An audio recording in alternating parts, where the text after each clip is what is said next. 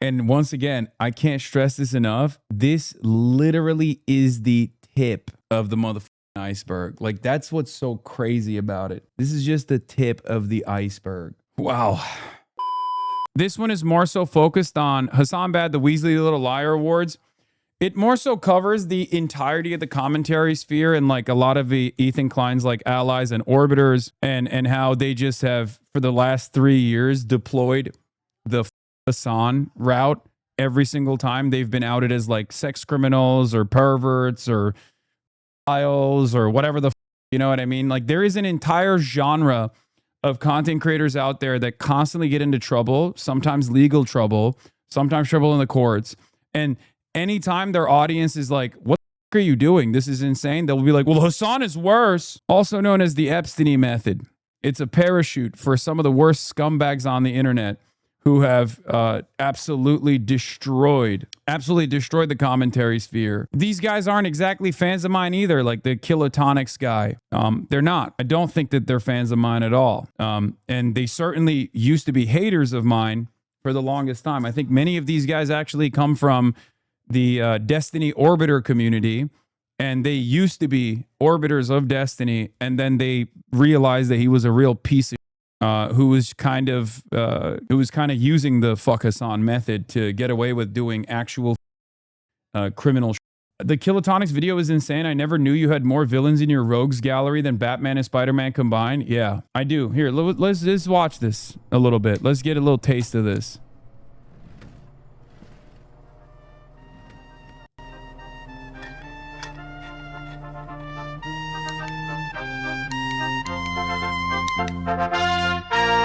We're not going to watch the whole thing. It's impossible.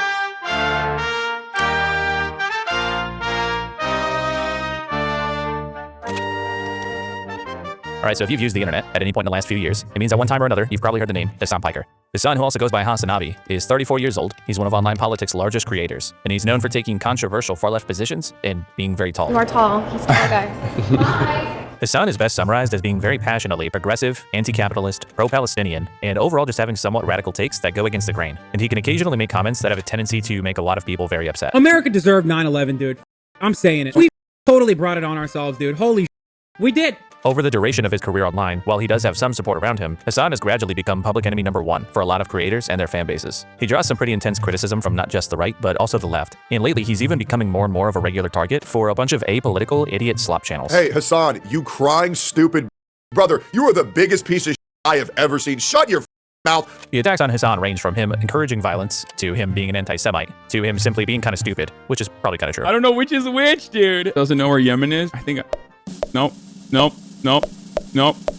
This is literally a video about my critics making ridiculous claims and him unironically using me joking that was then taken seriously by Epstein, who probably knew that I was joking at the time, but still used this as an example.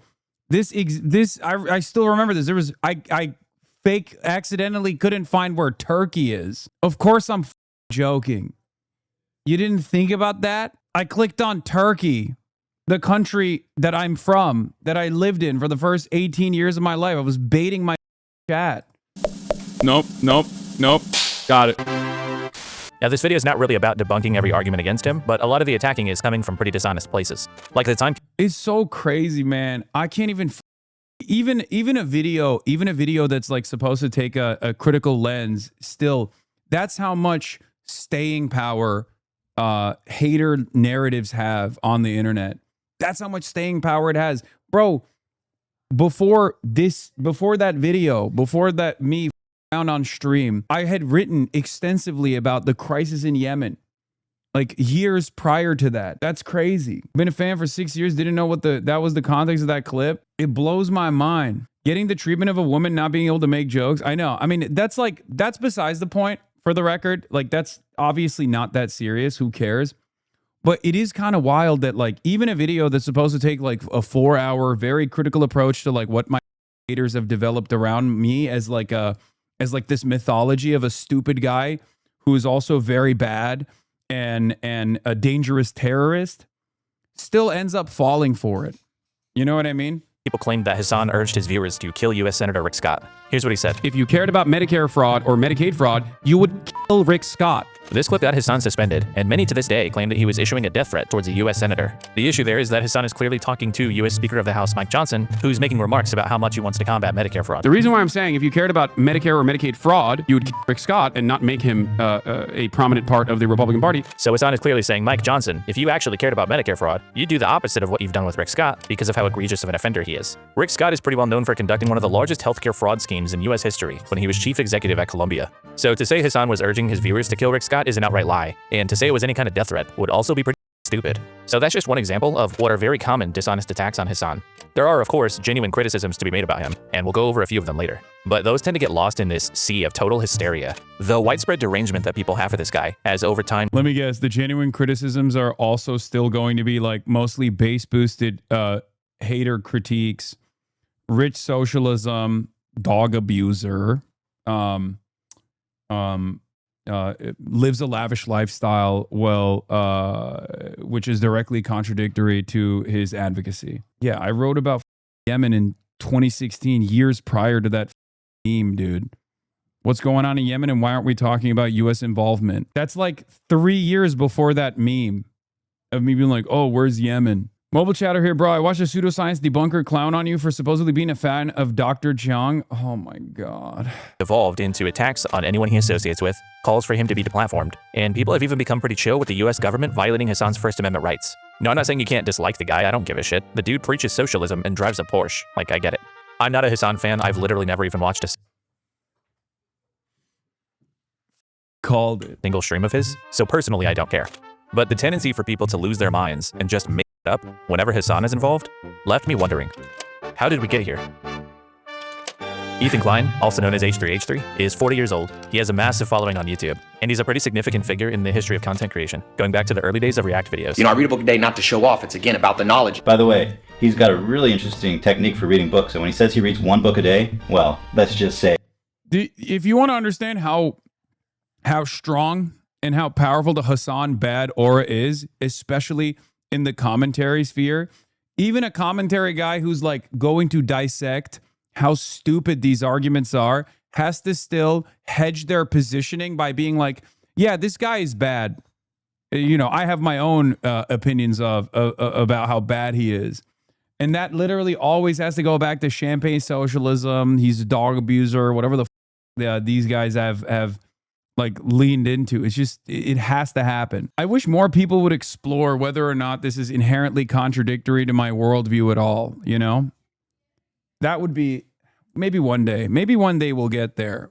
One day we're going to get there where people understand that, you know, socialism doesn't mean you can't have nice things, or socialism doesn't mean you can't be successful in any way, shape, or form. It's about unlocking that very same autonomy for all people.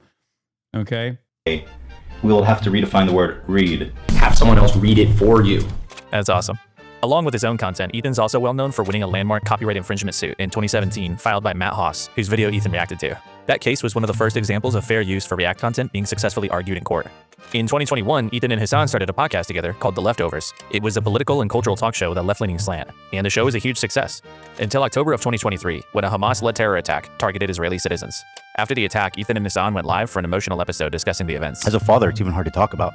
This dude was holding his infant. It was like a year old. Ethan is an Israeli-American dual citizen and feels passionately about Israeli geopolitics. He's also married to Ela, who was born in Israel and served in the IDF. The Kleins actually even met each other in Israel. Hasan, on the other hand, is passionately in support of Palestine, and the resulting ideological differences between the two led to some on-air friction following the start of the conflict. Oh, my timing matters. Let's not be obtuse about this. It's just this one point I'm trying to make. You can't cheer on Hamas, dude. You know what I said. And on the day of the occupation. I know you don't, but like we're being a little silly. In late October of that year, Ethan announced that the Leftovers podcast would go on hiatus. I do feel like I'm probably going to pause Leftovers for the time being, because you know what I mean. It's just I don't want to talk about it anymore. And after 61 episodes, the Leftovers podcast never came back. This is when the divide started to form between Ethan and Hasan.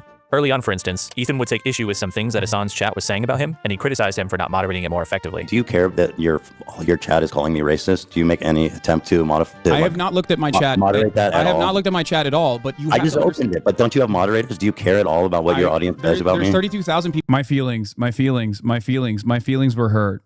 My feelings were hurt. it's like the first year of Israel's genocide of the Palestinians was literally just about the feelings of people who wanted to defend Israel. Okay? That was all it was. College campuses, my feelings are hurt. Okay? In broad daylight, my feelings are hurt. People were like desperate to try to get the word out, to show the truth about what Israel was doing to the Palestinians and what Israel had done to the Palestinians. And every conversation was met with a damn my feelings. This right here. How many YouTubers made videos about this? How many YouTubers who now probably say, oh, free Palestine, Israel, or even far more radical things.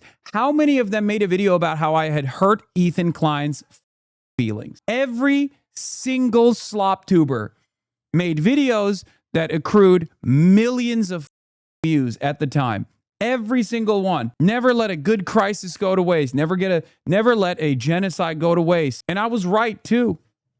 My community was right. I was right. We were right. I was unbelievably gracious. Far more than he deserved at the time too. I was so understanding. I was trying to be like, look, I know like you have family members that live in Israel. Like I'm trying to communicate this to you that like you're saying things that people who are pro-Israel say. You centering your feelings in this conversation when people are getting slaughtered by this apartheid state is ridiculous. And it's coming across as ridiculous to people. People in here right now. I'm just trying to tell you guys how it feels.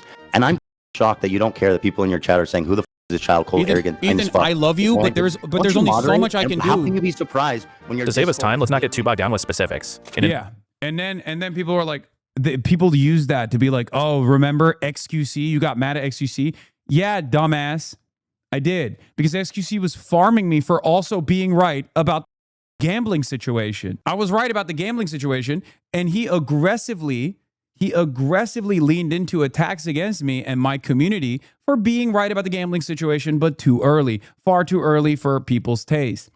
And people went along with it. And to this day still, they aggressively hound my ass. Okay? Same with Ethan.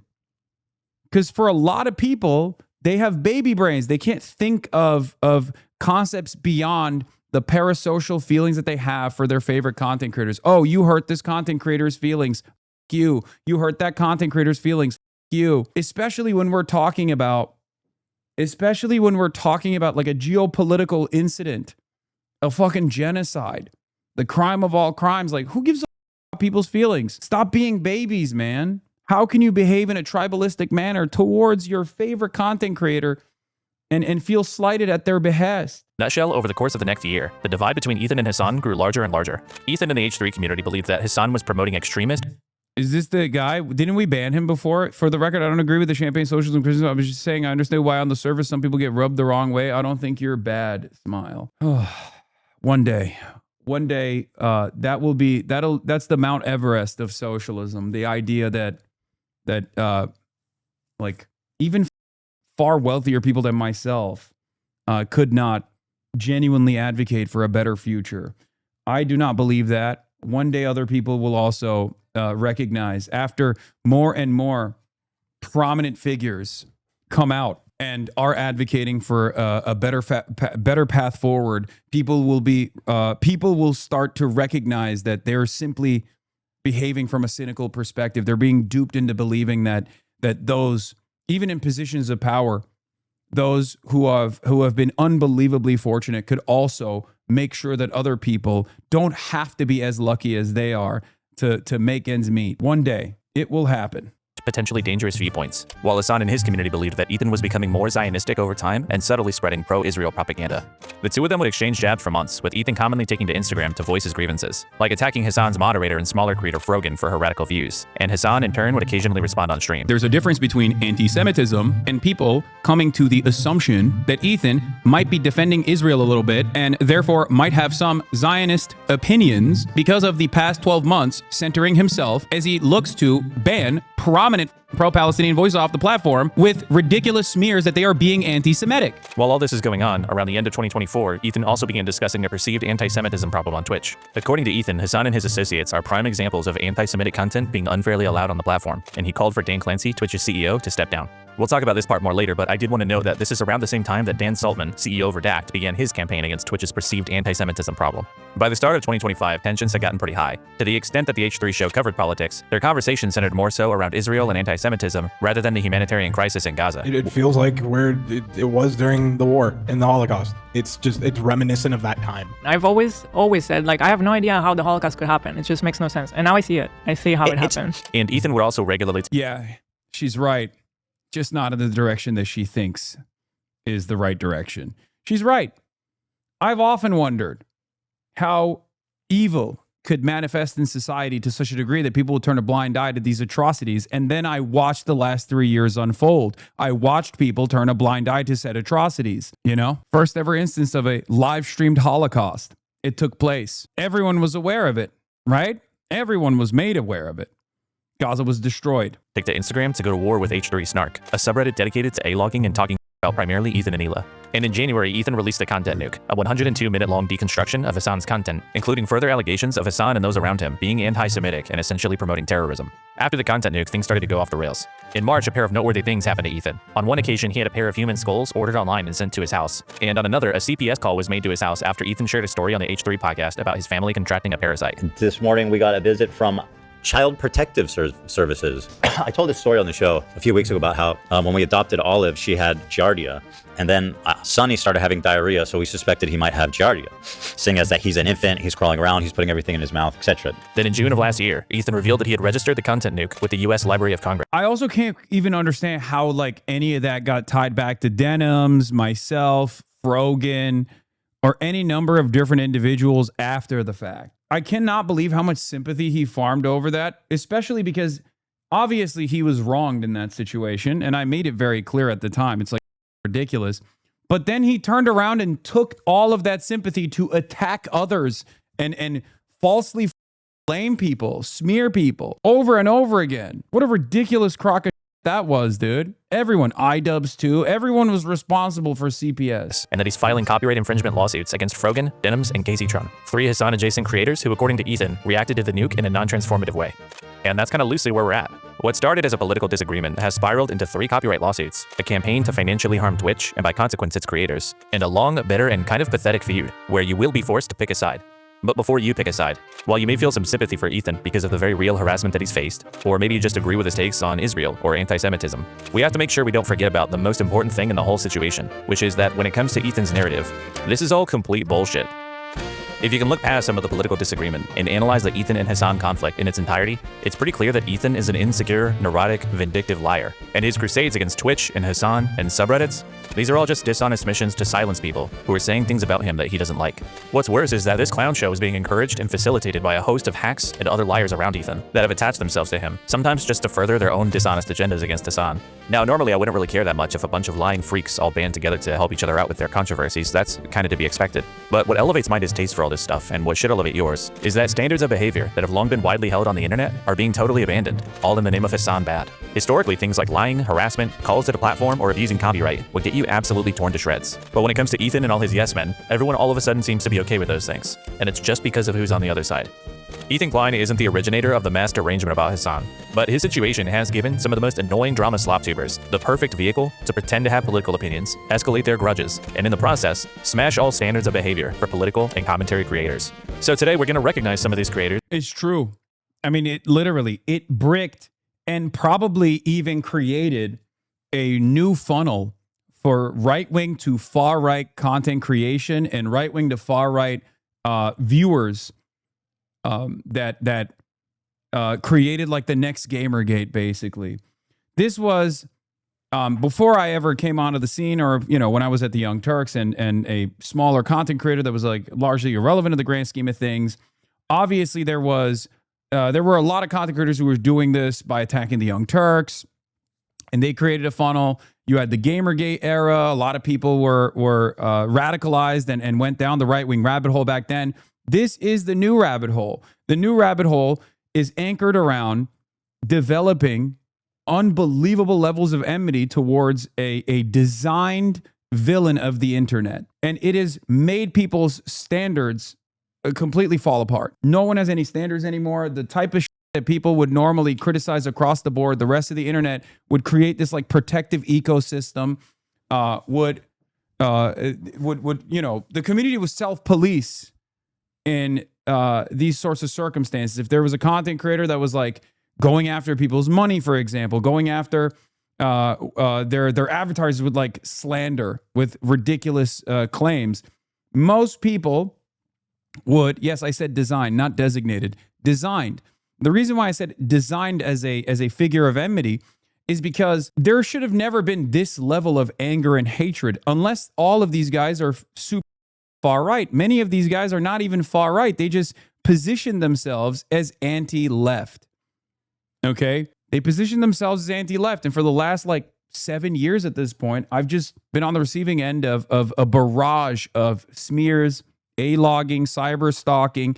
And that's part of the reason why so many people's opinions of me have been by that.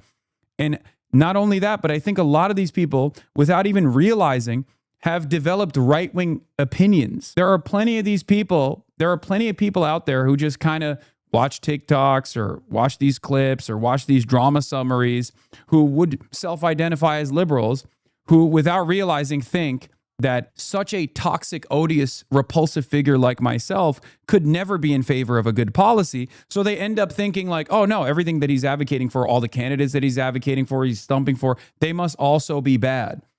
Their only worldview revolves around what these content creators have developed, which is not sincerely held beliefs, not like an actual, moral compass or anything like that, but just whatever the I'm doing, they're against. For their contributions to this online culture shift. One where truth doesn't matter, there are no bad tactics, only bad targets, and anything goes as long as you win. These are the Weasley Little Liar Awards. Starting with Ethan Klein. This is a lie. Yeah, it is not. This is a disgusting fucking lie. And here on the H3 show, we tell the truth. And soon we're going to be able to do that. So I'm really very grateful and excited for that. Because I am honest to a fault, Dan. I'll have you know. Yeah, no, that I'm aware of. I would never, I don't lie, but some people do lie. Name one thing I've ever lied about. You can't. I'm allergic to lying. Bro, I'm truthful in every conceivable way. I feel like I'm honest to a fault. I'm not a liar. I don't believe in lying. I would never lie to you. I've never lied. I am not a liar. I feel like I've never lied about anything in my whole career. I wish you were more of a liar. It would probably save us a... Being anti-left inherently makes you open to the far right. Yes, and that's precisely what took place. Anti-communism oftentimes doesn't stop at just liberalism. It takes you to weird fascist pivots. This is a smaller version of that, like a more online drama-focused version of that. Because I was presented as the figurehead of all things left by a lot of these people, they didn't even realize, but many of these people that watch these content creators didn't even realize, but they were developing enmity towards the left and the left position of American politics, while they were simply trying to stay informed. When I started researching for this video, I already knew that Ethan had been dishonest about some things throughout his feud with Hasan, but I was a little Kilotonics, don't sue me for walking away to piss. Surprised to learn just how long of a history Ethan has of dishonesty. A very clear and repeated pattern of it, in fact. Now, you'll very rarely catch Ethan in a direct, overt lie. What happens far more commonly is that Ethan will kind of just say things. He makes statements about other people or ongoing situations as though they're a fact, when he has no evidence to be saying the thing that he's saying. For instance, back in 2021, there was this whole falling out between Ethan and his former podcast co-host, Trisha Paytas. During the breakup, Ethan made this tweet where he claimed that Trisha had accused him of sexually harassing her, which it kind of gives off this, like, I'm being falsely Me Too'd kind of vibe, right? But in the video Ethan's responding to, which is this one, Trisha doesn't really say anything like that. This video is pretty much just about Ethan bringing up topics like her sexual assault, medical history, and other things that supposedly triggered her. Trisha responded to Ethan on Twitter by saying she didn't even think he had watched her video, and given how far off he was, it's entirely possible that Ethan just read the title and went nuts. The only time Trisha even remotely approaches suggesting sexual harassment was when she complained that Ethan was sexualizing her beauty products. None of it felt right. Being sexualized, skincare being sexualized, none of it felt right. After Ethan watched the video, here's how he responded to that claim. Did she say I sexually harassed her? No, she didn't say that, but she said I was making everything sexual. I was making her beauty products sexual. I feel like she really tried her app. She tried to ruin my life, my reputation, my business. And this is what Trisha was referring to. This is your self-love in a bottle. Why was that sexual? What? Look at you're like, oh, like a money shot. Watch how she squirts this. This is your self-love. Yeah, also kind of phallic. What? You say, Trish, what's the secret? And then you show like a foul. It looks like a balls and. What are you talking about? Look, 2 balls and it's like a giant phallus. Oh my God. It's the products in the thing. Bro, it's literally a penis. Is there jizz in your makeup? If I don't makeup, why am I taking makeup off? Is there semen in your makeup? Huh? What? Is there semen in your makeup? No. I don't even care that Ethan did this. I mean, yeah, that looks like dick and balls. But Ethan acted so disgusted at the idea that he would do something like that, and said that Trisha must have been trying to ruin his reputation. The irresponsibility of Ethan's reaction is likely what led to many H3 fans believing that Trisha accused him of actual sexual assault, and they might still believe that to this day. You might call what Ethan did here a false accusation. He's lying. But while Ethan did acknowledge that Trisha didn't accuse him of sexual harassment, would it really have been that crazy if she had? Well, a ton of the comments said things like talking about my mom's breasts and asking if I was breastfed because they heard in a previous episode Ethan talking about my mom's breasts in detail. Her mommy milkers. Yes, right. Yeah, to quote Ethan, I believe. So I was hoping you could help me. I can help you. I'd love to help you, actually. I've actually dreamed of helping you. What happened to your hand, buddy? Jerking off too hard? Is that a masturbation injury? She has tried to penetrate him with a strappy. Stop. Don't need to bring it up all the time. Well, not all the time. It's what, my third time since I Third learned time about in it? 3 days. There's this guy, Brad the Bull, who's like railing his wife, but that's neither here nor there. Hassan's the type of dude who watches himself in the mirror when he has sex. That's funny. Okay, that was weird when you said that. Really? Yeah. I thought it was funny. Well, I'm sure, but It's like made me uncomfortable. I don't know. I don't like it. Just a lot of volume. Because when you're eating, you need to make sure that... Oh, you went to Italy for how long? 4 weeks. You went to Italy. You guys stayed in touch. No strange Italian dick, I'm assuming. No. Have you seen your dad naked? Does Ian walk around naked? If you had privacy, would you walk around naked? Butt-ass naked? By the way, Anissa reached out. She wants to meet at the Motel 6 tonight at 11. Excuse me? Because I'm going to him for her? Because she's the cuck? You know, the first time that you made the Anissa the cuck joke, it hit really good. Well, and I feel like each subsequent one we're getting further and further. What was wrong with that? I thought it just sounded weird. Kind of creepy. Okay, if you're gonna constantly joke around like that with people you know personally, including your own employees, you don't get to react like this when you think one of them might be accusing you of sexual harassment. Anyway, that was just one of what might have been many potential examples of Ethan misrepresenting things during the fallout with his former co-host. But their breakup was a total shit show, and it's possible Trisha isn't the most reliable person either, so maybe you're willing to give Ethan some grace with this one. Understandable. But what about the defamation lawsuit that was filed against Ethan by Ryan Kavanaugh? In 2021, Ethan was sued by Triller, which one of Kavanaugh's companies had a controlling interest in. The lawsuit was related to the H3 podcast, streaming clips from a boxing match between Jake Paul and Ben Askren, which was a pay-per-view event that Triller owned the exclusive rights to. Now, Ethan did admit to pirating the fight in DMs with Philip DeFranco, saying that he didn't want to financially support Jake Paul, who'd been credibly accused of sexual assault. But the lawsuit was specifically for copyright, especially given that Ethan had shown on screen an unlisted link to a full upload of the fight. Ethan objected strongly to this lawsuit, essentially suggesting that it was frivolous and he was being unfairly singled out. One thing he noted was that Triller had been dropping most of their other lawsuits against actually potentially illegal restreaming sites. But most of those sites they didn't have strong evidence against, whereas Ethan broadcast the fight and a link to it on a recorded live stream. Triller also made it known that they would be taking an aggressive approach to suing people who pirated or redistributed their product, and Ethan wasn't the only content creator they pursued to that end. But his frustrations and public statements... I rewatched your big debate with him recently when you mentioned it on stream, and holy he cried more about his own feelings than I remembered at the time. Lamau, you'd be like, why don't you care about the genocide? Yeah, as people's opinions evolve throughout time on the issue of Israel versus Palestine, I think if you go back and watch the content nuke now, or if you go back and watch the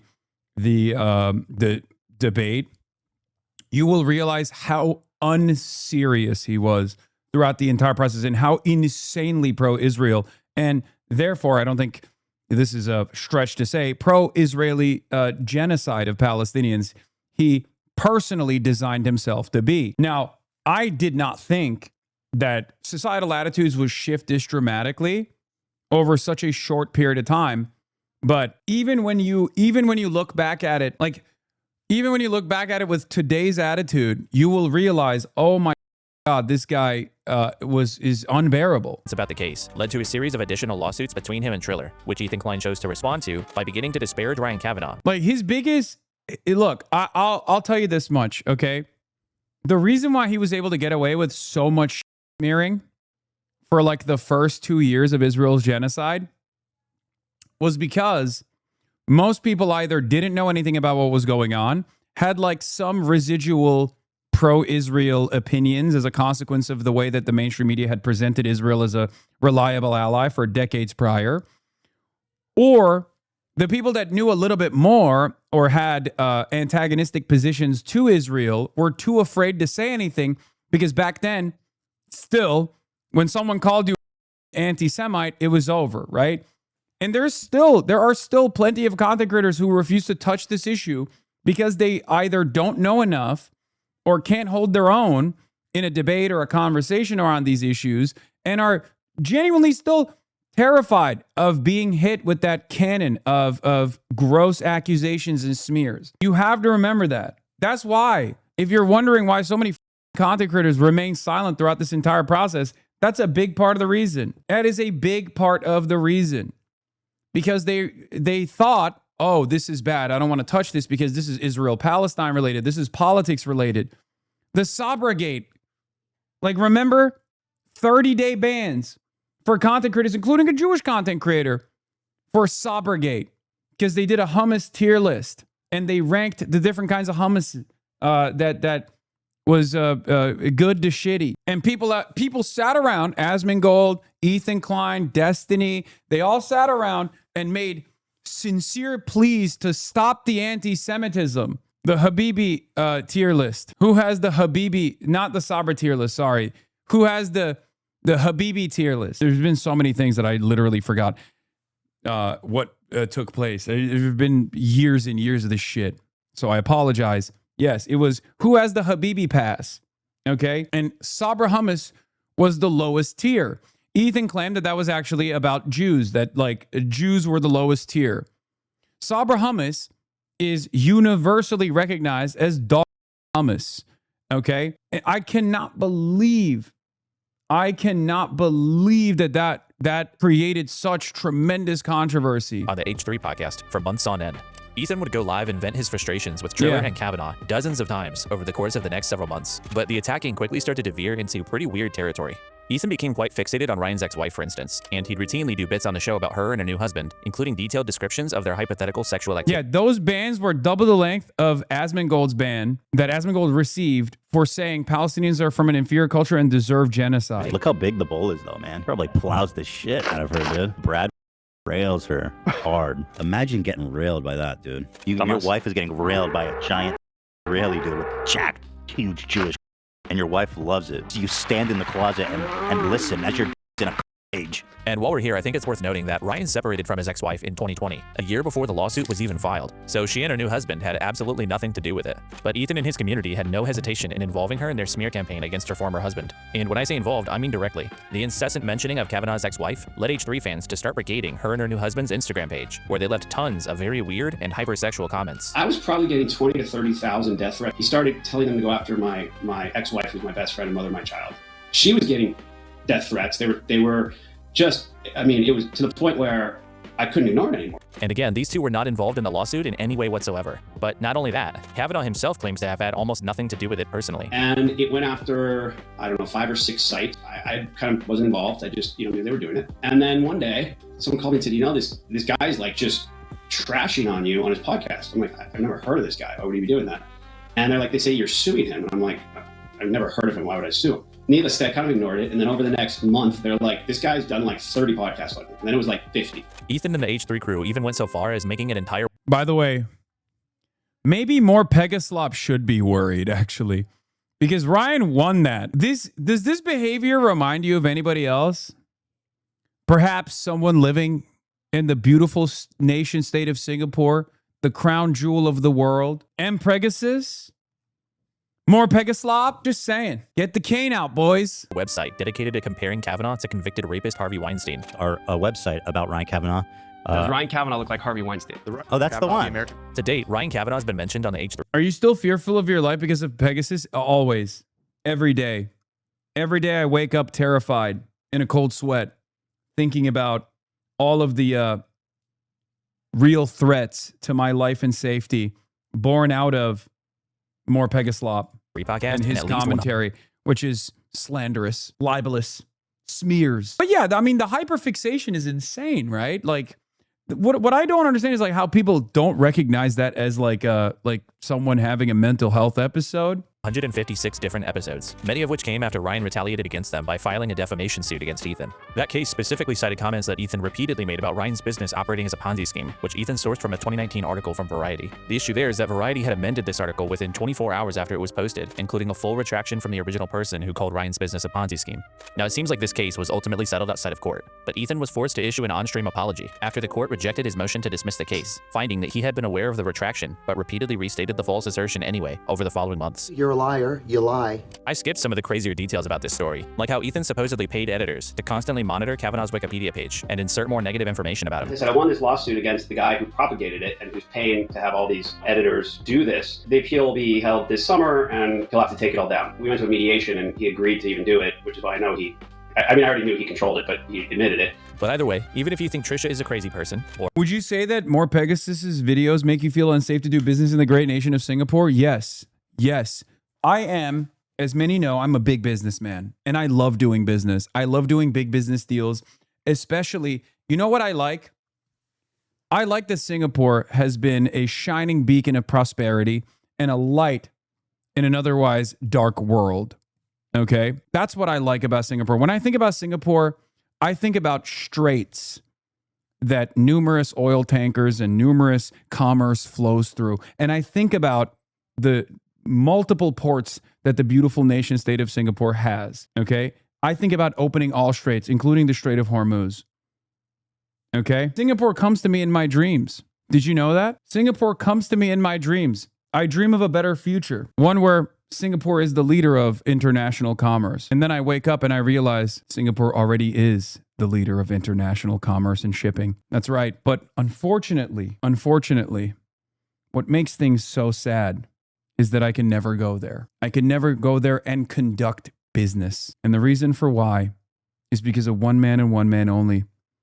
More Pegasus in his YouTube channel have made it so that the billions of dollars of trade that I would like to conduct in Singapore is one that I have to forego. I close my eyes and I think about Lee Kuan Yew, that brilliant man who also loved Deng Xiaoping. That's what I think about. All of these things could be solved if the Singaporean government took action against one of their biggest criminals, more Pegasus. What does Singapore like more than anything else? Improving their GDP. How could they do this? If I did business in the nation state of Singapore. One might call it a city state. I call it a nation state. That's how you know I'm a businessman who likes conducting big business deals, specifically in the country of Singapore, the most reliable nation state. All of my finances, instead of taking them over to the tax haven of Dubai, I want to take them to Singapore, but I can't because I'm in fear of my life and safety. Something to think about. or Ryan Kavanaugh is an asshole, Ethan has still shown that he's willing to misrepresent claims, falsely attribute things to others, and even outright defame people that he doesn't like. This guy. What is this? Believe it or not, years ago, Pegasus used to make videos not about you all the time. I used to watch him all the time as a kid to the point I made him fan art. Oh my God. Kind of stuff is a favorite pastime for Ethan. He likes to jump to conclusions and just say shit about people, often with no evidence. He implied or outright suggested that Dan Clancy and Taylor Lorenz were pedophiles for like no reason. He wrongly accused the Wall Street Journal of doctoring photos and then had to walk it back, while he himself has routinely had issues with sharing fake or doctored social media posts and passing them off as real. And he's shown a willingness to contort and misrepresent events in his life whenever it suits his purposes, which is what he's doing now in his war against Reddit, Twitch, and Hasan. The harassment that me and Eli are receiving is just genuinely unfucking comparable. Like nothing I've ever dealt with. And to the point where I don't know how it's allowed on Reddit. Like an organized harassment campaign spreading across multiple subreddits, targeting I wonder who he's talking about. Two specific people.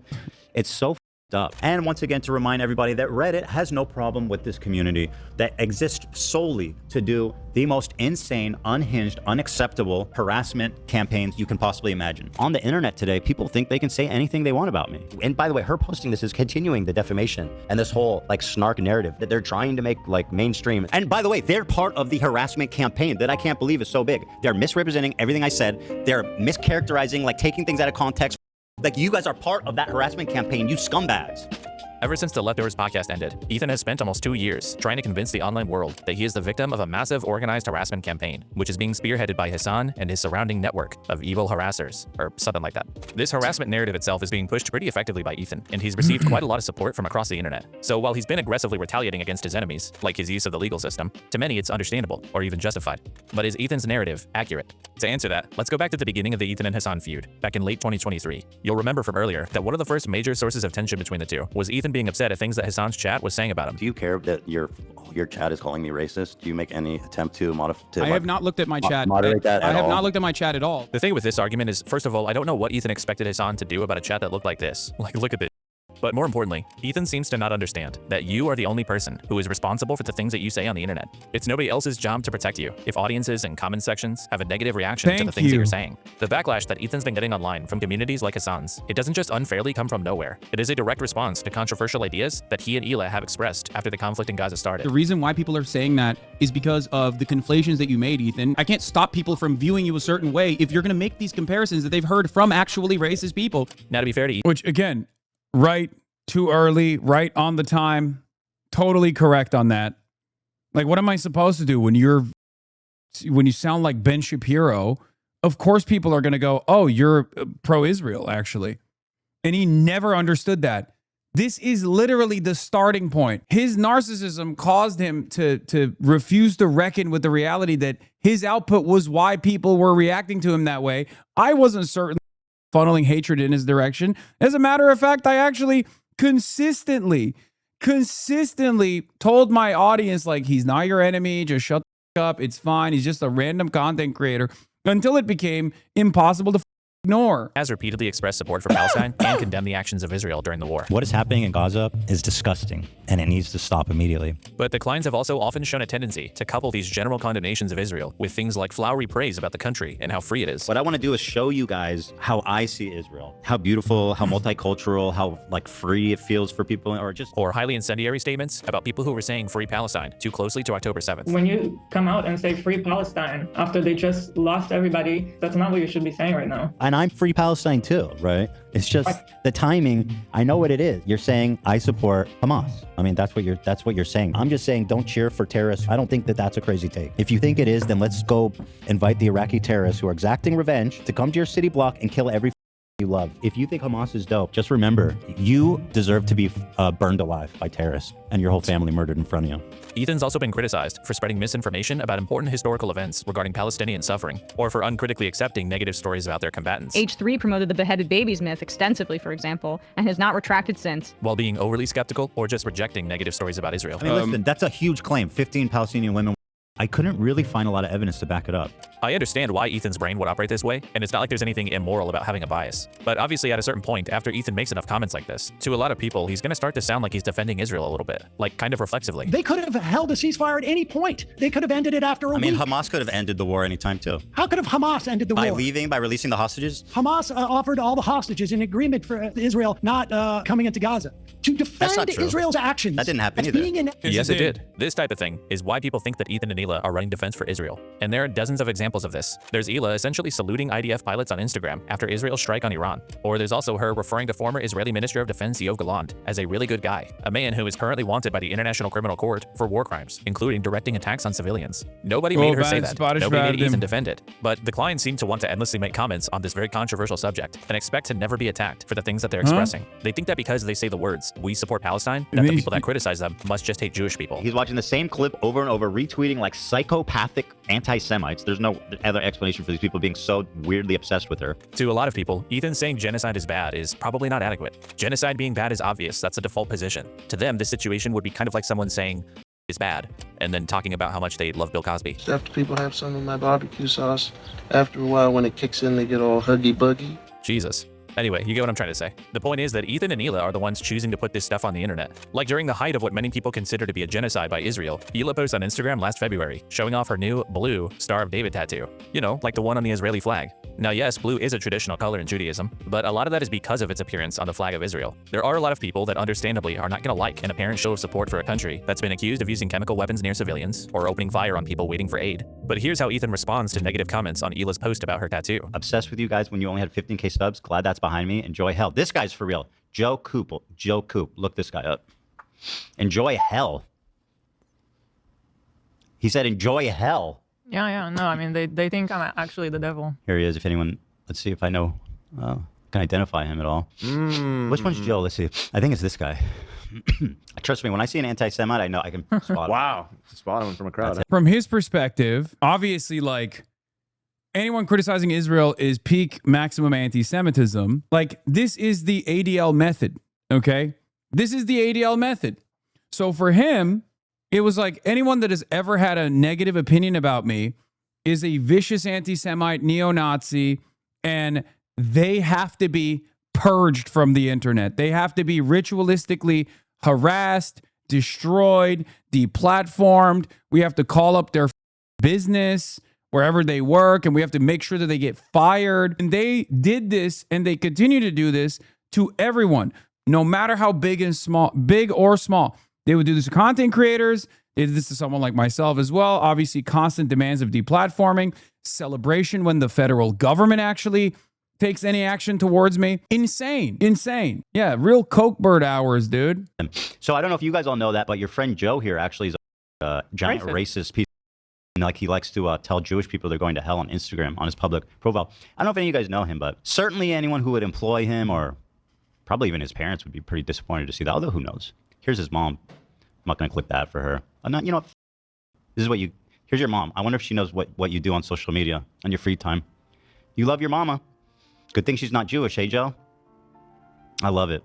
And yeah, Ethan's producer cuts away from the Instagram feed there so that Ethan doesn't blast the guy's mom to his thousands of viewers. This clip comes across kind of deranged to me, but it gives you a little bit of a window into how Ethan's mind works. To him, people can't simply be having a response to controversial statements or things they themselves have put out there. It must be because of anti-Semitism or bigotry. And ultimately, I think the reason why Ethan reacts this way is because in reality, he cannot stand being criticized. There's been a lot of criticism of me of late. There's been a lot of people that have said lots and lots of videos. I have a natural aversion to criticism specifically, which is something that I've been learning about myself through therapy, which I've started recently. Ethan cannot help himself from reading comment sections, Reddit's, tweets about him. He obsesses over how he's being perceived, and he compulsively responds to almost anybody that's critical of him. And he has a long history of this temperament.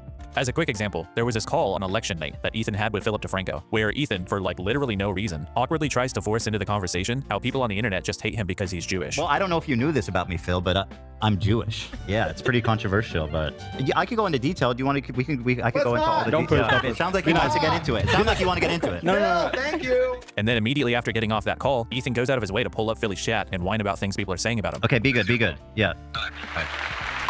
Nothing gets me excited like seeing Philip DeFranco's chat call me El Zionist Nazi, free Palestine, Ethan, you can migrate to Israel. And finally, when he gets criticized by the crew for killing the vibe of the podcast, this is how he responds. How did I kill the mood? Bro. What did I do? You killed the mood. Yeah. Why? How? But with your calling Phil and bringing up That was awesome. I thought it was a fun call. Yeah. What's happening? What am I doing? What is this world we're living in? What's happening right now? Tell me how. I told you. Tell me how. I don't have a way to get through to you then. There's just no depressed shot. That now. call was awesome. I didn't feel awesome coming off that call. Why? I'm just telling you. Was that call awesome? Because it turned into you just complaining about his chat. Everybody, like, they hate you and they're spamming it or whatever. Ethan's obvious ruminating on criticism shows up in a lot of places. He left Twitter in favor of Instagram, probably because stories don't have comment sections. H3 also seems to often heavily filter or disable comments on episodes that they think might get some pushback. And I've also recently found that the H3 podcast commonly cuts out entire sections of their live streams, even sometimes. They also ban any and every form of criticism against Ethan from their subreddit. As a matter of fact, it's such a common issue that it literally is responsible for entire communities of former fans. Like, Ethan moderates it personally. I'm sure he has like a, moderation team and shit too, but like he moderates it personally. My Reddit, I don't touch. That's why half the time they're shitting on me from the left usually.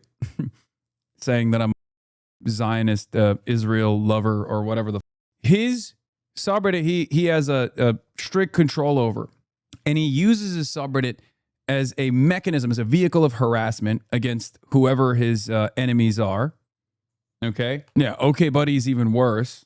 Okay buddy cooks my ass even further than r/Hasan way after the fact, Piker. Seemingly in response to criticism, which I guess they do have a right to do. But I will say, as someone who's currently trying to criticize them, it's pretty irritating. But all this is to say, Ethan isn't a fan of being criticized at all. And when he started facing a lot more negative scrutiny after October 7th, it seems like he wanted Hasan to exert sweeping control over his entire audience's perception of him. And despite how unrealistic that is, Hasan still tried. Ethan is not your enemy. You should not yell at Ethan. Ethan is my friend. I think he's an empathetic person. I will always stand by Ethan's ability to empathize and want to learn and want to change his perspective. Changing your perspective on an issue that is like near and dear to your heart is virtually impossible. I will forever have respect for him for doing that on his own. You need to, as a community, also stop ripping into Ethan non-stop. But it was never quite enough for Ethan. He genuinely hates you, bro. I know he does. I wish him well regardless. And eventually, Ethan declared war on all things Hasan, which brought us to where we are now. Now, what Ethan could do is he could stop reflexively defending Israel. He could stop commenting on the issue altogether. Maybe he could reflect on and internalize some of what people are telling him. Or he could change nothing and just accept that some people... Age like milk. Yeah, no, worse. Age like milk moment of all time. I think my biggest strength and my biggest weakness is my predisposition towards redemption. It's my biggest strength, but nobody ever recognizes it when it's successful because now we have more allies. But when it fails, oh my Lord, when it fails, nobody ever lets it go. I will never stop being charitable to people regardless until someone is shown that they are irredeemable. And I think a lot of people have a very different standard for what it is to be irredeemable. I have a much greater bandwidth for that. Okay. I'm never going to stop being charitable to people because I know for a fact that this community wouldn't be what it is if I stopped doing that, if I engaged in like demands for purity, things of that nature. But, you know, I do recognize it, okay? I do recognize it. I come across as stupid sometimes. I have been played a fool.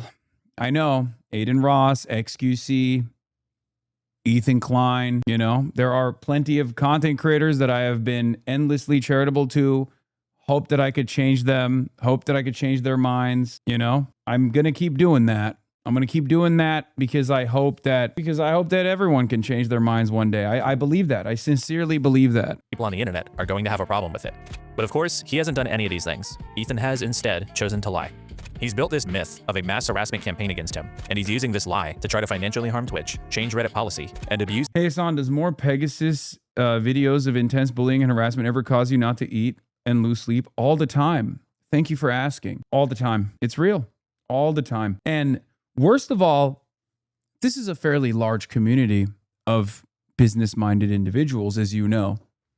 A fairly large community of business-minded individuals who are titans in their own might, in their own right, across numerous sectors. And interestingly enough, most of it revolving around logistics and shipping and ports. And so it's not just about me wanting to no longer do business in the beautiful nation state of Singapore because I'm genuinely fearful for my safety and security, but it's also this entire community designed around shipping, international shipping and commerce. A lot of importers and exporters that also probably feel a sense of reluctance utilizing Singaporean ports as a direct consequence of the insecurity that they feel about more Pegasus's YouTube videos and harassment, mass harassment. Remember, I wear suits and everyone in my audience also does that as well. And a suit is a sign of someone who is invested in the import-export industry, in the import-export field. Did you say logistics? I'm working out some deals with the Port of Singapore right now. Wow, I didn't realize your stream was so business-minded. Yeah. Norway scored a goal. Goddamn. Yeah, this is Maersk executives, most of us. Some in the shipping industry, specifically for insurance. Why else would we cover the comings and goings of the Strait of Hormuz so aggressively? Why else would we monitor the situation almost on a daily basis? It's because we, as a community, care about the opening of all straits. We care about the free flow of commerce. The court system against the people that he holds responsible for his decline in popularity. The three main things that Ethan's been dishonest about are H3 snark, the CPS call, and the copyright lawsuits. Let's start with snark. After the leftovers ended, the growing rift between Ethan and Hasan's communities sparked increased activity on the H3 snark subreddit. For those of you that don't know what snark means, here's a quick overview. Snark communities are online groups dedicated to sharing negative or critical content about a figure that the group is centered around. That's it. They're basically just groups of people who dislike an influencer or a public figure, and they talk shit about them, laugh about them, criticize them. That's all it is. H3 has had their own snark community since early in 2023, but as Ethan's content became more political, and as the feud with Hasan began, it gradually started growing in popularity. Now, it should be noted that most of these places, especially on Reddit, have strict rules against crossing the line. They typically moderate against posts that encourage or facilitate harassment, such as doxing, and the ones that don't usually don't last very long on the platform. You can always find psycho people who engage in poor behavior in literally any online community, even fan ones, but this doesn't mean the community itself is an issue. For this reason, as a concept, snark seems mostly harmless.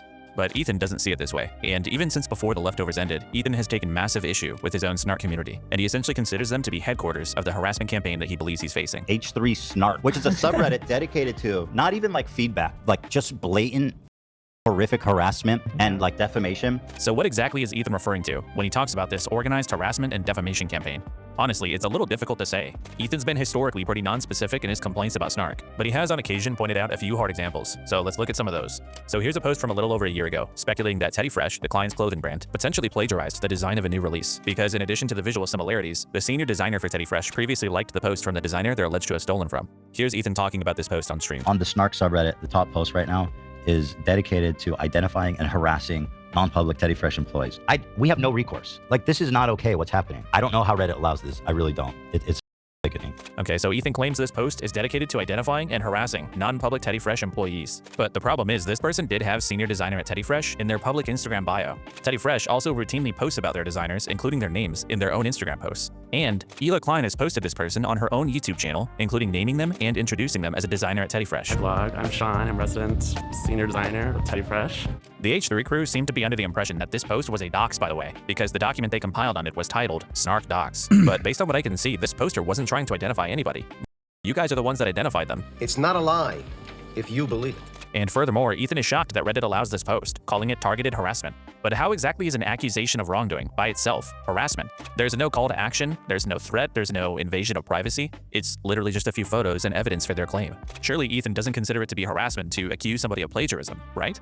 There's this video, apparently by a former H3 Snark moderator, supposedly exposing the harassment the community engages in. And some of the examples they list are like, just listen. The Snarkers would If any of you are currently regularly posting or consuming a community that's based around negative interest in something, it's unhealthy. Being obsessed with things is fine. Being negatively obsessed with things you don't like is one of the worst things you could do for your mental health. Yes. For example, this community is positively obsessed with shipping and shipping routes, specifically around Singapore. This community is obsessed with logistics. This community is obsessed with commerce, free flow, and free trade all across the planet. Okay? And as a community obsessed with the Singaporean ports, we hate what More Pegasus has done to tarnish the good reputation of the beautiful nation state of Singapore. Just saying. Compose drawings of crew members for the purpose of everyone else in the live chat to make fun of them. But the thing that stuck out to me from the times I was looking at the H3 Snark live chat is that they really hate Zach. Whenever Zach was on screen, the H3 Snark chat would go crazy and comment about how ugly Zach is. Drawings? People calling Zach ugly? Oh my god, we need to do something about this. Oh, and by the way, Ethan fully endorses this video. An ex-snarker made a video about the Snark subreddit that I thought was wonderful. This all took place on Reddit's platform. They have a live chat feature that during every show they would open up or they would engage in targeted, relentless harassment against all of us. I'm very grateful to this person. People don't understand the forces that I'm dealing with of how disgustingly evil these people are. So look, if you scroll through the H3 Snark page, you'll see posts that are making fun of things Ethan has said, sometimes clipping something from a recent stream. Here's a post just sharing something Hasan said about Ethan. This subreddit is like 99% just posts like this. So I'm not saying there's never been a post here that could qualify as harassment, but if for Ethan things like laughing at drawings does qualify, it makes me seriously question his judgment of the severity of what's happening here. Moving on, another part of Ethan's claim is that this community is defaming him and his business, and Ethan really doesn't like defamation. This is defamation, right? No, defamation. I'm literally going to sue you for defamation. Uh-oh. But this part is even harder to evaluate because Ethan is even less specific about the defamation. He tends to just generally kind of whine about defamation and slander, and rarely, if ever, provides any specific examples of it. These are like 3 huge communities that are posting about me and Hila every day.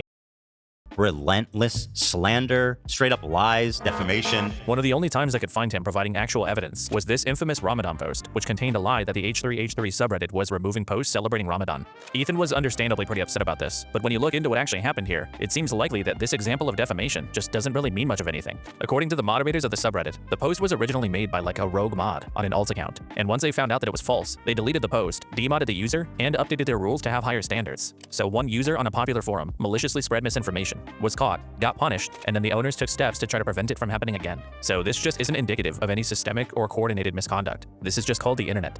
Plus, it seems like this should be how you'd want a place like this to be moderated. They have rules against misinformation, and they do enforce them. Like if you go search through the subreddit, you can find hundreds of examples of the moderators telling the subreddit not to contact sponsors, to respect people's privacy, marking certain posts as being satirical. I'm an executive chef, and I was thinking about opening up 10 restaurants in Singapore, but after everything you've been saying, I don't know if I should anymore. Well, I still love Singapore. I'm just, it feels like more Pegasus is just showing a very different side to Singapore, you know? Don't give up on Singapore's beauty, and don't give up on serving as an executive chef the great people of Singapore minus more Pegasus. Right? Misinformation, incorrect data entry like that boils my logistics industry blood. All things that point to them actually trying to prevent harassment and defamation. Like with any popular forum, some stuff might occasionally slip through the cracks, but this stuff would be outliers. It's quite obviously not the purpose of this community. So Ethan's claims that this place exists solely to conduct an organized harassment campaign against him are at best flimsy, and at worst, kind of bullshit. But there's one more thing Ethan has shown, and it's this screenshot he shared from Discord of supposedly a moderator of H3 Snark sharing the address of the H3 and Teddy Fresh studios. Now, if this is exactly how Ethan describes it, it could be an issue. But this looks like a private DM, not a public Discord server. There's no information about who this was sent to, whether this person is still a moderator, whether they even ever were a moderator, or whether any of the other mods knew about it. So I kind of just don't really know what I'm looking at here. Without more context, this just isn't evidence of organized, coordinated harassment. This could be nothing more than just one person doing something wrong, which again can happen in any large online community. So look, my perception of what's happened here is that Ethan conflates harassment with unwanted negative scrutiny, and he might even conflate slander with things he disagrees with. 99.9% of the users here are just talking, making jokes, criticizing him, voicing their opinions. Some of them may say things that are untrue or even cruel, but dude, that's what the internet is. H3 has millions of subscribers. At a certain point, you can't control what everyone says or thinks about you. So as far as I can tell, Ethan just isn't the victim of anything unique here, but obviously he disagrees. Bro, why do you keep talking about Pegasus in Singapore? I literally never heard of this guy. Ha ha ha. Can someone explain, please, why Hasan keeps talking? We're joking. It's called memes, okay? That's what we're doing. But what's not a meme is our love for shipping, commerce, and logistics. What's not a meme and not a joke is look at the suit. What does the suit tell you? That I'm a business guy. Okay? I'm a numbers guy, and I really like doing numbers, specifically in the beautiful nation state of Singapore. Okay? Are you confused about the passion that this community has for doing business in Singapore and its ports and the opening of straits and making sure that free flow of commerce transits through the Strait of Malacca, for example? Because that's a fixture of this community. I mean, this is a community that is designed around trade routes. And his response to these insults, to criticism, and to this one lie that was ultimately removed was declaring all-out war on Reddit and H3 Snark. And it's just disgusting. Like Reddit, you are disgusting. Shame on you. The CEO, the officers, everybody. Yeah, he also didn't he also want to do like a Laura Loomer style situation where he was gonna like lock himself up to chain himself to like Reddit headquarters or something, in the same way that like Laura Loomer chained herself to the door of Twitter? Everybody who's in this company is 100% liable for everything that's happening on all these Snark subreddits. He started by going to Reddit and complaining about Snark numerous times, demanding that they take action against the subreddit. And I've tried to notify Reddit, and they just don't care. We reported it, and we were trying to contact someone at Reddit. I've gone through every avenue possible with Reddit. If this doesn't get taken care of, then I'm going to have to start holding Reddit accountable. Which led to quite a lot of whining from Ethan when they chose not to do anything. The whole Snark phenomenon is so pathetic that Reddit allows this shit to continue. This is another reason why I just cannot believe that Reddit doesn't react. It's so up that Reddit allows this and doesn't do anything. But Ethan did eventually hear back from Reddit, although he wasn't very pleased with what they had to say. We got a hold of someone at Reddit, and we told them about all the Snark stuff. It was a comms person, and they got back to us, and they said, well, you guys are harassing people also. That was the funniest thing. Dude, Reddit was like, dog, have you seen your subreddit? It's literally entirely dedicated to this one person. Or not even one person, but like everyone that has ever, in your mind, wronged you in any capacity. Any criticisms of you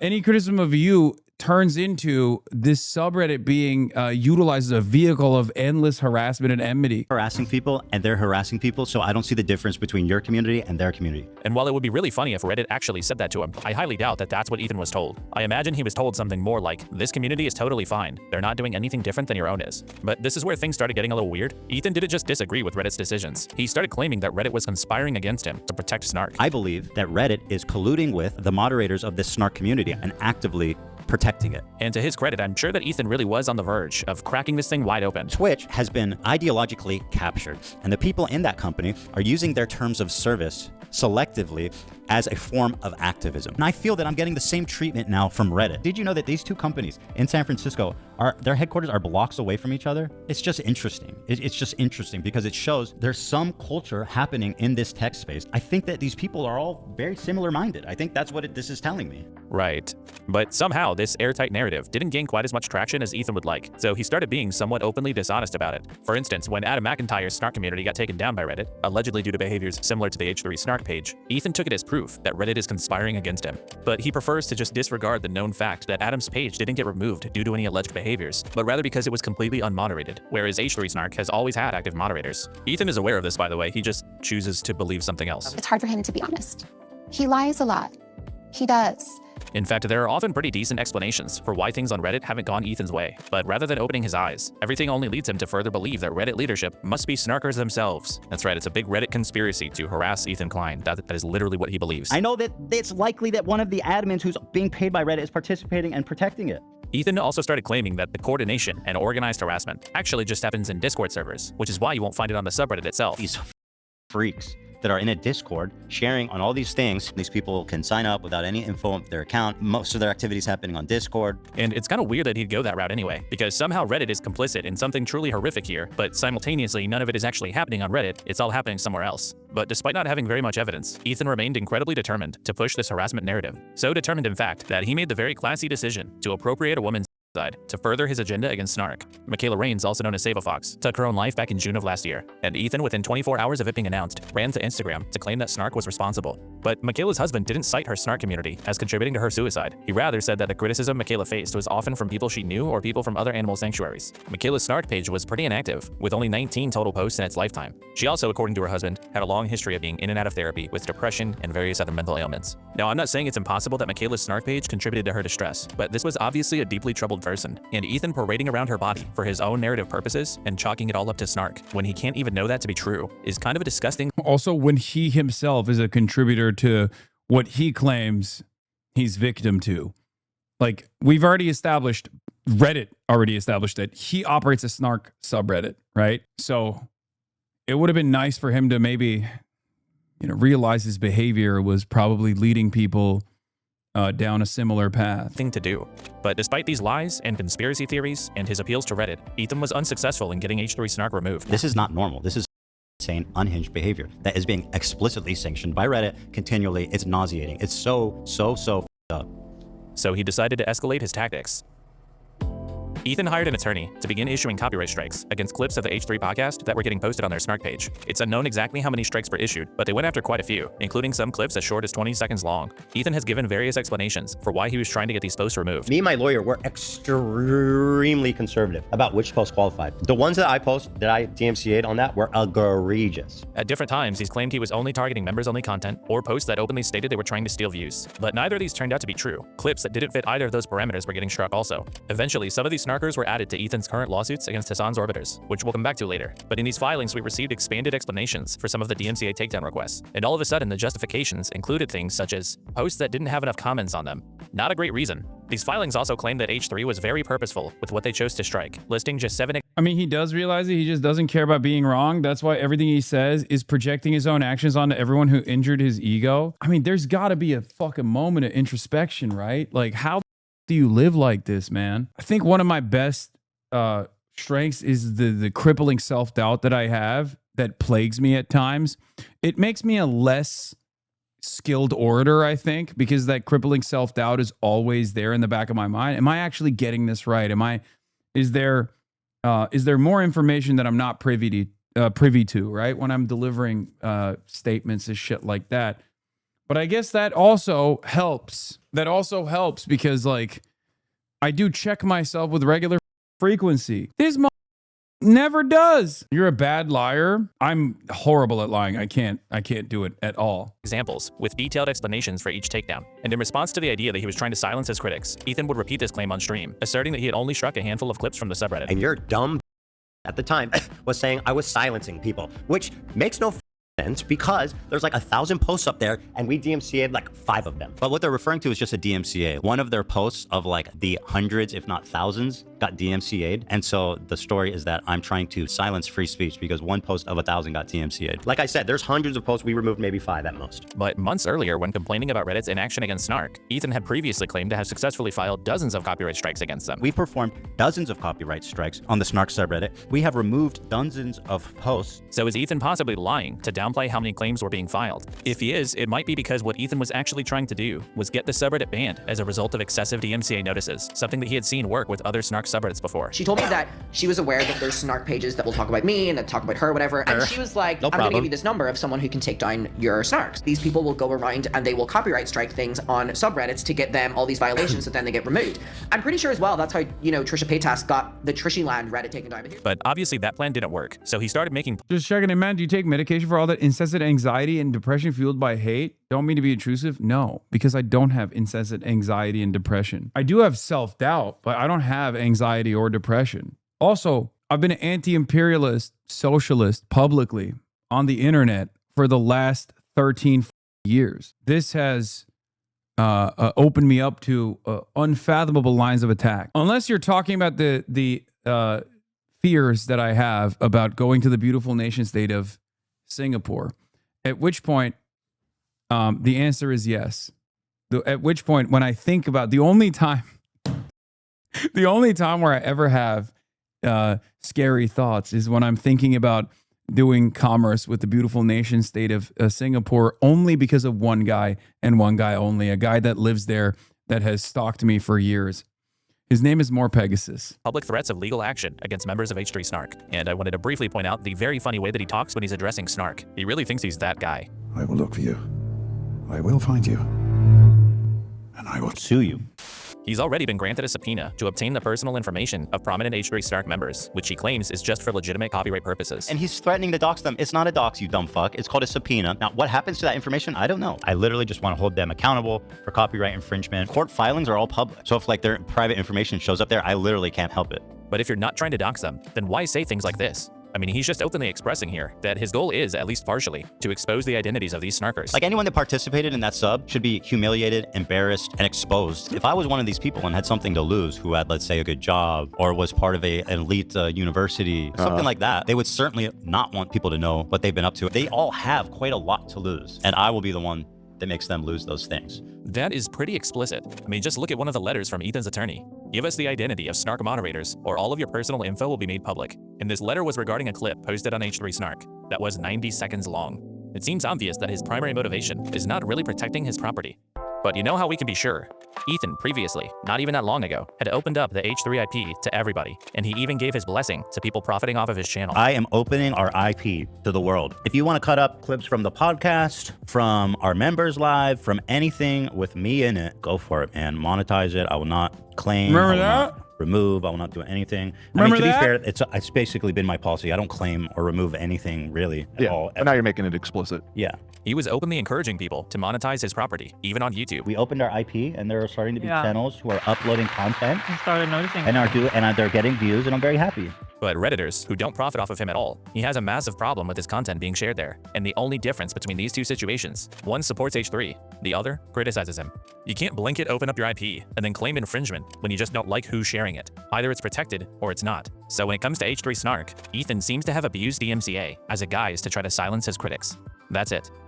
This whole Snark controversy is really interesting because when you zoom out, it kind of gives you a lot of perspective on Ethan's character, like how he stands staunchly against involving people's families in online drama. The way that's super fucked and twisted about it is how they go after people's families. Except when he does it, or how he hates defamation and considers it harassment. One of them fabricated a post. That's defamation. Except when he does it, or how he thinks Snark is evil and should be wiped from the internet. I'm against Snark subreddits. I stand opposed to all Snark subreddits. Wow. Except when he uses it.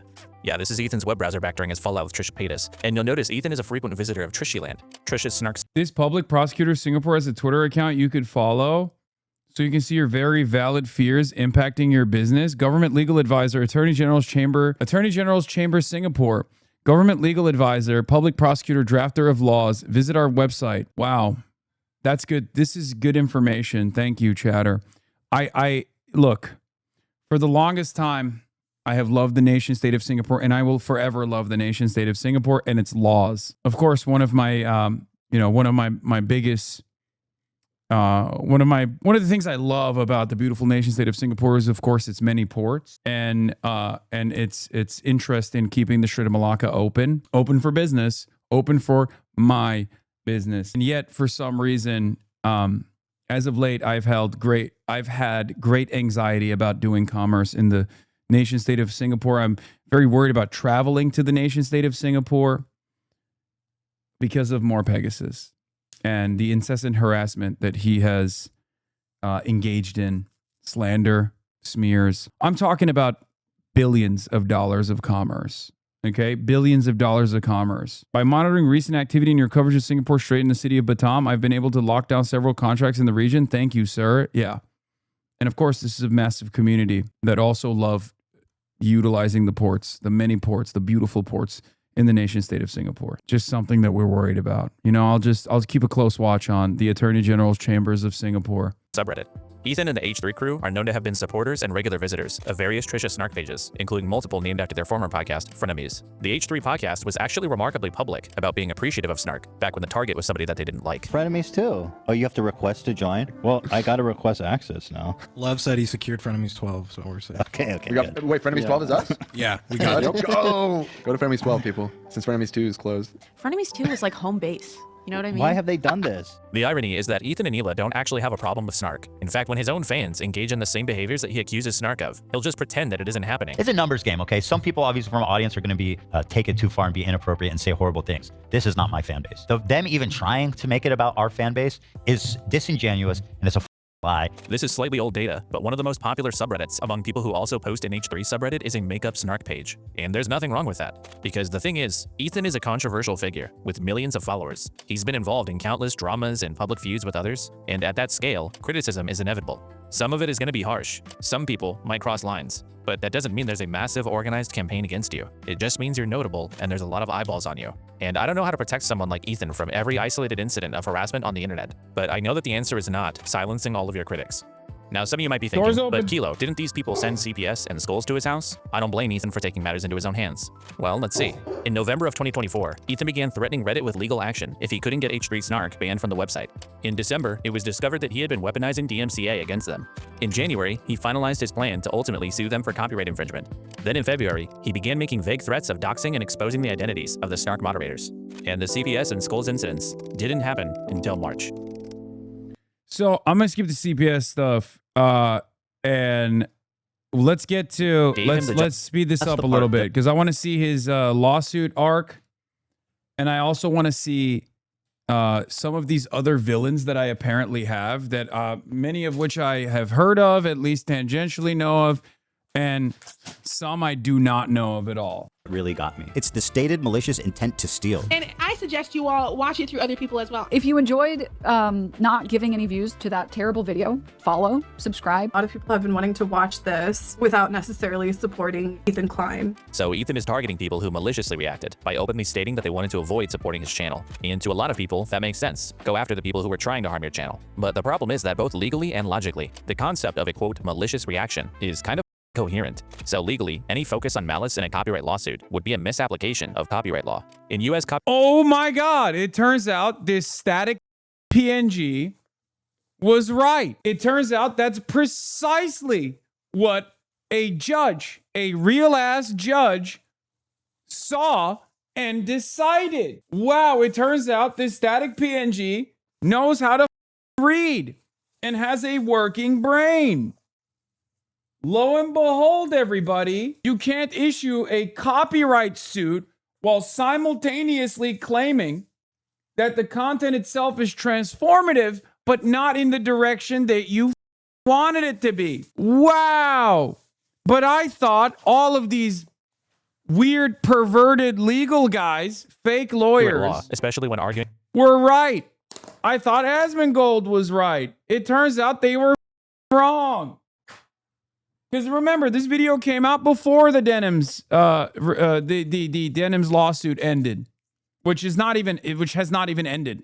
As a matter of fact, it's still ongoing because Ethan wants to foolishly appeal it for some strange reason. He hasn't gotten enough. Denim says, "I can't believe Legal Mindset would lie to me." Yeah, it's really messed up, especially after all of his courses that we paid about, you know, going and living in Asia and all the many benefits of living in Asia, all the many creepy benefits. I'm just a big city lawyer. For fair use, intent, or malice has pretty much nothing to do with whether infringement has actually occurred. The primary test for fair use focuses on 4 factors, mainly whether the work has been sufficiently transformed by adding new meaning or commentary. But intent or malice is not one of those 4 factors. Someone could be completely unaware that material they're using is even copyrighted, and they can still be found guilty of infringement. Malice might come into play later when determining damages, but legally, it's completely irrelevant to whether anyone's guilty of copyright infringement. And logically, Ethan's focus on malice doesn't really make sense either. Look at it this way. If somebody steals your property, whatever they say they're doing isn't really relevant. If someone steals a bike from your front yard and rides away saying, "It's okay, I'm not stealing it, I'm just riding it," they're still stealing your bike. They're receiving all the benefits of theft, and you're experiencing all the harm of it, regardless of what they said they were doing. With React content, it's the same thing. If you watch someone's entire video on stream, you've taken their content and given your audience a version they can watch instead of the original. Whether you say, "I'm stealing your viewers," or you say, "I love this creator," doesn't change what you're doing. The only thing that matters here is whether or not your coverage adds enough to the original video to make it a fundamentally different product, which would mean you're no longer stealing. And furthermore, everyone who reacts to an entire video on stream with minimal commentary knows that that's what's happening. They know their audience is watching through them instead of going to the original. That's not a secret, that's how the genre works. So if somebody knows they're stealing viewers and they choose to do it anyway, isn't that literally the definition of malice? So then what's the difference between what these 3 women did and anyone else who gave a low-effort reaction to the content nuke? Well, materially, there isn't one. All of them willfully chose to deprive Ethan's channel of potential viewers. The only difference is Denims, Frogan, and Caseytron said those words out loud.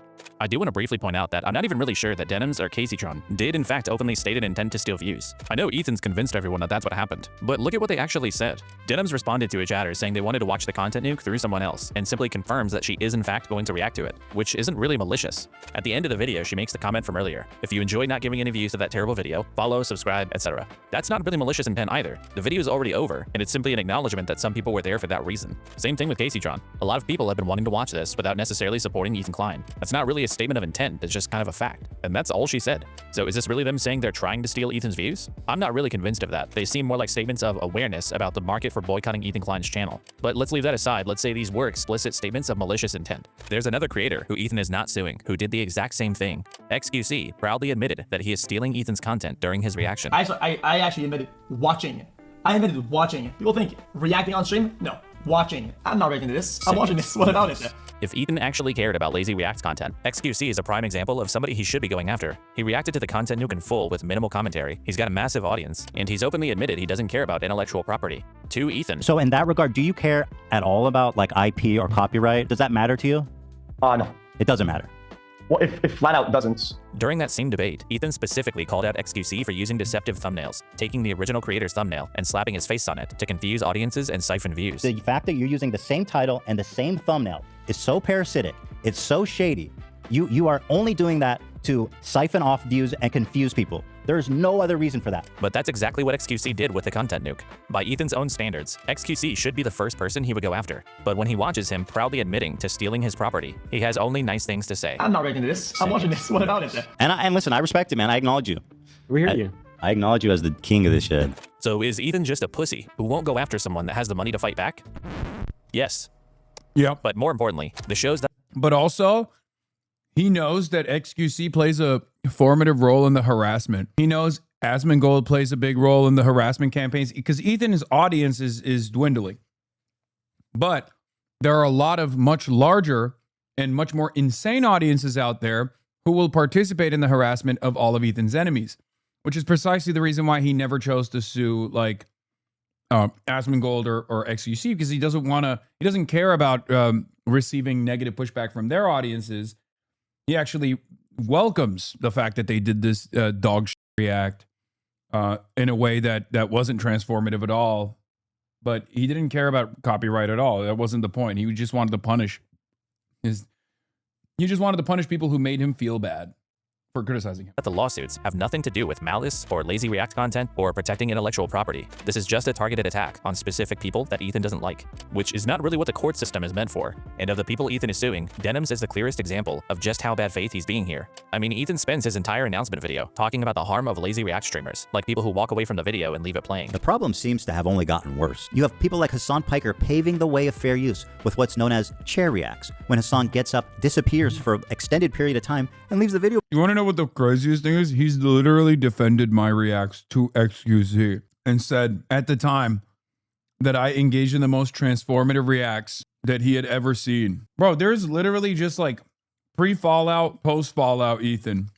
Every single thing Ethan Klein said about me before he chose to believe that I hurt his feelings and turned the entire internet against them is the exact opposite of like the post-Fallout where he's just trying to maximize the pain. Playing for his chair, Mr. Chair, they call it. But Denham's reaction to the content nuke was nothing like that. The content nuke itself is less than 2 hours long, and Denham's reaction to it is almost 4 hours long. And according to Ethan's own standard, that should qualify as being transformative. My reacting to Ian's content cop, which I finished in, my total reaction was probably what, like 5 hours or something in total? Maybe less, 4? And his was 1.5 hours. I think that sounds pretty reasonable. That's like taking 2 times more than the original runtime, which seems like a good amount to contribute to have proper commentary, right? So again, by his own measure of what fair use is, Denham sufficiently transformed his video, which should mean she didn't really steal anything. So why then is Ethan still suing her?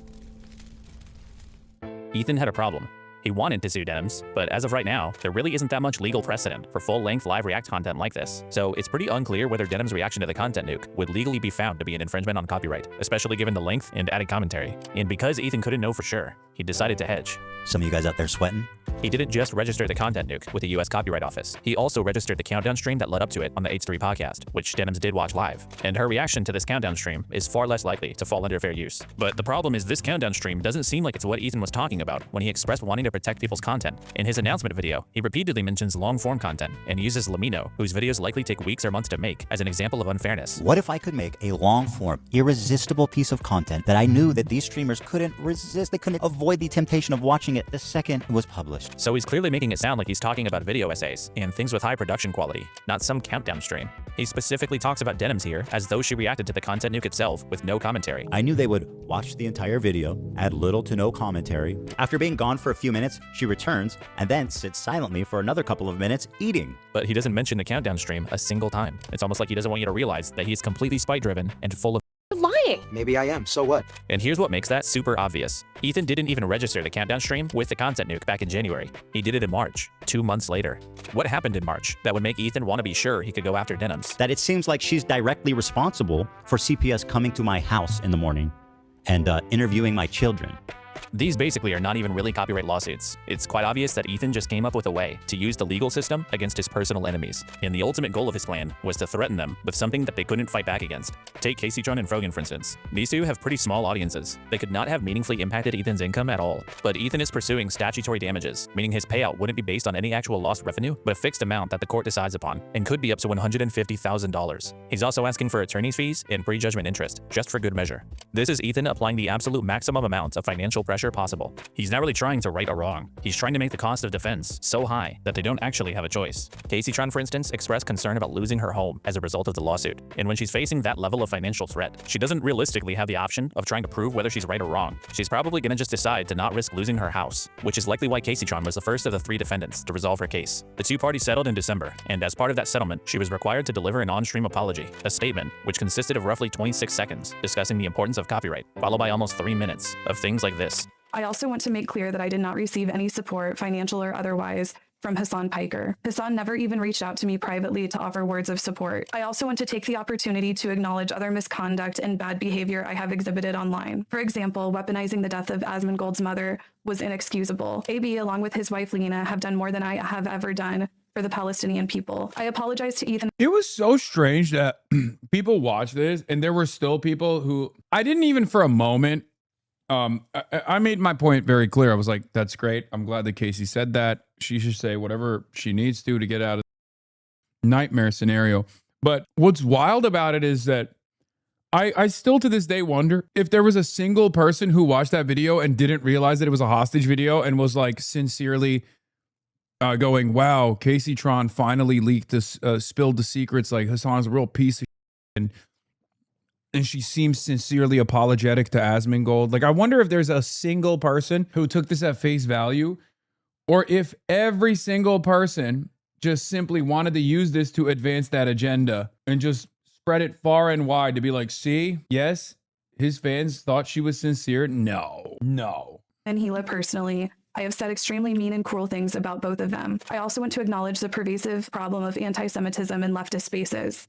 It should concern all of us. I condemn it and will not participate in it. To that end, I wish the clients success in enforcing TED Entertainment's copyright and protecting the legal rights of online content creators. Ethan claims that these lawsuits weren't about the money, and he did this to protect the wider commentary community. Even though theoretically I could sue a lot more creators and rake in millions of dollars, the purpose of this is not financial gain. I don't want to chill the reaction community into fear. Actually, the opposite. I hope that we can all unite against this type of egregious behavior that not only makes us all look bad, but could destroy the commentary community as we know it. But when he was able to point a dollar bill-shaped gun at Casey Tron's head and force her to say whatever he wanted. You forgot, bro. Betelgeuse says, Hasan, they think Ethan is sincere and morally correct. The Hasan didn't help part was taken seriously by literally everyone online. I don't know if like people, see, that's what I mean. I don't know if people actually took that seriously or if they were just like using it as an opportunity to advance their Hasan agenda. Not that it matters to me, but the fans think he dropped the Noah Samson lawsuit as goodwill. What do you mean they think it's sincere? Oh my God.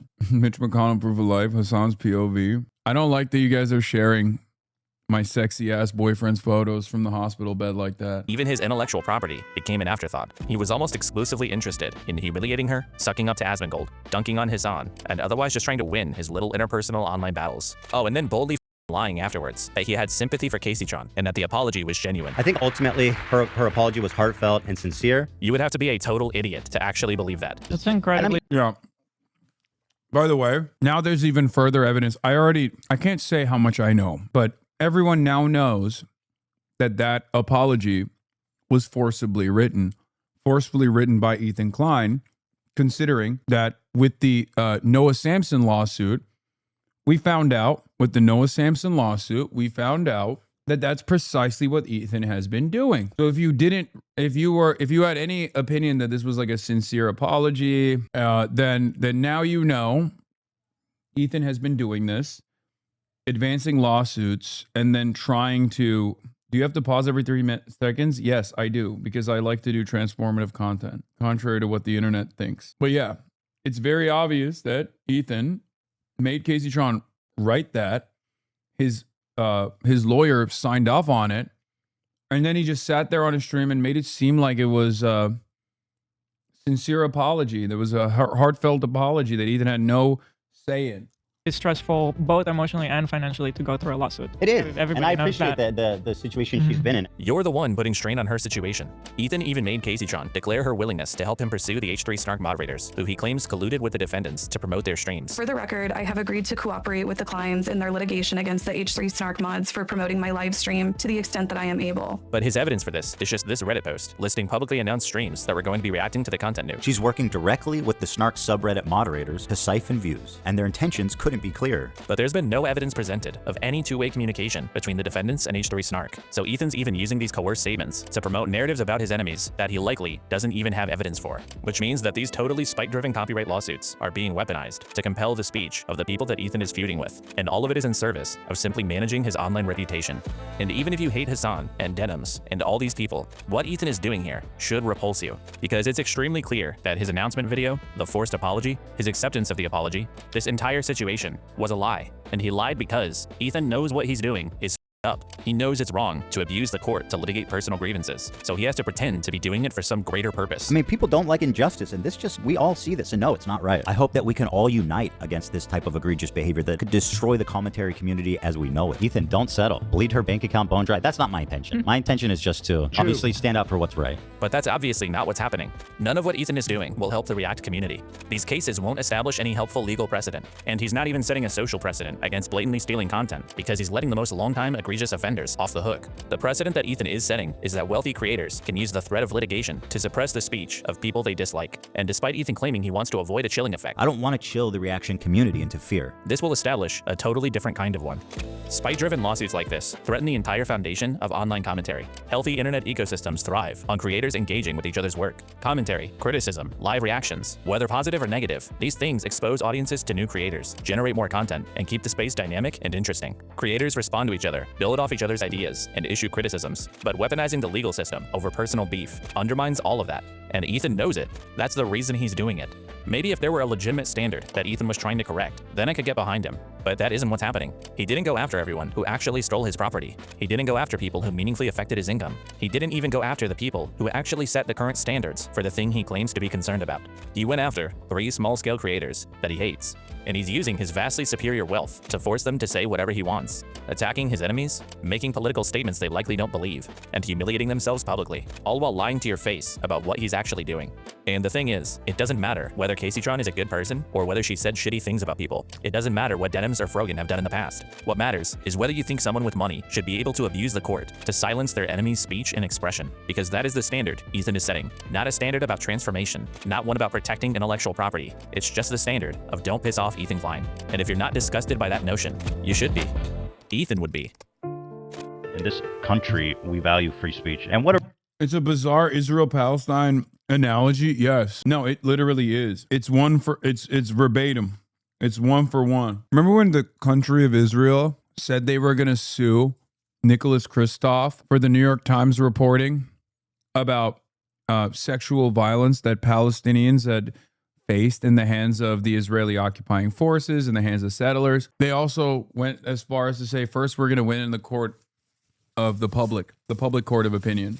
Then we're going to win in the court of law. A couple weeks after the fact, the New York Times revealed that they were conducting an investigation into Nicholas Kristof for potentially not revealing financial supporters when he had that brief stint when he was running for office. I think that's just like ass covering from the New York Times, and the New York Times not being truly punitive. But it's not shocking to me that someone found some angle of attack against Nicholas Kristof. reaction video ultimately is free speech. I think if you're a reactor on Twitch, if you make a good faith effort to comment, and if you make a good faith effort to promote the author, to link to them, to try to drive traffic to the original video, I think you're probably pretty much doing the right thing, and that's fine. Fair use doesn't give a shit if you watch the video first or not. I didn't watch this video first. I knew they would watch the entire video, react to it instantly, giving them no time to form an opinion. I have to show that I've watched it before and thought, well, I have something good to add.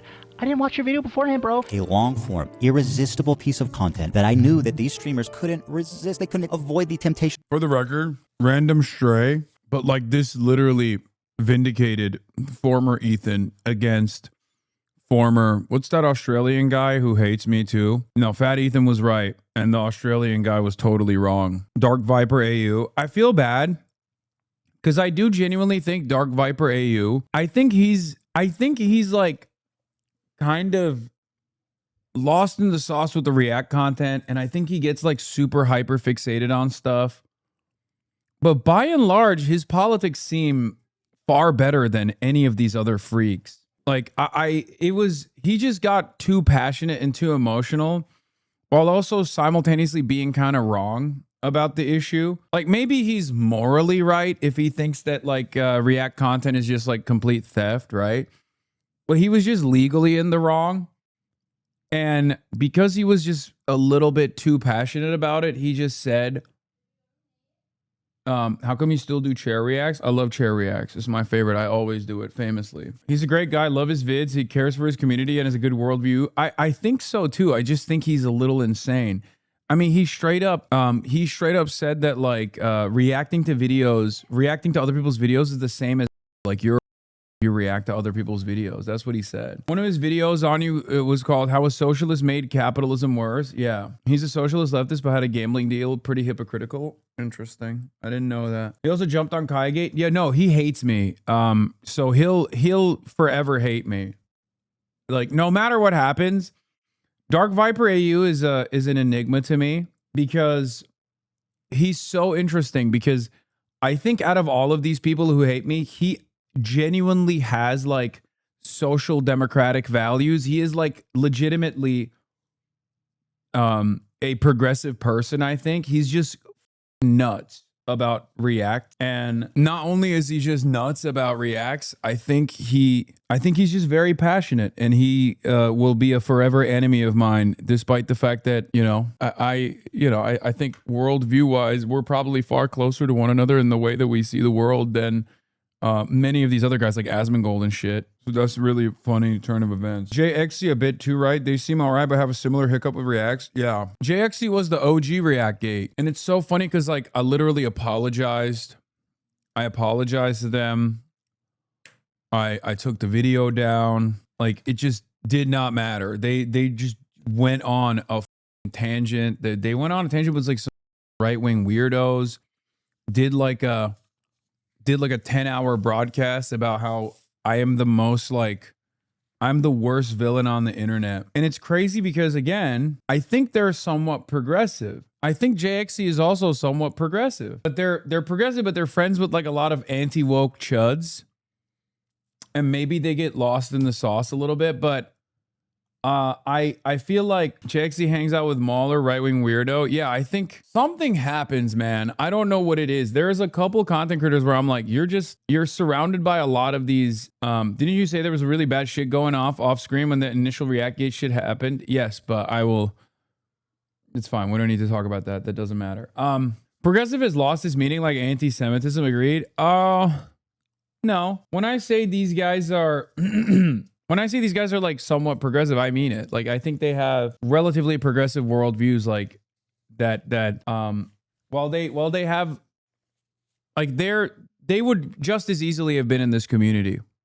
Right? That's the way I see it. Like, they could have just as easily been in this community, but maybe they have like a couple chuddy friends and they just like developed so much animosity towards me that they find themselves constantly on the other side, of these sorts of arguments. Another legion of villains. I really thought that by this point they would have given up. I guess they still hate me and whoever they assume is in my orbit, like Denims, you know, even though these are content creators in their own right. Reactgate was such an insane era. Pep made a video about you, which was the first and last time I've ever seen him make an official video about drama. He always only addressed drama on his weekly live streams. It's because I'm male Pokimane, dude. Pokimane sneezes and there's like 700 think pieces on why she ain't shit and deserves less. Right? And because it's been going on for years and years, because it's been going on for a decade plus at this point, now it's over. Like, no matter what happens, there will always be a decent number of people who just go, she's worse, because they've heard that so many times over the last decade. And I'm in a similar predicament. There's always going to be people, there's always going to be motherfuckers out there who are just like, no matter what this guy does, I could save orphaned puppies from a burning building, and they'd be like, he did that performatively. Yeah. Call me Piker Main or Pokey Male. Of watching it the second it was published. It's speech, bro. I don't need anyone's permission to say anything. You can't just say whatever you want. You can't just say, I'm in favor of genocide. You got to watch what you say. I'm not standing by this shit anymore. And I'm going to call out people like Brendan, too, because this is just bad for everyone. And it's especially egregious considering the hypocrisy of the whole free speech thing that these guys apparently love so well. Free speech. You go to free speech. Shut up, dumbass. You're shutting down criticism and you're pretending like it's a copyright issue. It's not. It's fair use. It's protected speech. This isn't a free speech issue. This is people are getting way too comfortable slandering and saying whatever they want about people online under the guise of free speech. There's lots of videos shitting on me on the internet. You know, I wish I could just delete them. Look, see, this is what I mean. Cry me a river, Zap Boy. You will always be the heel of the internet.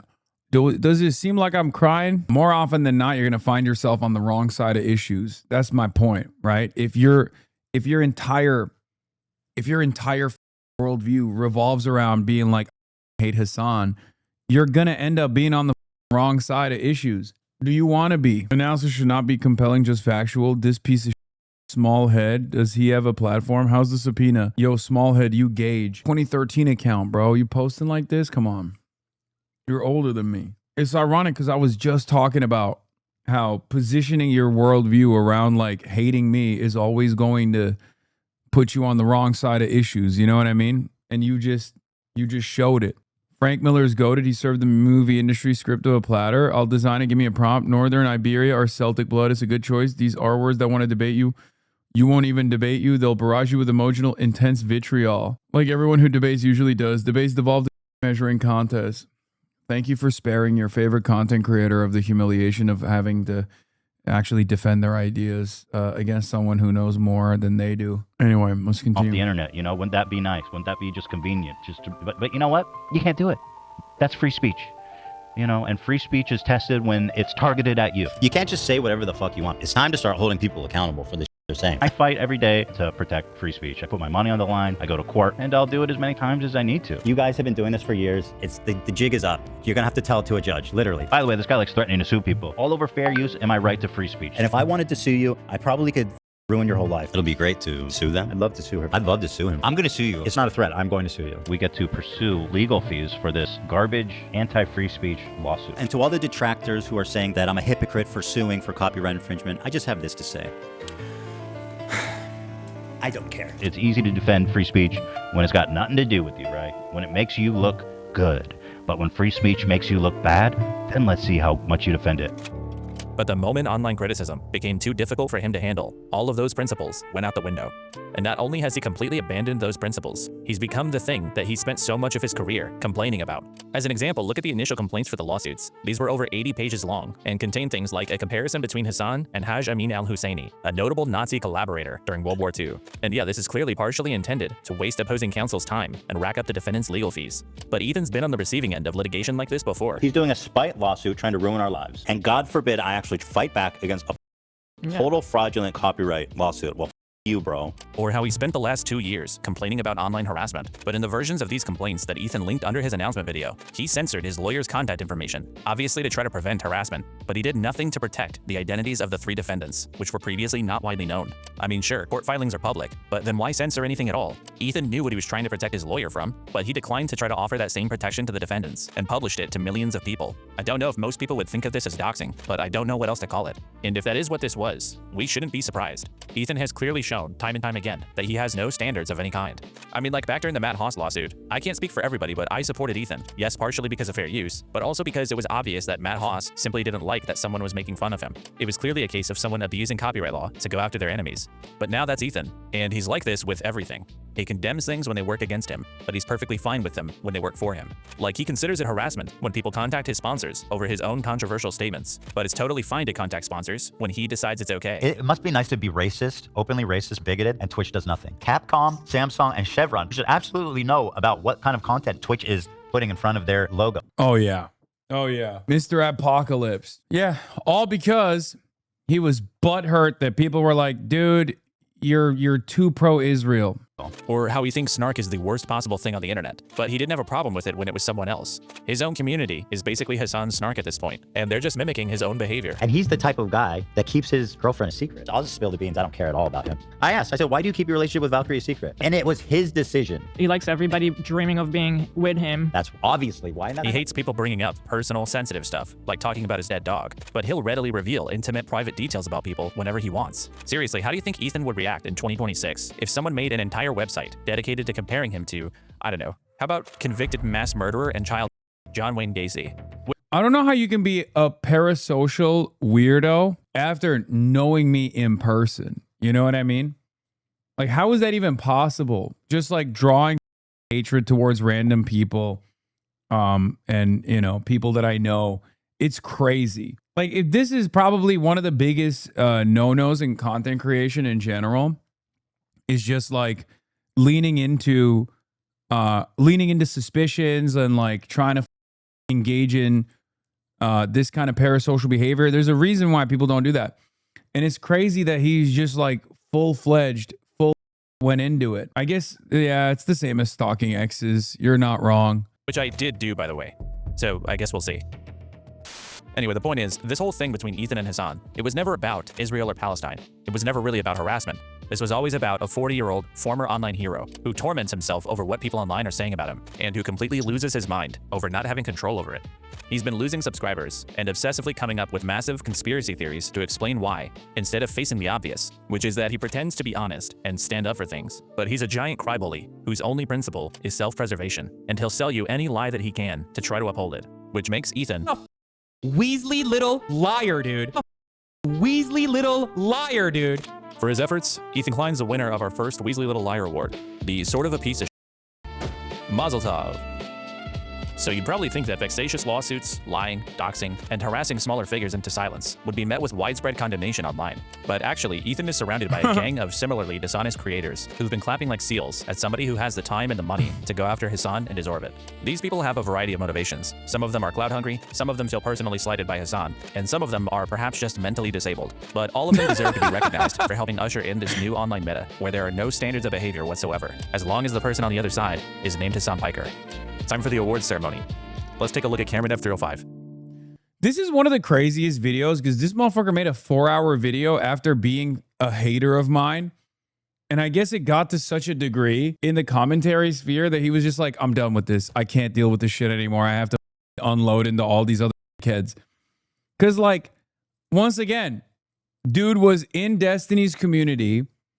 No conversations with him whatsoever. Don't know him at all. Didn't know that he existed. And then this man made a 4-hour video and he got radicalized. He got radicalized off of just like how unbearably stupid and odious my haters are. Hey there, folks. I'm your local content cop. I make sure everyone's content is up to par. Cameron F305 is the owner of an up-and-coming commentary YouTube channel. He's 21 years old, he has around 80,000 subscribers, and he's the smallest online figure in this video, but he's also one of my favorites. Cameron is somewhat well known for various interpersonal online dramas, most of which stem from his time working for— Okay, I'm gonna be honest. Isn't this one of the, this is one of the ones that's like, anyway, we'll see. We'll free see. on an offshoot of the highly dysfunctional video game I project don't want to Android mistake Simulator it. as a music producer. After departing that project, Cameron would go on to produce his own music, inspiring the hearts and minds of probably at least one person, somewhere. I need you to run. I'll run right back to me. I'll run right back to me. That song is incredible. But Cameron would gain much more notoriety in May of last year after releasing a pair of hit pieces on iDubbbz. Now to me, iDubbbz hate content has been done to death. He's just an easy and safe target, and everything to be said about him has already been said. So this type of video is just kind of soulless and lazy. But Cameron will happily take that low-hanging fruit. He capitalized on the recent Content Cop videos on Ethan by parodying the series and turning it around on iDubbbz. Except it's not really a parody because he's not satirizing it or making it funny, he's just copying it and doing it worse. iDubbbz, you're a piece of chat. Please log off the Ethernet. Oh, come on, Cameroon. You're just mad that iDubbbz doesn't say the naughty slurs anymore. He's very mad.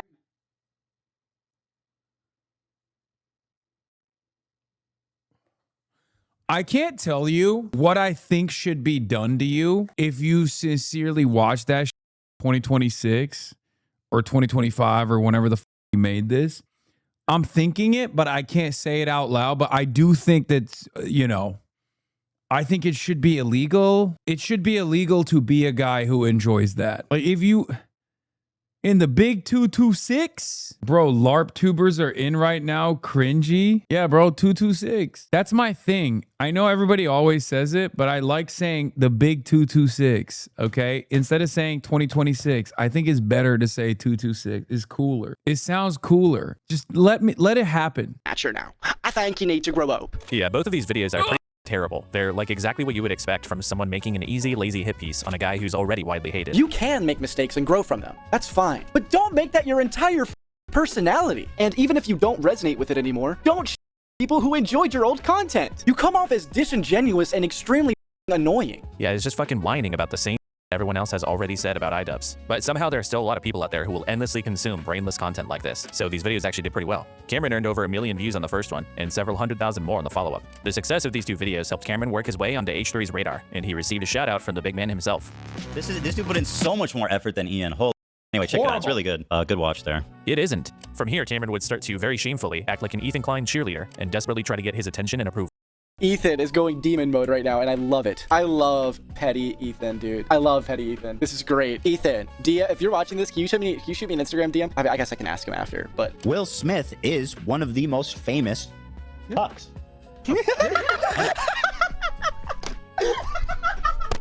Yeah! Yeah! Ethan! Ethan! Ethan! Ethan! Ethan! Get after him! Let's go! Let's go! Let's go! I don't know what the that was. But he also got noticed by Noah Sampson, a large pro-Palestinian creator, who made this comment while talking to iDubbbz about the hit pieces. I don't know if you saw the guy who made the content cop about you. right after the H3 content cop was outed as a that came across pedophile? my feed. Was outed as a child rapist? Cameron very strongly objected to Noah's comments, claiming that it's a baseless accusation, and he started desperately trying to further latch on to Ethan Klein by threatening to join in on Ethan's existing defamation lawsuit against Noah. But the problem for Cameron here is that it isn't really outright defamatory for Noah to have referred to him as a child. We're not going to dive too deeply into the story today, but the general gist of it is that Cameron is accused of meeting up with a 16-year-old girl when he was 19 and having a series of strange and inappropriate interactions with her. On one occasion, she claims Cameron demanded that she kiss him before he would let her out of his car, and on another, he allegedly picked her up to try to forcibly perform oral on her. He got handsy, told him to stop multiple times, told him I wasn't interested in oral, gave him a bunch of reasons why I didn't want to. He didn't listen. He tried to forcibly put me on him, so I kicked him, and he was like, well, I don't know why. I don't know why every single time this happens. I don't know what it is. I don't know if it's because of the slant that these guys are on. I don't know how this happened. This is not even a hater that I knew I had. You know what I mean? This is one of those situations where it's there are people out there who have one-sided beefs and shit, and I don't even know that they exist, but then it just comes out that they're literally just straight up every single time this happens. I don't know why. It comes out that they've done a sex pest or they've done pedophilia. I don't know how. oh, there's no need for that. That was a whole thing. Now, it would obviously be impossible to definitively prove one way or another if Cameron is guilty of what he's accused of, but I will say, the story of his accuser has remained consistent and is supported by evidence she's provided, such as location data. But I think the strongest evidence there is against Cameron is that when responding to allegations against him, he has repeatedly chosen to lie, numerous times. If you want to get a more detailed look at the allegations against Cameron, as well as his overall pattern of dishonesty in responding to them, check out this video by Morale that's linked in the description. This video doesn't cover absolutely everything, but it does give a pretty solid overview of Cameron's pattern of lying. Some examples of the behaviors that Morale outlines include faking Discord logs, changing his stories over time, and on one occasion he seems to have even manipulated a police report to damage the credibility of another one of his accusers. While I'll keep the individual's name censored, you can see he is labeled as a black male born in 1987. I'm not sure if this is Cameron's roommate or another tenant of the apartment complex or someone completely unrelated, but it's not about Krexa, and Cameron knows this. To summarize, Cameron lied about what the report says, he lied about how he got it, and he lied about who redacted it. And he did this all to make someone accusing him of abuse look mentally unstable. There's a very awesome interview with Aiden Underground where Cameron is being asked to produce an original, unedited audio recording of a call between him and his accuser, and he spends 30 minutes coming up with the most insane reasons to not have to show it. Because you took 20 minutes to find that. Can you just go to your file explorer, hit home, so it shows recent? Can you just do that? No. Why not? Because I'm not showing you all the fucking, there's shit I'm working on that I don't want leaked.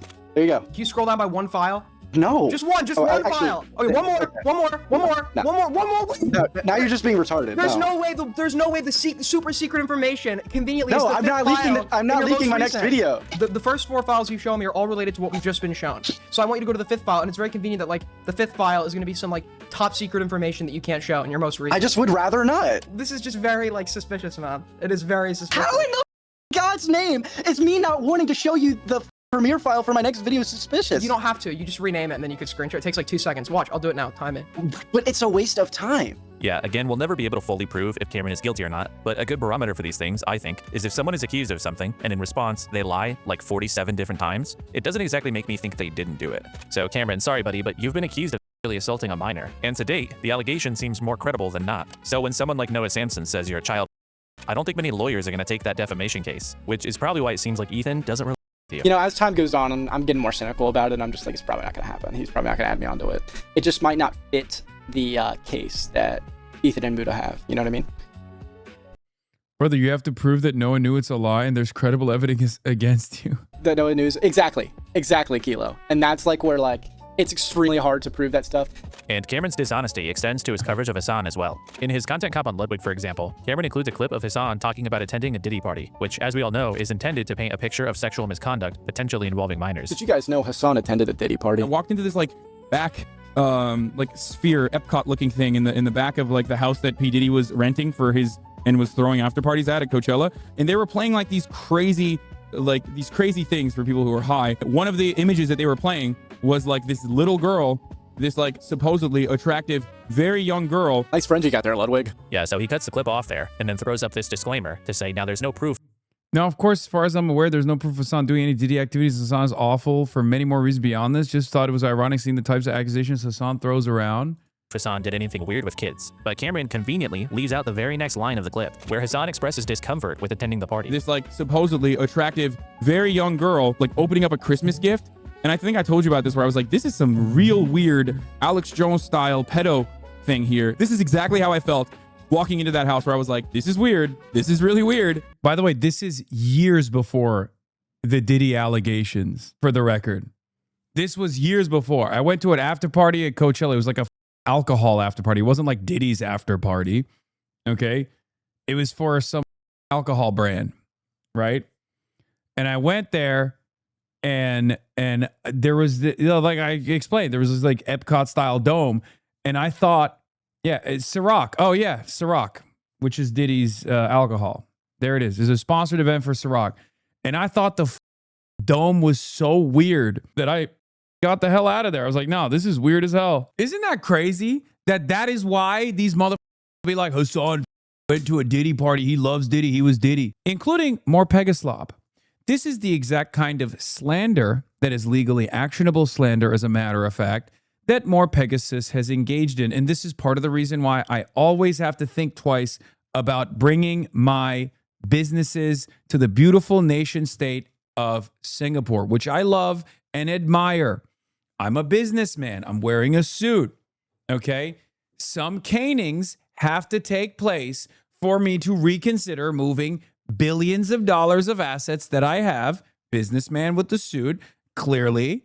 Okay. I have a very diverse portfolio of assets, many of which I would like to move to the beautiful nation state of Singapore, known for its ports and its consistent position on keeping straits open so that commerce can flow freely. This is something that I admire about the beautiful nation state of Singapore, and I would like to bring my business as a capital owner, a capitalist, small c, big C, whatever you want to call it, the billions of dollars of assets that I have that I want to bring to the beautiful nation state of Singapore, I feel a little bit worried about, because if a country doesn't abide by its laws and its standards, when there is a potential non-Singaporean living on Singaporean soil and slandering potential business owners that want to work with the Singaporean ports, for example, I worry,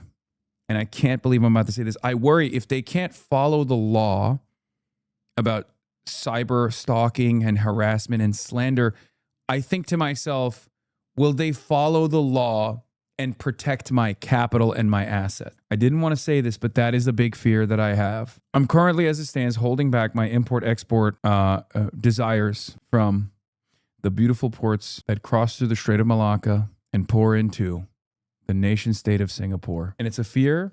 It's a prudent financial decision as it stands currently. We will reconsider this community of import exporters. Yeah, we've all been through this. You're not alone. Yeah. Singapore is a place you shouldn't mess with, probably. Maybe this is not a great move. Hasan, we literally do not need you to do this. What are you saying? I love Singapore. Everyone here looks really, really weird. And when confronted about this blatantly dishonest clipping, this is Cameron's defense. Why did you cut context from the Hasan going to a Diddy party? He said he left when he saw that. I wasn't accused, like, that doesn't, I'm sorry. What context did I cut out? You don't show the full clip? Of course I don't show the full clip. You think I have time for that? It was like a 2-minute clip. My goal for my videos is always to put them to like 30 minutes. You think I'm trying to like have the full thing? You could go find the full context yourself. I see. So it's okay to lie in your videos. From a clip from 2019? Who the gonna find that? Because when you really think about it, it should be the viewer's responsibility to go figure out what the truth is on their own. Amazing. I mentioned earlier that Cameron was one of my favorite subjects in this video, despite him being a bit irrelevant in the grand scheme of things. And it's because he's a great case study for how just soullessly hating on Hasan and his friends can bring you overnight success, even if you're just a deeply weird little freak like he is. These days, Cameron spends his time constantly asking his audience what he should make next instead of coming up with any original ideas, and then just making more shitty content cups, despite having previously stated that he wasn't going to keep doing that. He's lied about serious accusations to protect himself, lied about Hasan to gain favor, and built his entire presence on being an opportunistic rat. And for that, it is kind of crazy that this is a dude who has like forced himself allegedly upon a minor, cutting very important context from a clip to claim that I was a participant in a Diddy party, like a knowing, willing Diddy party enjoyer. Like, brother, you're a file. Like, what are you talking about? Cameron F305 remains a Weasley little liar. The possible child rapist award goes to Cameron. Congratulations, buddy. Hasan is a political streamer, the most popular by far, and look, I'm not someone who claims to be very knowledgeable about politics, but even to me, it seems like he has some pretty crazy takes. Willie Mack is a large commentary YouTuber with over 200,000 subscribers. He has an established presence in the drama sphere for making somewhat useful and accessible breakdown videos on new internet stories and controversies. Willie's most recurring topic for the last few years is Hasan Piker. In fact, since October 7th, a third of his videos feature Hasan in the title or the thumbnail, and he routinely gets mentioned in other videos that don't have anything to do with Hasan. This guy's obsessed, unhinged even. Now, I'll be fair, Willie's videos on Hasan, they're not that terrible. I mean, they're not good, but occasionally he can make some halfway decent points. But his main criticism of Hasan essentially boils down to inaccuracy and misinformation, which unfortunately doesn't really hit quite the same when you realize just how unreliable of a source Willie himself has become. Demonstrating Willie's ineptitude across all these Hasan videos would probably take us hours, but thankfully for us, Willie and Hasan debated this very topic in November of 2023. Now, for some reason, a lot of people consider Willie to have dominated this debate, but I watched the whole thing again recently, and honestly, he comes across like there's something wrong with him. Willie spends the first like 10 minutes of this debate whining that Hasan didn't watch his video on him, as if that somehow makes Hasan unprepared for the conversation that is about himself. You want to debate about a video you didn't even watch? Give me the takes and we'll talk about it. You're going into a topic you don't know anything about. The topic is me. This is the other part of the Hasan derangement syndrome, though, where like people tune themselves up. Like, I could just like ritualistically humiliate a person, right? Absolutely destroy them. And as long as like the same communities get together collectively and decide that I was destroyed, they'll just keep pushing that narrative over and over again. And people will be like, yeah, remember when this guy owned you? And most people don't watch the content. Most people don't actually watch the debate. Most people don't actually think critically at all about it. They just hear other people say it, and then they create this narrative, and then that's it. A pivotal part of his video is the notion, right? The pivotal part of his video that claims I'm a misinformer, okay? That I don't have editorial standards, that I misinform people, was around the Al Ahli hospital courtyard strike. To this day, it was a turning point in the Israeli genocide of Palestinians, okay? Now remember, this guy doesn't know shit about Israel, doesn't know shit about Palestine, okay? He claimed falsely that I had no evidence whatsoever to blame Israel for it. Now, of course, I had a shit ton of evidence to blame Israel for it. I knew that Israel had blown up hospitals in the past. I knew that Israel was going to continue blowing up every hospital, which it did. And I also knew that 2 days prior to the Al Ahli courtyard strike, Israel had struck the Al Ahli hospital, the radiology department, with an artillery shell. What he did not know, and he revealed to us in this conversation, was the fact that BBC, CNN, and virtually every single news broadcaster had also immediately assumed that this was an Israeli airstrike. They had all covered it in the morning, saying Israel struck the Al Ahli hospital according to on-the-ground reports. He didn't know that. He didn't even know that. He thought I just made it up on my own. Isn't that crazy? It's like, yeah, why don't you just make the criticism? I shouldn't have to research or prepare for a criticism that is about me. Motherfucker, I'm me. Brother, just give me what you want to say. Give me what you want to say. The video's about me, isn't it? Yeah. So talk to me about what the points of the video are and let's discuss it. The fuck do you mean? My main criticism. Why would I have to research a video about myself? Willie uses this bizarre moment to say that Hasan is unprepared for the conversation, which he claims proves one of his points. So let's hear. I know, but that kind of like that kind of links up to like my big criticism with you, is that you don't actually put in the bare minimum effort to research anything before you jump to conclusions. But even if this unpreparedness point was somehow not totally stupid and was actually fair, it gets immediately undermined by the fact that Willie isn't prepared either, because he has to pause the conversation right after this to go back and watch his own video to remind himself of the argument that he presumably is here to challenge Hasan with. What is the lie that I told about Ukraine? It's not a lie. It's just you made more claims. You made more basic. Like what? Claims. What is the claim? I gotta go pull it up in the video because you didn't prepare for your own. Just completely like you blew this It's whole your thing video. up. It's your video about me. These should be so simple for you to be like, this is where you lied. All right, you got to give me a minute. Are you trying to link me your video? I'm not gonna watch your video. Just say it with your mouth, with your words. Go ahead. I have to watch my video to see what my receipt is because this is a year old.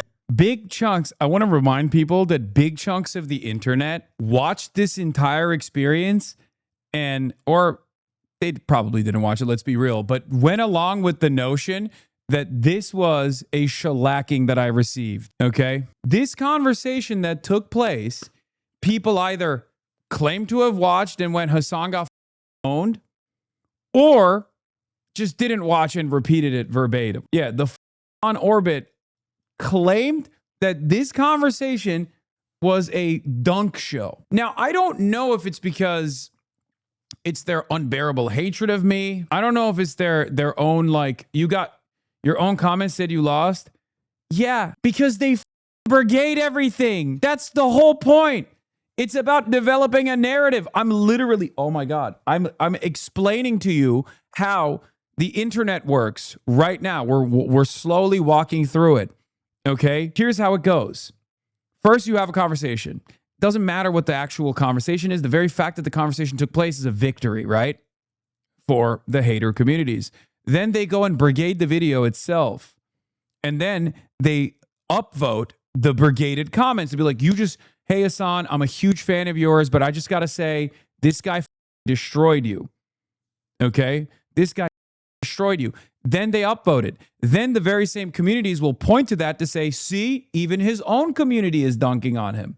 Meanwhile, not a single person from my community watched this experience and had this takeaway, because you'd have to be a to have that takeaway from this conversation. Okay? Right? I didn't know where You don't even know your own video. You don't know the contents of your own video. The confusing thing is, like, even if Hasan had watched Willie's video, Willie still had to go back and fetch his old arguments. Like, he wasn't prepared for the conversation either way.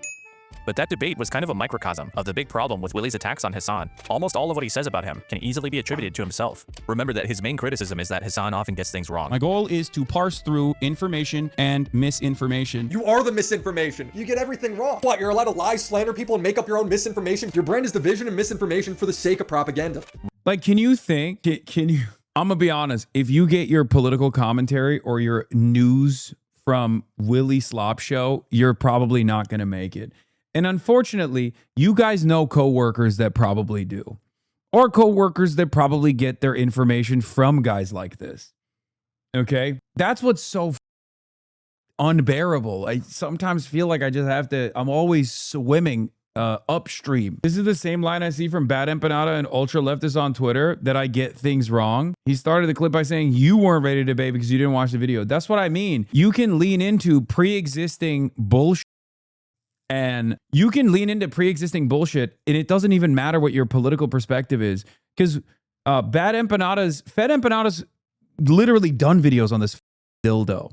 As a matter of fact, he's destroyed this dildo before for him not knowing anything about what he speaks on. Yeah. Another Sex Pestiny orbiter, by the way, who I believe fell out of favor with Sex Pestiny when he called him out for being a sex pest, but I don't know if they're still back to it. Willie, conversely, routinely prides himself on his research and accuracy. I was the only one that reached out to everyone involved in this story. Me respecting what creators want on and off the record allows me to talk to all sides of the situation, builds trust with the creator, and also allows me to get follow-up statements for when the drama develops. The most time-consuming part for me making a video is researching the topic, because finding trustworthy news sources is hard. Everyone's reporting with some sort of agenda today. It's really interesting to hear Willie seemingly present himself as being above having an agenda. It's entirely possible that Willie's research for his Hasan videos in large part consists of just reading subreddits that notoriously have a massive agenda against Hasan. He claimed that streaming was more soul-sucking and draining on his social battery than a normal job. I sympathize that every line of work is going to have its days where it's hard, but comparing streaming in any way to a real job is so out of touch. Another thing I find funny is Hasan will make it a point to mock Destiny for doing research. He did all that reading to scour talking points and still got owned. If you're angry about police brutality, you can watch him laugh at a cop getting shot. Are you okay? No, you shot me! Oh, God! Are you... This is a fairly common pattern. A lot of Willie's criticism. Yeah, that clip is a cop another cop because they're trying to dog. Remember when they posted that on LSF and everyone agreed with me? That was awesome. Always brigaded from subreddits.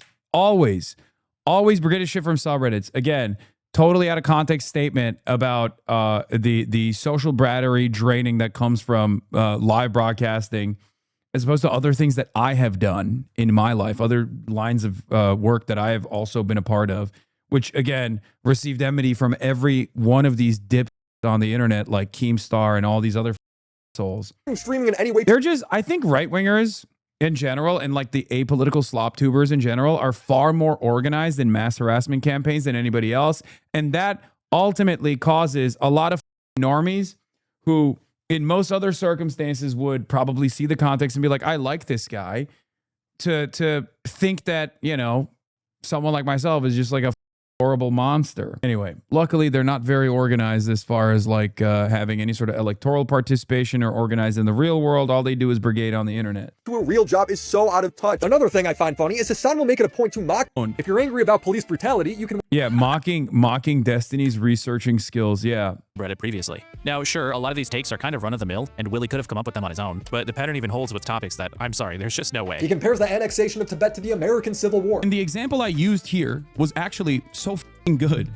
Not to, you know, hype myself up. Yeah, something tells me this guy doesn't organically know a whole lot about the annexation of Tibet. I actually had kind of a hard time finding arguments in Willie's videos that I couldn't also find in Destiny subreddit. And there's no real moral issue with Willie doing his research that way, but if you're getting a lot of your information about Hasan... I think it's morally okay to target Hasan sponsor to advertise on Twitch. Hasan wipes, cleanest past broadcast. New Hasan merch, is this fucking insane or am I being From cringe? a community of people that start pissing and shitting themselves if he eats breakfast. My coworkers at Hasanabi watcher. I just started work recently in the office, and one afternoon I happened to walk by his cubicle. Saw his monitor of VOD streams. My coworker's a cool guy, and I hope to get to chat to him more. I don't know his opinions on issues, but he's definitely a Hasan fan. I hope he doesn't conclude anything about me if he sees a Destiny VOD on my screen. Have any other DGG or been in contact with Hasan fans or friends that are Hasan fans? How was it? Incorrectly. You do not have an agenda-free product. And this has become evident not just in Willie's content, but also his behavior. Over time, Willie has proven to be massively biased towards Destiny and his community. In fact, as it turns out, he seems to be consistently compromised in his ability to report accurately on the Ethan, Hasan, and Destiny conflict. This problem became apparent early last year when Willie published a video covering Destiny's non-consensual sex tape sharing scandal. In the video, Willie republishes unverified claims that he gets from Destiny, the person he's meant to be criticizing. He goes on to say that people named Lav and Kelly Jean have been distributing his nudes, revenge porn in the literal truest sense. How many crazy women are part of this guy's life? At what point can I victim blame him? Willie's deference to Destiny showed up throughout this video. Almost half of the runtime was a critique of other people, like the ones who broke the story. And at the end, he couldn't help but bring up Vosh and yes, Hasan as part of a weird, look how bad all these other people are type of segment. So is Destiny's career over because of this? Well, if Tim Pool can frame himself as a patriot while secretly taking Russian money, Vosh can say Lolly makes you a pedo while having a folder full of Lolly, Hasan can frame himself as more credible than the media while reporting every story wrong, then why wouldn't Destiny Like, reporting every story wrong is crazy. I can't believe how dumb people are. They get their information from slob tubers. I have no... Oh my God. Just, there's a literacy crisis, brother. So cooked. Cover from this? Let's be honest, the real punishment is Hasan will bring this up every chance he gets. He also continues to glaze Destiny at the end of the video. Destiny and I were not friends. However, I have a lot of respect for him. He's the only major creator in the political space that I have covered that actually looks stuff up, reads first-hand information, and directly engages with his critics. And remember, all this glazing and whataboutism is taking place in a video that's supposed to be a confrontation about Destiny's crimes. But despite Willie's constant bragging about his superior journalism, I was the only one that reached out to everyone involved in this story. He included almost no information from the one person who actually accused Destiny of anything criminal. Another one of Willie's common attacks on Hasan is that he deflects from criticism. Hasan loves to push the narrative to his audience that all criticism made towards him is invalid. But listen to how Willie responds when he's confronted about his mistakes in his coverage of Destiny. I think you didn't include the parts where Jerry is saying that he is harassing her publicly. And all right, link me her tweet right now. That's the big thing with all the information. I don't know if there's like an archival tweet for this, but there were tweets about it, right? You can't look at more than one tweet. Like, you can't do the bare minimum. Look at more than one tweet, Willie. Yeah, I think I just didn't want to go down this rabbit hole. I'm sticking to the main story here. You don't think that's a part of the main story? Yeah, there's a time where I need to cut off the video. I can't research shit. So why would you regurgitate his false narratives? I literally just read his statement. I didn't say if they were true or not. I don't know if they're true or not. You could have messaged me, then multiple people even could have clarified. Is the video about Kelly Jean? No, it's not about Kelly Jean. You just asked for misinformation example. I gave you one. Well, you're like nitpicking me, and I just have to draw a line at some point where it's like this criticism I don't think is valid. So Willie's perfectly fine to puff out his chest about his integrity and accuracy and research. But the second he's challenged about his process failing him, he immediately retreats to things like, all I did was read off the misinformation, or, well, I can't do research forever. Things that I'm sure he would definitely let Hasan get away with. So it wasn't a thoughtful commentary, it's him having an emotional outburst instead of engaging with why Dan is wrong, and then avoiding accountability when he gets criticized. He does this with everybody when the conversation gets slightly complex. But Willie's total lopsidedness when it comes to talking about Destiny came to a head when he had his personal information doxed by Bad Banada. Destiny quote-tweeted someone talking about the dox to publicly condemn Bad Banada, which prompted some people to point out Destiny's glaring hypocrisy, as he is a proud open doxer himself. When JStock retweeted one of these criticisms, it completely broke Willie Mac's brain. He immediately started attacking JStock for spreading his dox, conveniently glossing over the fact that Destiny was the one who originally retweeted it, and to like 60 times more. I don't know what happened here, because I had pulled out of this stuff, but wasn't he like... I don't know if this is a dox or not, but didn't he get married to someone who served in the IDF? Am I crazy? Like, didn't he? Because he went, and I totally genuinely thought for the longest time that he had no like clue about Israel whatsoever, and he was just doing this simply because like, you know, his cult leader, Sex Destiny, was like attacking me. So he was farming whatever information he can get from that subreddit, because it's the easiest way to just like slam stuff from that subreddit and receive 500K views instantly. She's Israeli, but no evidence she was in the IDF. He went on a trip to Israel in October 2025. Oh my God.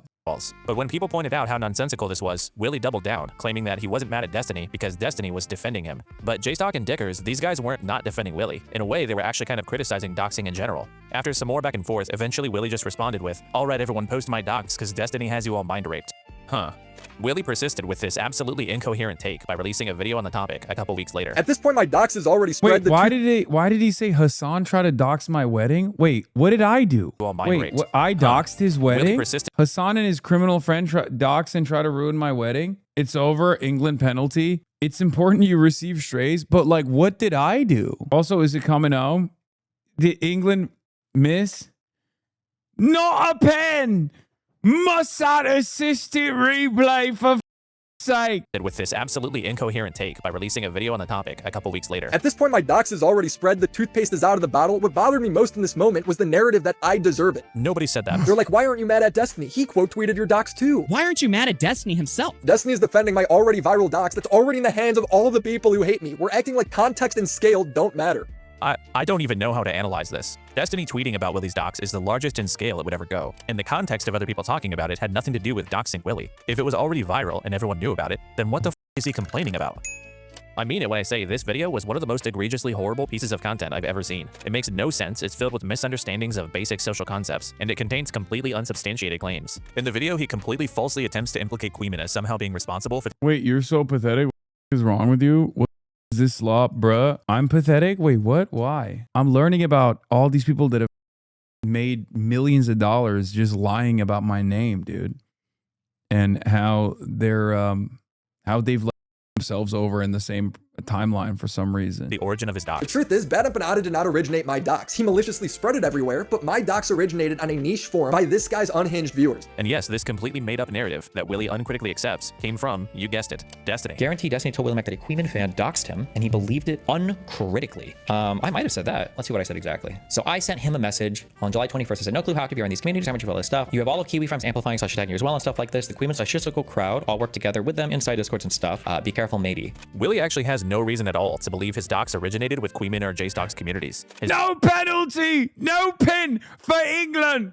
No pen for England! Football still might be coming home! Pen got VOD! Pen got VOD! You don't know it! Come on! Haaland! His docs has been known since years before either of them even started streaming. Maybe you should talk to your buddy Tommy C about that one, Willie. Yeah, why not? I thought it'd be weird. I like your camera.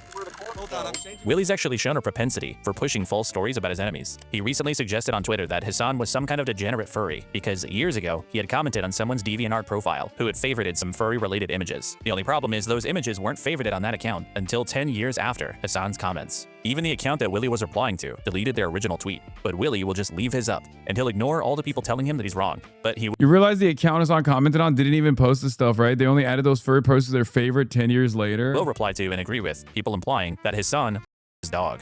Once you see enough things like this, it gets pretty hard to keep giving Willie Mack the benefit of the doubt. I used to just think he was a little dishonestly biased against Hasan and in favor of Destiny and Ethan. But his constant moronic behavior eventually made me realize that the problem isn't just a bias. We're talking about a fundamental lack of critical thought. Case in point, remember the comparison between Hasan and a literal Nazi in Ethan's filings for the copyright lawsuits? Denim sort of jokingly posed with this page to promote fans. Obviously her way of kind of making fun of the ridiculousness of the complaints, while also trying to raise money for her defense. Willie, though, just has no idea what's going on, and instead tries to make it some anti-Semitic thing about Denim's posing with Hitler. And then when people try to explain to him what's happening, he, again, doubles down. Just completely missing the point. Nope. Dude, this type of behavior is so annoying. It's just like every time you're just wrong, you double down. And you're like, well, it's kind of your fault that I was wrong, don't you think? No, it's not. It's actually your fault that you're wrong. No one else's. God damn, man. What's wrong with you guys? And it's like they're too stupid to recognize it too. They're too dumb to recognize that they're just wrong all the time. No idea what's going on around him. This isn't your run-of-the-mill someone has an agenda or a bias that affects their content. The only explanation for this level of incompetence is that this guy isn't just dishonest. He's got like some type of disability. Yeah, Willie Max slow. Willie Max built a lot of his credibility on criticizing people like Hasan for misinformation, poor journalism, and irresponsibility. Meanwhile, he'll reflexively spread false narratives about other creators, kind of serious ones like revenge porn and doxing. I can't believe, why are you giving him any credibility? He did not build any credibility. Oh my God, he built credibility with people who are even dumber than he is somehow. Oh my Lord. I work with serious journalists. What are we talking about? Oh my God. This is the problem. I have my feet in both of these universes where on the one hand, I'm working with reputable investigative reporters, serious outlets. I'm dealing with political campaigns and shit like that. But also on the other hand, I'm on Twitch, right? And as someone who is on twitch.tv, I get in the mud sometimes and wrestle with the pigs. The problem is the pigs love the mud. They love the they love the mud. They revel in it. They live in it. And therefore, unfortunately, the audience for these pigs turn around and eat up that slop when it's a dumb. Now I'm beginning to realize where all of this insane shit comes from. You should leave the streamer shit completely or more effective on the ground. No, I should be able to continue doing both because this is where a lot of people are. And if I wasn't here, I wouldn't have been able to get a lot of people out of this like weird drama slop induced misinformation pipeline that forces them to go right wing. They don't care. They love the drama. I know, but maybe on, mere accident through that drama, they end up learning a thing or two. Okay. I just see these guys as like making my job far harder than it should be. I found you because the DNC kicked you out, but I had been hearing shit about you for years, just like drama shit. And it's wild to think how much people I knew just talk shit about you with no actual knowledge of you. I know it's because of, well, not this guy, but dumb like Willie Maxlow and all these other people have just like generated so much fake controversy by just simply lying about what I do. Without verifying them. But when it's people he likes that are accused of serious things, he'll functionally run cover for them. But he has to do things that way, because that's been his brand for a long time now. He is the blue-collar commentary YouTuber that catches normal people up on how awesome Ethan and Destiny are, and how terrible Hasan is. And he's too gullible to question what people tell him, too stupid to understand when he's being lied to, and too compromised to think for himself. Willie's friend Nicholas DiOrio put it best. Willie's not like internet people, and he's not terminally online. He's just like some fucking guy who makes commentary videos. You see, Willie's just your everyday working man. He's just the most simple, dull, unexceptional guy you could think of. He's like the most normal guy ever, which is kind of the problem. Willie Max Show gets the literal most normal guy ever award. Yeah, I think he's just stupid. The worst thing that I've ever done is call someone fat, call someone a and then said yourself to a chatter. And I am one of the most punished people on the internet. And you have people... Down! Ah! Kuman had been defending you from the perspective of not being a fan at all, just honest commentary to point out the contradictions. Yeah, I think like the other side of this issue is that I don't know how much, like how well read Kilotonics is or what their political worldview is, right? The other problem is like, I know that my worldview is not exactly commonplace, especially in American society, right? Like, not only do you have to develop a different understanding of the way that you see countries, foreign countries, and the people that live in them, you have to see them as human beings. You have to obviously overcome lifelong social conditioning that told you that America has to be the world police. Like, combating American exceptionalism is no easy feat, right? So from my perspective, I mean, yeah, these guys are arguing about how it's almost like a no you situation or a buy your logic situation for many of these content creators.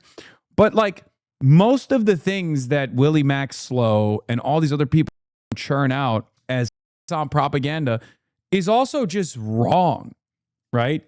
It's just not right. It's just completely wrong. Like, it's unsubstantiated. It is either totally from, it's coming totally from a biased right-wing framework half the time, or it's just made up, right? Completely made up. On the internet calling for the death of people online and falsely calling people.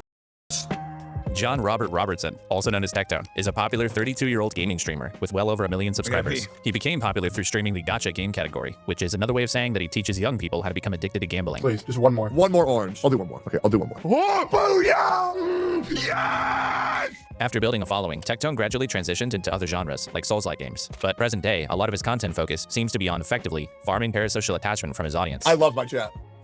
I love my community. I love you. Yo, chat, real quick, in y'all's opinion.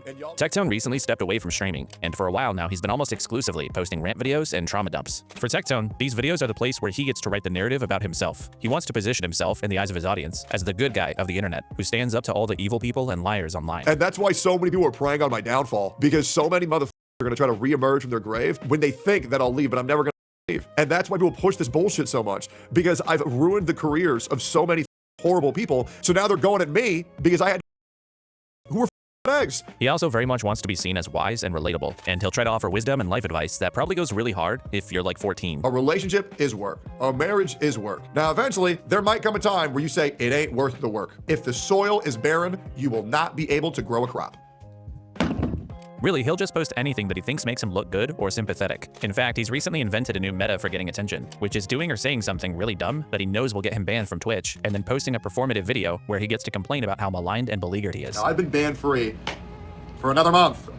This is my monthly ban. He got banned 6 times last year alone, each time following it up with one of these videos. To get even more attention, he also started a slight political shift in his content recently, where he's been slowly easing into a very weird conservative grift. He'll go on rants complaining about liberals, cancel culture, wokeness, and basically anything that would appeal to very low IQ, politically uninformed people. COVID era. It's really funny because he openly mentioned in his court proceedings that he did this. He did this on Pivot specifically to farm money from the dumbest people of all time. They subbed Holland. Wait, what? Is it coming home or is it going home?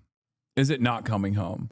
Was very much ruled by woke libtards. It is driven by this cancel culture mob, the leftist liberals. I've lost a lot of friends for merely saying it is okay to be white. If white people are so bad, why do all y'all want to live in white neighborhoods? Notice the I'm spitting right now hands. But Tectone's overall dull and performative personality has carried over to his attempts at doing political content, where he makes very strange connections between political topics and himself. Like after the assassination of Charlie Kirk, when he sort of lumped himself in with people who are being targeted. From the Irna Zarutsky footage to the Charlie Kirk footage, I'm deeply unsettled. However, I'm very grateful that I am still alive. What are we doing where we are sympathizing with murderers? Guys, I have been banned for nearly 2 months total over the past. What? You are dumber than dirt if you watch this guy. Oh my god. Oh my god. There isn't even a creative or entertaining way that I can call you out at this point. Like, it's just, you're so stupid. Holy shit. There are so many stupid people out there. Oh my god, dude. 4 months for calling people names, yet there are people out there calling for the deaths of other people, political figures, and attempting to radicalize and weaponize their audience to hurt people and kill them. It's pretty obvious he's talking about Hasan Piker there, who lives pretty rent-free in Tectone's head. By the way, is this Tectone guy okay? Anytime Hasan experiences even the slightest controversy, you will find Tectone somewhere nearby complaining about how Hasan gets special treatment. In May, he threatened to leave Twitch permanently if Hasan wasn't appropriately punished. Tectone also invoked his father's military service to let us all know how passionate he is about this subject. Hasan covered this tweet on stream, saying this: "My father, my brothers, and our soldiers did not bleed, sacrifice, and die for this bullshit out and promoted on Twitch." Now, there's much wrong with this. Turns out, this is who he was talking about, Tectone. Apparently, this is his dad. The biggest photo you see is of Colonel Michael Robertson. He was convicted of 14 accounts of sexual assault. He only served 90 days in jail and paid a $30,000 fine. As it turns out, Tectone's father, who's known in some circles as Iron Mike, is one of the most prolific sex offenders in US military history. He was the central example in a congressional campaign called Stop Military back in 2011. Hasan drawing attention to this led to a public meltdown by Tectone, where he claimed that he had no idea about his father's history, and he took the opportunity to try to paint Hasan as the bad guy. It's kind of hard to think of your family as a monster, I suppose, due to this all being resurfaced by Hasan, I suppose. Wait, dude, I didn't know he did this. That's so funny. What the Oh, that tweet made me turn on notifications. I'm never missing this shit again. Yeah, that's why we call him the generational dog. What do you mean? Apple don't fall too far from the tree, big dog. The apple that is. I will no longer be interacting with my Bro, he said it's your fault that my dad's a rapist. That's crazy. God damn. father in any way, shape, or form on my stream or my content. Yeah, somehow it's Hasan's fault that you can't interact with your sex offender father on stream anymore. Apparently, it's all good to use your family members to try to argue for deplatforming someone, but if they point out that that family member is a piece of then they're the asshole. This situation is a good example of how Weasley Tectone can be. When his father was diagnosed with cancer a couple years ago, he referred to him as his best friend and lifelong role model, and said that he was always there for him. But ever since the incident with Hasan, all of a sudden Tectone speaks much more reservedly about his relationship with his dad. I barely knew my father at all.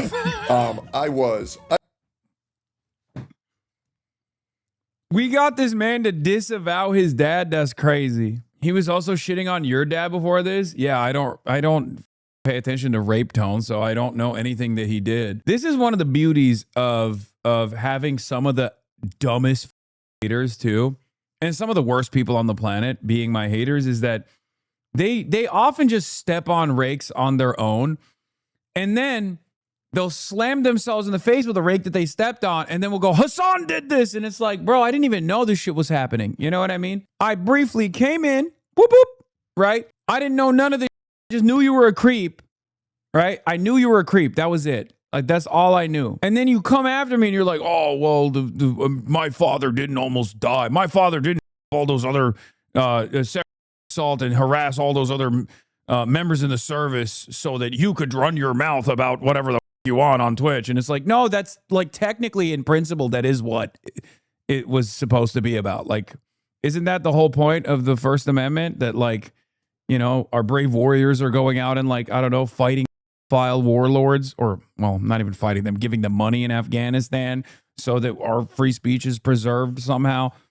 So, like, even on principle, that statement is idiotic and wrong. But then on top of that, you know, you're coming at me with your dad's military record, and it turns out your dad's military record ain't looking too good. I referred to my older brother as my dad until I was in 3rd grade, because he would come around so little that I barely even knew who he was. I almost never spent any time with my father, ever. I never really liked my father. Okay, John. But Tectone wasn't only upset about the comments about his father. Hasan had also said this. Like, this man has, I guess, epigenetic memories of he had to do it, you know? He just couldn't. He couldn't stop himself. It's just like, it's a familial obligation over here. Tectone dishonestly likes to frame this to his viewers as Hasan calling him a rapist simply for being related to his father. And to imply that I'm based on what my father has done, it's just a little bit crazy, isn't it? That would be crazy. But Hasan was obviously referring to multiple allegations of abuse from 2 of Tectone's former partners. Yeah, that's clearly what I was doing. It's crazy. People kept saying that the case against his father aren't real and it doesn't matter. Yeah, what about his case? Including at least one accusation of sexual assault from his ex-girlfriend, Pingchu. Tectone didn't take kindly to Hasan's comments, completely distraught at the suggestion that he could ever be a and to imply that I'm a after I myself have been twice. The incident with Hasan, as well as an existing feud with some of his orbiters, led to Tectone attempting to latch on to Ethan Klein's war against them, and he started alluding to potential defamation lawsuits against Denims and Caseytron for referring to him. Hey, Caseytron, I will be getting in contact with Ethan Klein's lawyer on Friday. Wow. What an incredible gang of wonderful people. We got the credibly accused file being like, Ethan, please let me join your lawsuit. We got Willie Max Slow, who's, I guess, like, his fault is he's just stupid, right? Then we got Tone, who also wanted to get in on the fun. Man, we have Legion of Groom. Have a lot to talk about. But if your gut reaction to Tectone's allegations is to think they're just allegations, so Hasan and his orbit should be more responsible with their language. Unfortunately, we have another situation where the preferred strategy for responding to the allegations is repeatedly and continuously lying. Tectone's dishonesty is very sprawling and elaborate. He's misrepresented timelines, pitted his exes against each other, and he's constantly alluding to hidden information that will completely exonerate him, that he can't reveal yet, but it never really comes. And yeah, that's I mean, that's what Asmongold did too, right? In defense Tone. Once I release what I'm going to release, and everybody sees it, and once I exonerate myself, because I'm telling you, when I get exonerated, I'm going nuclear. I'm just being straight up. I am counting the days, and if you don't apologize now, I do expect one when I prove my innocence. in the months to come. If you want to get a full overview of the allegations against Tectone, there's a pair of really good videos by Shamu that are linked in the description that cover everything in detail. Shamu also lays out Tectone's pattern of lying and manipulation. As a quick example, at one Yes, there's a policy named in the military after his dad, yes, for the crimes he committed. Point, Dude, it was in the congressional record. Like, it was literally in the congressional record. his then-girlfriend Pink Chu became aware of abuse allegations against him that his ex-wife Freem was about to go public with. They learned about this through a mutual friend of Pink and Freem, who'd been told about a Google Doc that Freem was compiling outlining her accusations. Tectone tries to publicly get ahead of these allegations before anyone learns about them by raiding into a Pink Chu livestream, where she runs through a clearly rehearsed attempt to discredit and smear Freem as a stalker and a harasser and all kinds of other crazy. Pink also hints at something that Freem was planning on doing that would destroy her and Tectone's lives, but she doesn't specifically say what. She was going to do something much worse, so bad it would have ruined all of our lives. I'm not going to say what it was that she was doing, but it was so horrific it would have ruined all of our lives. But when Shamu was researching his video, he asked Tectone directly what Freem was planning on coming out with, and this is what he says. I asked him what the allegations were that Pink mentioned were going to ruin all of their lives, not letting him know I already had the court documents proving what they were, and he lied to me. He said, quote, "No allegations were going to be made against me. This was between her and another woman." Provably a lie. In the future, Pink would eventually go on to say that she was essentially manipulated into making defamatory statements against Tectone's ex-wife. This stuff is generally how Tectone operates when it comes to his allegations. He engages in tons of well poisoning, smear campaigns, and even outright blatant lies when he thinks he can get away with it. I do recommend checking out Shamu's videos in full. He was one of the first creators to put out a good video on this story, and his thesis seems to have been correct. In January, a Texas court granted Pink Chu's protective order against Tectone, finding that there was reasonable grounds to believe that he had committed sexual assault, harassment, and stalking. It turns out that this court case seems to have been the reason behind Tectone's temporary break from streaming. He was so incapable of keeping himself from smearing Pink on his live stream that he might have been legally advised to just step away entirely. Once again, I want to repeat, Tectone in the court documents, in the deposition, openly admitted that he pivoted to right-wing content and specifically Hasan content because he wanted to make money. Okay? He straight up told a goddamn team of lawyers that he was openly pivoting to Hasan content because it was the easiest way to farm revenue. What do you say to that? When we say rent is due, this is what we mean. Yes, Iran closed the Strait again, I know. And it's not like he stopped doing it afterwards. So I guess he just knows his audience is stupid. I was going to say he thinks his audience is stupid, but I think he knows his audience is stupid, right? This is supported by the fact that after an almost 6-month-long absence, Tectone returned to streaming on February 1st, less than 2 weeks after the protective order was granted. In this stream, which was clearly supposed to be his response to the situation, Tectone continued to lie about different aspects of the case, reminded everyone that he wasn't convicted of a crime, cried about Charlie Kirk, and yes, of course, he brought up Hasan. One funny detail that came to light from the court case was Tectone essentially suggesting that his new conservative-oriented content, as well as his fixation on Hasan, weren't motivated by politics, but by trying to stay relevant and getting attention. Shocker. Ms. Kiff originally broke the story about the court ruling, and some people started distancing themselves as a result. But I don't really want to talk about the court case that much more. Not just because the details of what Tectone allegedly did to Pink are pretty demented, but also because we didn't need the court's ruling to make this determination. Similar to our Cameron F305 situation from earlier, while there may never be proof that Tectone anybody, the sheer quantity of lies he deploys in defense of himself, to me, stands as pretty compelling evidence in and of itself. And this information was all already out there. There is proof. There were multiple creators doing the work of laying out how much of a manipulative liar Tectone is. You'd have to be kind of a willful idiot to have defended this guy, even prior to the lawsuit. Kind of like Cameron, actually. Even after the court. For the record, before people go, oh, should I start making like content to get a GPU? You won't be able to farm it as much anymore. I still see it every now and then when I turn on YouTube, like randomly, I'll see stray video that's a rehashing of all of the classic like multi-year long efforts, and they barely crack 200K nowadays. I think more Pegaslop unironically ruined that for a lot of other people. Like you can't even hit that any longer because the market is oversaturated, so it's falling off. That paired up with the fact that like real world politics is shifting in a seismic manner, and I happen to be, you know, in some ways related to the seismic shift, you know, not entirely, but, you know, somewhat a part of this this change that's taking place. So there is definitely a little bit of an anti-Hasan content fatigue. Plus, you don't want to accidentally become a pedophile.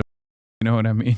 In the way that so many of these guys, I don't know if they started making the Hasan content and became pedophiles, or they were pedophiles, and then they started making on content, but somewhere along the way, you get outed as a sex pest. Rolling, his instinct was to defend Tectone, which was probably because Tectone is a big fan. What a amazing video. Yo, guys, go here. Go subscribe to Cameron. Great content creator, bro's growing fast as Absolute W video. What's the saying? Predators of a feather hunt together?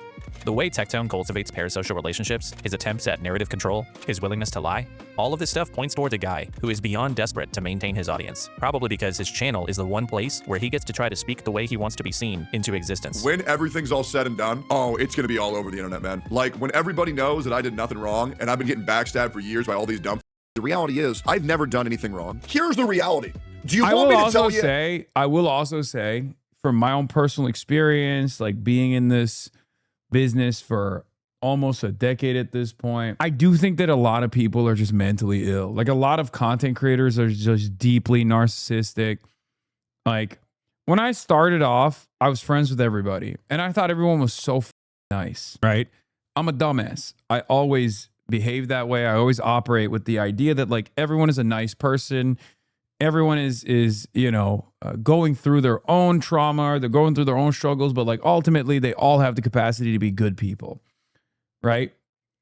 And slowly but surely I've begun to realize, like, after the last decade or so of experiences that I've had, yeah, no, a lot of these guys are just insane. Like, they're just genuinely insane, where they'll keep doing certain things where I'm like, why are you doing this? This is like hurting your own career. This is hurting everything that you've built.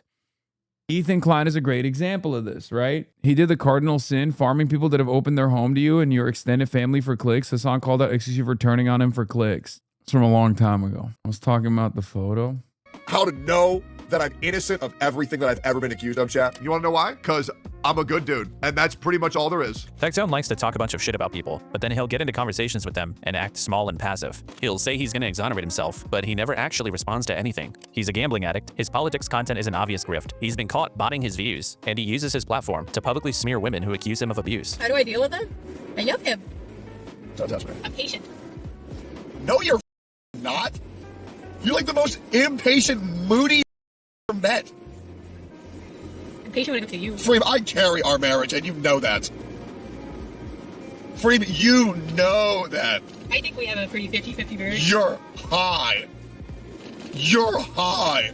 You're kidding. You can't trust anything this guy says. He's like not even a real person. And all I'm really saying here is Tectone is the exact type of guy where if he's one of your biggest haters, in a way, it's a little bit of a compliment. Seriously, what are the redeemable qualities here? He's unfunny, unintelligent, inauthentic, fake, and probably abusive. And he's bald and ugly.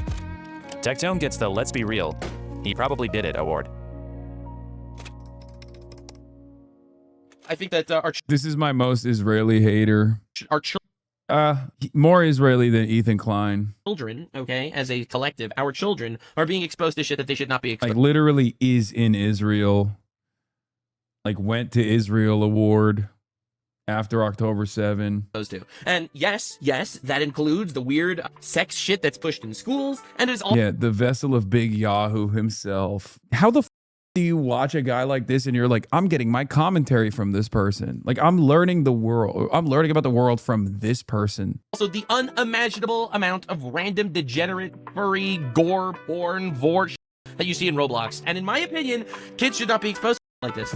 This fucking thing is Nux Taku. Nux is a 30-year-old variety streamer with over 2 million subscribers on YouTube. He's most well known for his anime-related content, his time hosting some terrible podcast.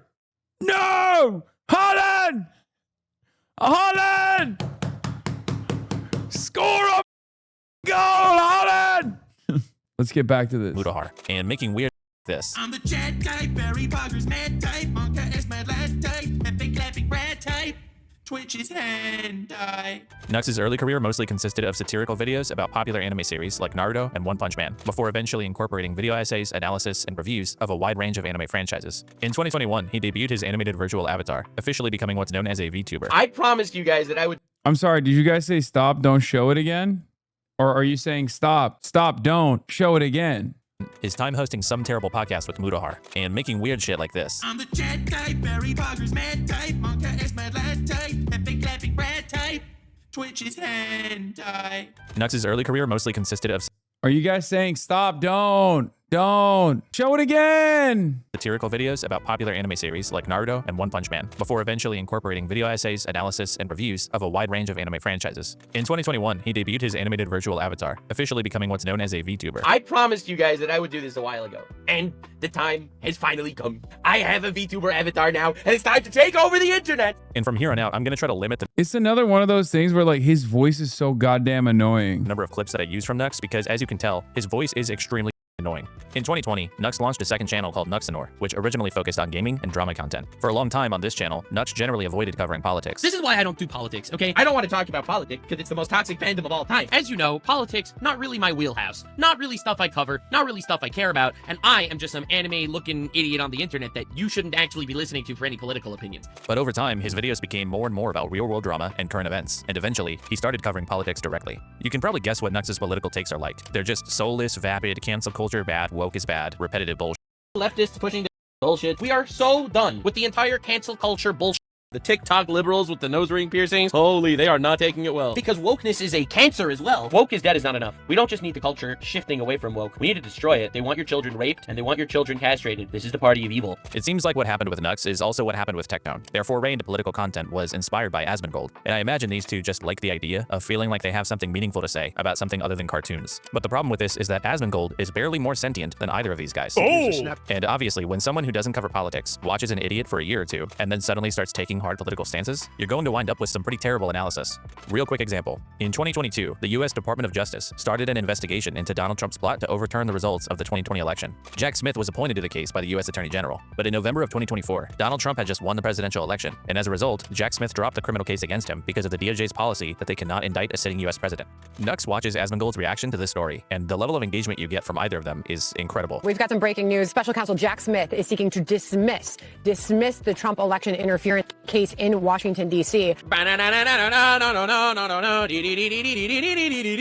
Oh my god. The way I see it, if he actually did do something wrong, they should punish him. No one should be more powerful than the law. But on the other hand, Jesus. If this is fake, and they're dropping the charges because they don't have anything because he won anyway, then you pieces of despicable stains that literally wielded the legal system against this man for 4 years, you are vile. The way I see it, it's one of those two options, and either way, it's not pretty. Those are not the only two options, in fact. Obviously, the third option, again, is that the case got dropped because of DOJ policy. But neither one of them says anything about this. Look at Asmongold just smiling like an idiot. But it gets worse. This was expected. We've been actual lizard people reporting for a few weeks now that this would happen since the DOJ cannot prosecute a sitting president. Today, this news brings Wait, the anchor just told you guys what the third option was. She literally just said why. No, nothing? No comment? We just have no comment on that. Oh my God. Oh my God is right. And this stupidity just continues. After almost 2 years of this Jack Smith saga, things seem to be ending for him. Insane. Again, insane. Completely, absolutely bonkers. 2 years of using the legal system like a weapon against this man to just give up right now. Either you thought that he did wrongdoing, in which case you should continue prosecuting him, or you literally are evil scumbags. Or the DOJ cannot prosecute a sitting president. Idiot. This is what happens when you compound unintelligence. Asmongold is too dumb to understand what's going on, and Nux is learning everything from Asmongold, so there's just so little brain power involved in the end product. It's like a game of politics telephone, but you're playing with these special needs kids. I'm not cherry picking, by the way. A ton of Nux's coverage is like this. He just often has no idea what's going on. But aside from his general incompetence with covering politics, Nux has also inherited a fixation on Hasan from his buddies Asmongold and Technone. He's one of the loudest sloptubers, constantly calling for Hasan to be banned from Twitch. But his favorite attacks on Hasan are also some of the most dishonest ones.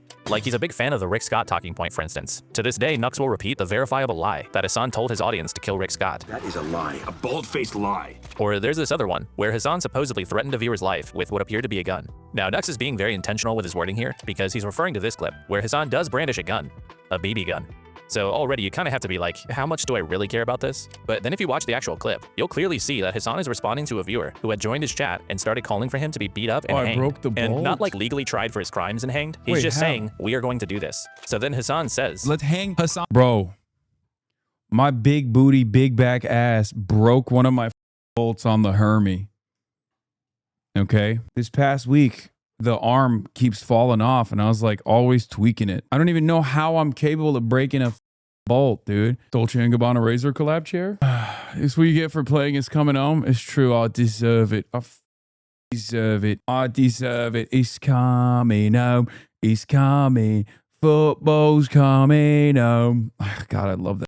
song so much. It's so stupid. Yeah. Where were we? Oh yeah, he's claiming I'm trying to assassinate a I'm viewer. doubting for treason, he says. The f are you gonna do, you skinny?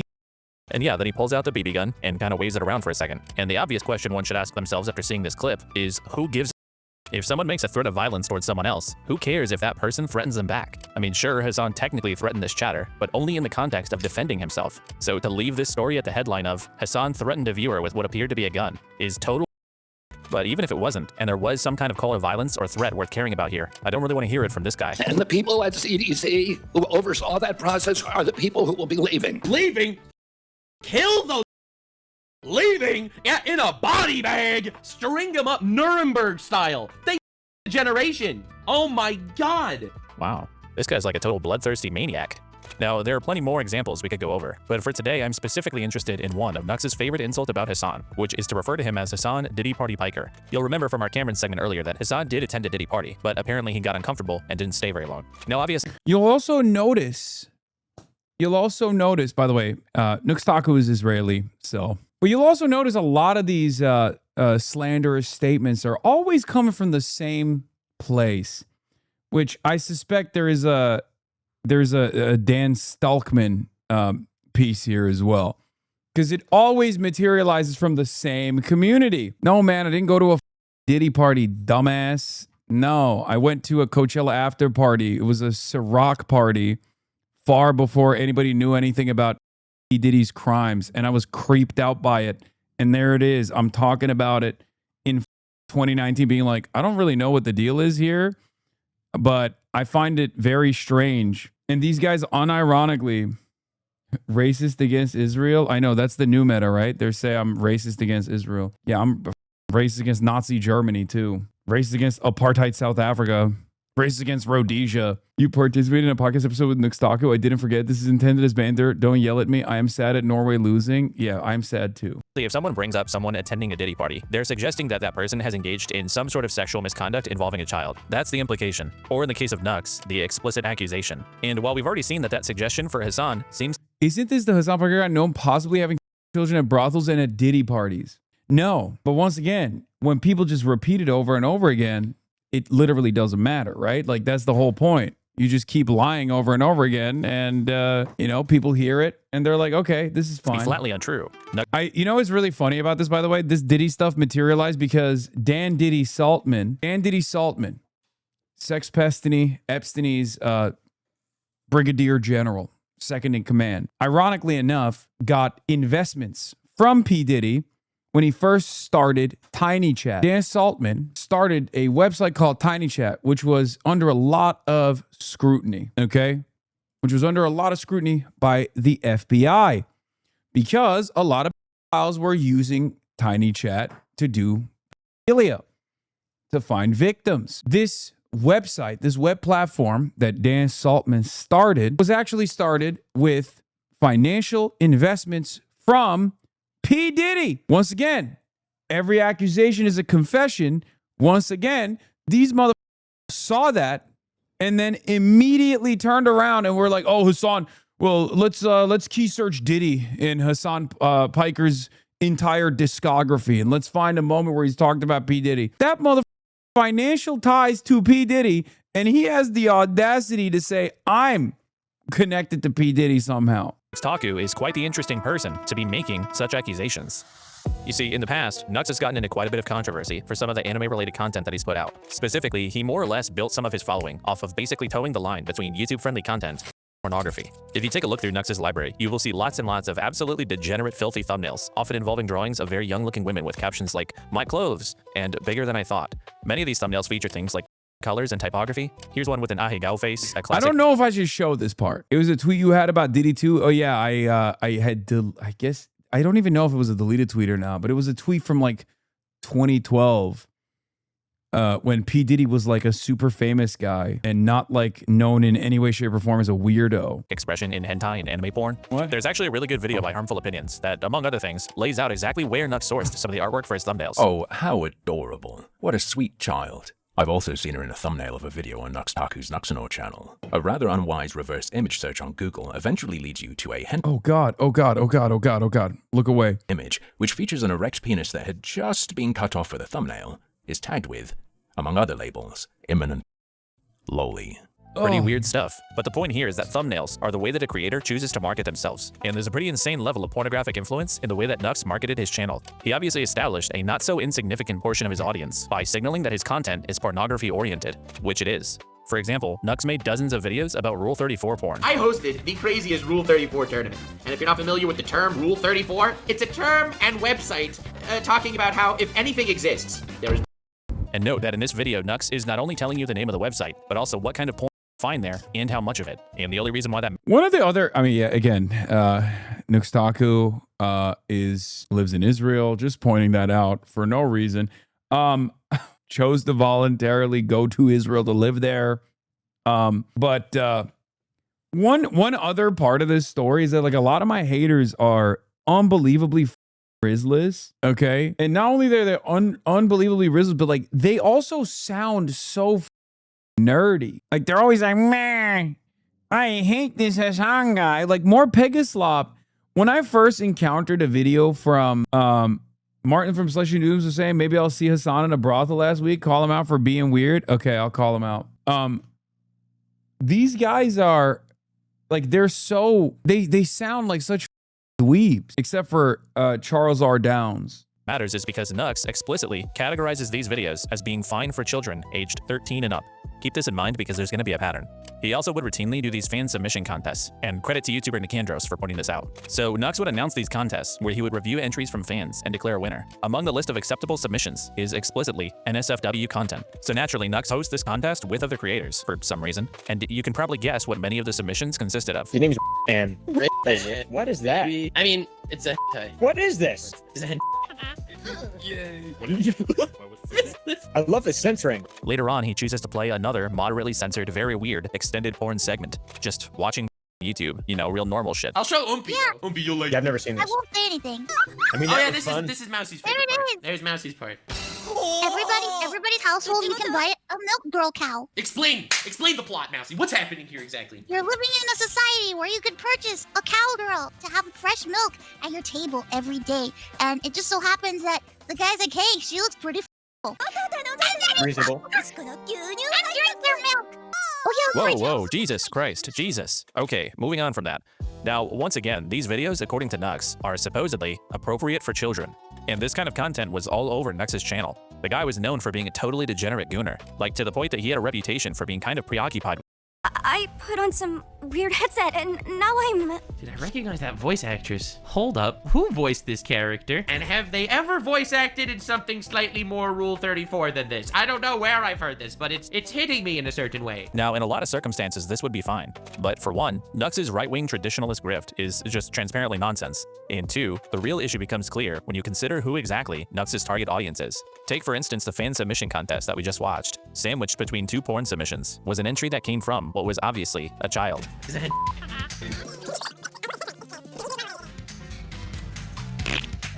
Noted, credit to Nicandros for this. This is a video of child. The child just farts and then shoots their dog with a Nerf gun. Sensitive for privacy. Bro. I don't even know what that was. That's some kid just sent you a video of them and then shoot a dog with a Nerf gun. Oh no, it's all that time. I'm gonna be honest, man. When you did this, did you not think people would send you all this? Yeah, but I Who did you think they were gonna send you? So Nux is publicly announcing fan submission contests where he expressly requests NSFW entries. He doesn't age restrict any of it, and then when children participate, he doesn't remove them. He publishes them, right alongside pornography.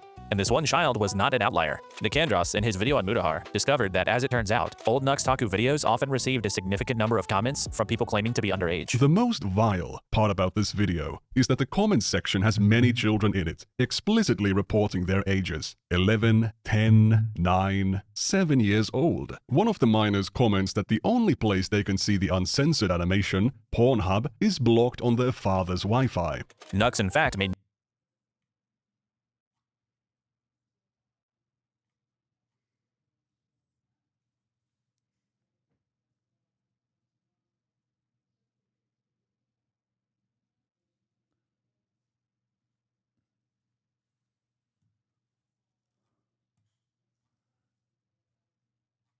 Oh my God. No effort to keep kids away from his adult-oriented content. His videos Oh are my 13+. God. His Discord server is 16+. His official subreddit is unrestricted, and you only need to be 13 to use Reddit. Kids were declaring their ages in his comments. They were participating in his contests. And all this is to say, Nux knew his audience was comprised of a significant number of viewers who were under the age of 18. But it's not just that he knew that kids were in his audience. He wanted them to be there. Look at the subjects of Nux's content. We're talking Pokemon, Minecraft, Mario, numerous popular cartoons and anime series, things like Disney, Fortnite, you know, stuff that appeals to kids. He drew them in, allowed them to watch his content, and welcomed them in his communities. He wanted this. But why? He was making money. And the thing he made the most money on was sexualized portrayals of these children's characters. The most popular video he ever produced on his channel featured an Animal Crossing character performing a sexualized pornographic dance. And this is the first major problem with Nux's old operation. This specific behavior is known as EPI, early introduction. It's most commonly used to refer to a fetishistic normalization of pornography to kids. Not only do the franchises Nux covered attract children to the content, but when these figures are presented in a pornographic way, especially when they're frequently childlike, youthful depictions, the child is now seeing their world being— Dude, I didn't know the depths of depravity. I thought he was, I mean, look, I thought he was a nasty guy from just his vibes alone, the Twitch's hentai stuff, some of the right wing that I had seen. And I just assumed that he was like really into weird hentai stuff. I didn't, like, I had heard, because I saw some of the Nick and Draw stuff, right? Where I wasn't like fully aware of like the level of depravity from this demon. He is like fully into the worst possible things that you could be into. Because you stopped the Nick Hendros video early, I know, and he really wanted me to watch it too. Sexualized, which normalizes the idea to them that they exist in a sexual context. And now the next time the child is playing Animal Crossing, it's not really the same old innocent hobby. Bro, this, by the way, this entire video is Judge Me by My Enemies. Somebody started perverting it for them. And the second major problem with Nux's old operation is even worse. As I mentioned earlier about the Rule 34 segments, a lot of Nux's videos made it somewhat easy for children to happen upon uncensored themselves. Whether it was naming the websites directly, using thumbnails that lead straight to sites with a reverse image search, or simply showing the titles of explicit works that kids could easily search for. Nux's content made it trivially easy for children to find the real thing. But making pornography accessible wasn't just a part of his videos. In fact, the culture of Nux's community was one of common collaboration on locating the sources of the explicit content that Nux covered on his channel, like his official subreddit, where helping each other find the original uncensored materials was commonplace and seemingly never moderated. And again, you only have to be 13 to be in this community. And as discovered by Nicandros, the 16 and over Discord server also for a time had an easily accessible NSFW channel. And this sourcing and sharing pornography type of behavior in Nux's community wasn't just permitted or ignored. In some cases, it was even encouraged by Nux himself. So this guy was essentially— Weird how the anime community was cool with him, but politics is too far. Yeah, because this is the type of non-political politics. That's what it is. Targeting and accepting children as a demographic into his audience, while simultaneously desensitizing them to pornography through his content, and then overseeing and even facilitating. Again, another dude that will falsely say, they falsely call me Diddy Piker, okay? For being creeped out at an event far before we knew about Diddy's crimes, being creeped out at a Coachella after party I went to and left early. That calls me Diddy Piker. Meanwhile, this is his hard drive, brother. Oh my God. I mean, I want to say check his hard drive, but he's in Israel. So, you know, that's, what can you say? What can you say about that, you know? Sourcing and sharing of the explicit materials he covered within his communities. Now, of course, kids can't always look up stuff on their own, and maybe you're thinking parents should have control over what their children have access to.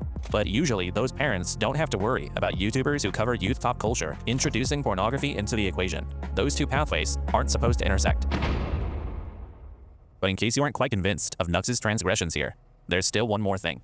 I'm going to heavily summarize here, but if you want the full story, go watch this video by Nicandros that's linked in the description. And huge credit to Nicandros for doing the research that allowed a lot of the stuff we covered today to become known in the first place. Nicandros' video does a deep dive into Nux's community, where he explains some events that took place in the Nuxtaku Patreon-only Discord server. The short version is that this server had no age restrictions, and shortly after it opened, a 14-year-old child joined, publicly stating their age. They would soon request an NSFW channel, which Nux granted. The user was also promptly engaged by adult members of the server, who wasted no time in grooming them. They would send them pornography, gore, violent imagery, even encourage them to drop out of school and self-harm. And this all happened right under Nuxtaku's nose. Many of the interactions were in the public general channels. Nux had even interacted with the child in voice chat on multiple occasions. There were no rules to prevent this from happening. Nobody got moderated or banned from the server. Nux did nothing and put a child in harm's way. Given the full scope of his behavior, the only two— Bro, he was doing like Order of 9 Angles, but just for grooming. He was doing, I mean, I guess Order of 9 Angles does like as well, but this is prison. Two options here are that Nux wanted this kind of thing to happen in his community, or that he simply didn't care as long as he was making money. I'm not sure which is worse, but in either case, it would not be wholly inaccurate to describe the totality of Nux's behavior online as him participating in and facilitating acts of grooming. But guys, don't forget about Hasan. Isn't Hasan bad? Remember the guy that went to a Diddy party? Hasan bad is actually Nux's go-to strategy for responding to controversy. In fact, when responding to Nicandros' highly damning video, Nux did not take any accountability. He didn't acknowledge any wrongdoing or recklessness. He did this. Everyone did these videos, all right? PewDiePie, biggest YouTuber on the platform at the time, was making Boku no Pico reaction, an animation of adults raping little boys. And it became a huge meme, and a lot of massive YouTube channels ended up reacting to it and talking about it. It's a really disgusting thing. But unfortunately, it was really common. Now, I find it ironic that people like Hasan, all right? Hasan is gonna show up, and he's gonna call me file and call Tecton, call everyone everything. Now, Hasan calling me a file for things he's done, all right? Like, this dude went on podcasts where they promote this kind of thing, all right? People on this podcast are pro-lolly directly. Pro-lolly. Openly pro-lolly. I, however, have really And then this guy actually spent 5 minutes going through the Hasan Bad Greatest Hits, and then he buried this response to the Nicandros video deep in a Hasan segment on his second channel. Very shameful. Funnily enough, Hasan actually might partially be the reason why Nux's podcast with Mudahar fell apart. A little over a year ago, Hasan was reacting to a YouTube drama Reddit post talking about how Nux had shown his co-host some lollipop. Resurface video of Oompaville, some ordinary gamers and Nux Taku watching lolliporn together on a Discord call. Mudahar was very clearly bothered by the criticism he was getting for associating with Nux, and the extra exposure might have contributed to him posting a video distancing himself from Nux only a few days after Hasan's coverage. This is pretty surface level research, but before Mudahar canceled their podcast together, Hasan had been mentioned on Nux's second channel only 95 times in 4 years. But since then, he's been mentioned almost 500 times. So in just over a year, Nux has increased his coverage of Hasan by almost 400%, ever since Hasan's coverage might have pressured Mudahar into ending their podcast. That might not mean anything, but I thought it was interesting. Nux has also since teased a lawsuit against Hasan for calling him a You file. That's slander, Mr. Hasan. In case we're calculating, I am looking into lawsuits. Don't worry, it's gonna be fun. But Hasan responded by saying this. He wants to sue me for slander for calling him a file, only to discover that a slander case would open him up to discovery. And I feel like his hard drives would be so criminal that he might actually go and face criminal repercussions in the aftermath of said situation, you know? And ever since then, Nux has gotten pretty silent about any potential lawsuit. What was that thing Nux said earlier about wanting to protect kids? Our children are being exposed to shit that they should not be exposed to. The unimaginable amount of random, degenerate, furry, gore, porn, vor shit. I'm telling you, you have no idea how much weird garbage is there. And in my opinion, kids should Yeah, I mean, he moved to Israel. I'm going to keep repeating this, but he moved to Israel. not be exposed to shit like this. Nux Taku gets the Great with Kids award. He's all good with them. Jesus Christ. Okay, this one... Hasan Piker is a genuine douchebag, extremely unintelligent, probably as politically illiterate as me on most things, and I literally know nothing. I'm a complete normie who doesn't care about politics. Nicholas Diorio is the owner of a pair of mid-sized commentary YouTube channels. His following is somewhere around 150,000 people, and he's known for covering new online dramas and his ultimate rape review segment. I'm the host of Ultimate Review. Nick has been involved in the commentary genre for almost a decade. He's been closely associated with figures like Tommy C, Turkey Tom, Willie Mac, and other longtime contributors to online drama coverage. He's not the biggest name, but he is well established, and he's seen as somebody with credibility in these circles. And part of that is because historically, Nick has always positioned himself as being somebody with principles. He was always one of the most outspoken creators about things like targeting sponsors. Attacking YouTube sponsors is generally like a negative thing to do. Attacking sponsors, doxing, like there's a handbook of things like you just can't do. I'm not a supporter of targeting anyone's revenue. I think it can damage the entire landscape. Or abusing copyright. There's also the issue regarding rapid copyright abuse on the platform that YouTube has done nothing about. Chris has been ban evading and breaking TOS through multiple false copyright strikes. YouTubers who abuse built-in support systems to silence creators who are critical. So this is one of the guys that is an op that I don't even know about, and I've only encountered like once or twice on the internet, I think. You know what's funny? You said, my guy, you have so many haters. Dog. This video doesn't even cover, a fraction of my haters. You understand that, right? Like this is, and for the record, every single hater of mine that he has talked about, is like you could have an extensive, like a video that's 4 hours long on just them alone. Okay. These are the apolitical slop tubers that are melting the minds of a lot of normie coworkers and like young people on the internet. So if you're wondering like where a lot of this idiotic, like Hasan did this, Hasan did that conversation is coming from, it's from these guys. And every single one of these videos could be 4 hours long in and of itself. If you just talked about their rap sheet, this is the Cliff Notes version of it. And even then, some of these haters, I didn't even really know about that well. Like the Cameron guy, I don't really, whoever cares. I don't really know this guy at all. I don't really know this Nicholas DeOrio guy at all. Like, I just know that he does a thing called review, right? So this is the tip of the iceberg. You have so many more. Like, Kilotonics could do another video that's like another 4 hour long video just on Destiny alone. I had someone in real life say you hate black women, but I think that's coming from the libs, not these guys. Yes, these videos have been circulated around the internet and bounced around so much that like now I have actual real world like haters in places of power and prominence, like in the media or like actual consultants, actual politicians. I mean, look, Rick Scott cries about me on a damn near weekly basis. I have ops in Congress. So for that reason, I've been banned from England. So now all of this nonsense that's been bouncing around will reach an entirely new audience, right? So now you got like older normies, which by the way, the older normies are much easier to convince. You can just literally be like, that's not true. You got duped by the internet, let's take you to bed. I got ops in Congress. I got ops in positions of power in governments. I got ops in both parties in this goddamn government. You know what I mean? It is what it is. Rappaport is one, but I honestly think he's going to stroke out soon with all the screaming and turning red. Yeah. Of them are the worst of the worst. In defending free speech. Oh, what's that? The Jeff Holiday? Apparently Jeff takes a holiday from free speech. He locked replies and attempted to silence criticism. I have no problem with anybody being a leftist, as long as you don't try to infringe upon my free speech. So because of that outspokenness and his proximity to other large creators, Nick was always a somewhat prominent voice, helping enforce the core standards for his corner of the internet.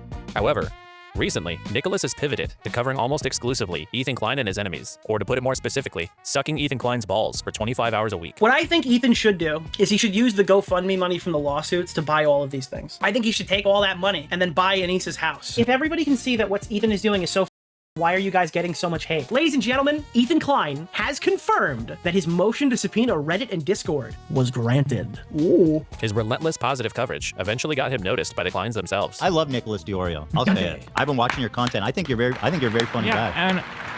And I feel like your coverage has been really good on topics that I end up watching. Like you're good with research. He's seen consistent growth in subscribers, likely from H3 viewers, ever since he shifted his focus. And as a result, Nick has been cemented as Ethan Klein's number. Yeah, the problem with the origin of your clips is that the communities that spread it know their favorite content creator is irrelevant and the reputation is dirt. So you attacking them back is pointless also. Yeah, that's another issue. I can't like what am I supposed to do? Be like, oh, that came from a sex pest cult that's led by a guy who's currently in an active court case for distributing revenge. Most people are going to look at you and be like, I don't care, like address the clip, So, but yeah, I'm going to skip Nicholas DeOrio. Let's look at the dishonorable mentions. I don't even care about him enough to like actually cover that part. I want to see the dishonorable mentions and the finale. Ethan, do you not correspond with Destiny's podcast co-host Dan Saltman? I've talked to Dan Saltman, but also I don't think that that's Destiny, is it? Like, dude, I'm pretty sure I'm not making this up right now. All right, let's finish this segment. I'm keeping Dan Saltman waiting because Dan's coming on soon. Which, by the way, I guess I should just go ahead and say it. Me and Dan Saltman are going to have a YouTube exclusive stream pretty soon. I've actually been like getting calls and invited to like tons of streams of all sorts of streamers. I just did one with Tectone and Dan Saltman the other day. This post was going mega viral on their subreddit. It says Dan Saltman's minions, Ethan's bestie. I love how they're so desperate to connect the dots on shit. It's so stupid. Dog, it's right there. It's literally right there. How can his fan base be so goddamn stupid? That actually blows my mind. Like, you can't be that dumb, can you? I mean, he's sponsoring the show. The sponsorship is right there. Wow. It's an ad. It's an ad right there. Either the ad doesn't work, either the ad doesn't work because no one is aware of it, or you're the dumbest person on the planet. are mass reporting Hasan to the FBI for the crime. At the gooey, sticky center of this large-scale... I just say your haters remove context, explain the truth, and then tack on that Sex Pests Online hate you and work to spread your lies. Great. Keep up the good work. misinformation campaign against Hasan is a weird middle-aged dude by the name of Dan Saltman. I don't really want to give equal time to this guy, but to his credit, it's hard to ignore the impact he's had on people's attitudes towards Hasan. You see, Dan is the kind of guy who gets off on feeling more important than he actually is. He's always talking about how much money he has or how many important people he talks to. I have House of Representative members that I have meetings with. And he really likes the idea of being remembered for something bigger than just being Destiny's best friend. To that end, he's decided to spend the last couple of years pouring resources into desperately trying to bring down Hasan. He kicked things off with his campaign against Dan Clancy and Twitch regarding anti-Semitism, which he opened up by massively overstating what was actually just a very stupid oversight on Twitch's part. The claim was essentially that Twitch had been banning Israeli users from making new accounts. But aside from the fact that Dan potentially lied in the way that he presented this initial complaint, Twitch's totally understandable explanation didn't stop him and Ethan Klein from helping launch a full-scale PR attack on Twitch and its sponsors, citing things like chat messages during Hasan streams as evidence of Twitch harboring anti-Semitism. Another notable example they used was this panel during TwitchCon 2024, where a group of Arabic streamers ranked other creators according to their level of affinity for Arab culture or something. Now, it would be totally fair to criticize the people who hosted this panel for it being stupid and not funny, but Dan and Ethan Klein managed to convince a bunch of people that this tier list was actually racist against Jews. I mean, it's kind of just Arab good, Jew bad. I mean, I'm having a hard time seeing this any other way. While trying to excuse her racist, disgusting, fucking anti-Semitic behavior on stage. Okay, the Dan Stalkman stuff is obviously super crazy in and of itself. He's just been stalking my ass for 3 years now. It is kind of funny because, like, once again, we go back to what do you do when someone just has a lot of money? Dan has a lot of money, right? So does Ethan. And they're just insane. Like, they're positively batshit. They have nothing to lose. Ethan actually at least had like some level of respect within the content creation community that I think is forcing him to maybe reconsider his like frivolous lawsuits and stuff. But Dan, nobody knows who he is. Nobody gives a shit. He's just an insane guy with a lot of money, and he will continuously bot his posts. Like, he will buy favors from people like Ethan Klein. Like, he will literally do everything in his power to regularly do opposition research. And in most circumstances, because I don't have anything that you can do opposition research on, they'll just make shit up. They'll just keep lying continuously and engage in like sophisticated doxing and smear campaigns in many instances where they're just straight up lying about shit. And yeah, I don't know. I don't know what to do about it because he's an utterly irrelevant person who has openly admitted that he wants to slander me. Like, his life's mission is to just like openly and actively slander me too. Of putting Jews on the bottom and Arabs on the top of their tier list. And this narrative somehow got sold pretty well, despite the top tiers consisting of mainly non-Arabs and the bottom tiers consisting of mainly non-Jews. In fact, as far as I could tell, Ethan is the only Jewish person at the bottom of this list. This panel was made for the Arabs podcast, which is about Arab identity and culture, and features a Jewish host. Ethan and Dan tried making the argument that because Sabra is an Israeli brand, that this panel was ranking people from Arab to Jew and was therefore racist. But Sabra is also just the most basic mass-market hummus you can buy anywhere. Hummus is a core Arab dish. To Arabs who take pride in their culture, love Sabra just represents cultural disconnection, not Israel or Jewishness. The panel wasn't even saying it's better to be Arab or anything. Was this idea for a panel maybe controversial? No, not really. I have a hard time getting on board with being genuinely upset about this, but the nonsensical outrage about it worked, particularly for liars. Twitch.tv allowed them to do an Arab to Jew tier list. Twitch needs to take responsibility that they had a racial tier list. The tier list goes from Arab to Jew, and they use like hummus as a stand-in for Jew. The noise that Ethan and Dan generated about this panel led to the ADL stepping in and pressuring Twitch to take action, and Frogan and a few others that participated got 30-day bans as a result. Which was double the length that Asmongold received for saying Palestinians are an inferior culture that deserve to be genocided while the genocide was ongoing. Asmongold received 14 days for that. A lot of people were very offended by it. A lot of people were very mad he got banned at all. Most people celebrated that he was going to become a better person after this. Oh my God, this nasty little pervert, this nasty little racist ended up cleaning his house, shit like that. Okay? Everyone celebrated it. Meanwhile, everyone celebrated this ban. A ban that got pushed by the ADL, which is Israel's own attack dog, the Apartheid Defense League. The ADL, which gamers normally hate, including Asmongold, right? Because they were coming after Steam for a while. All of a sudden was the hero in this story.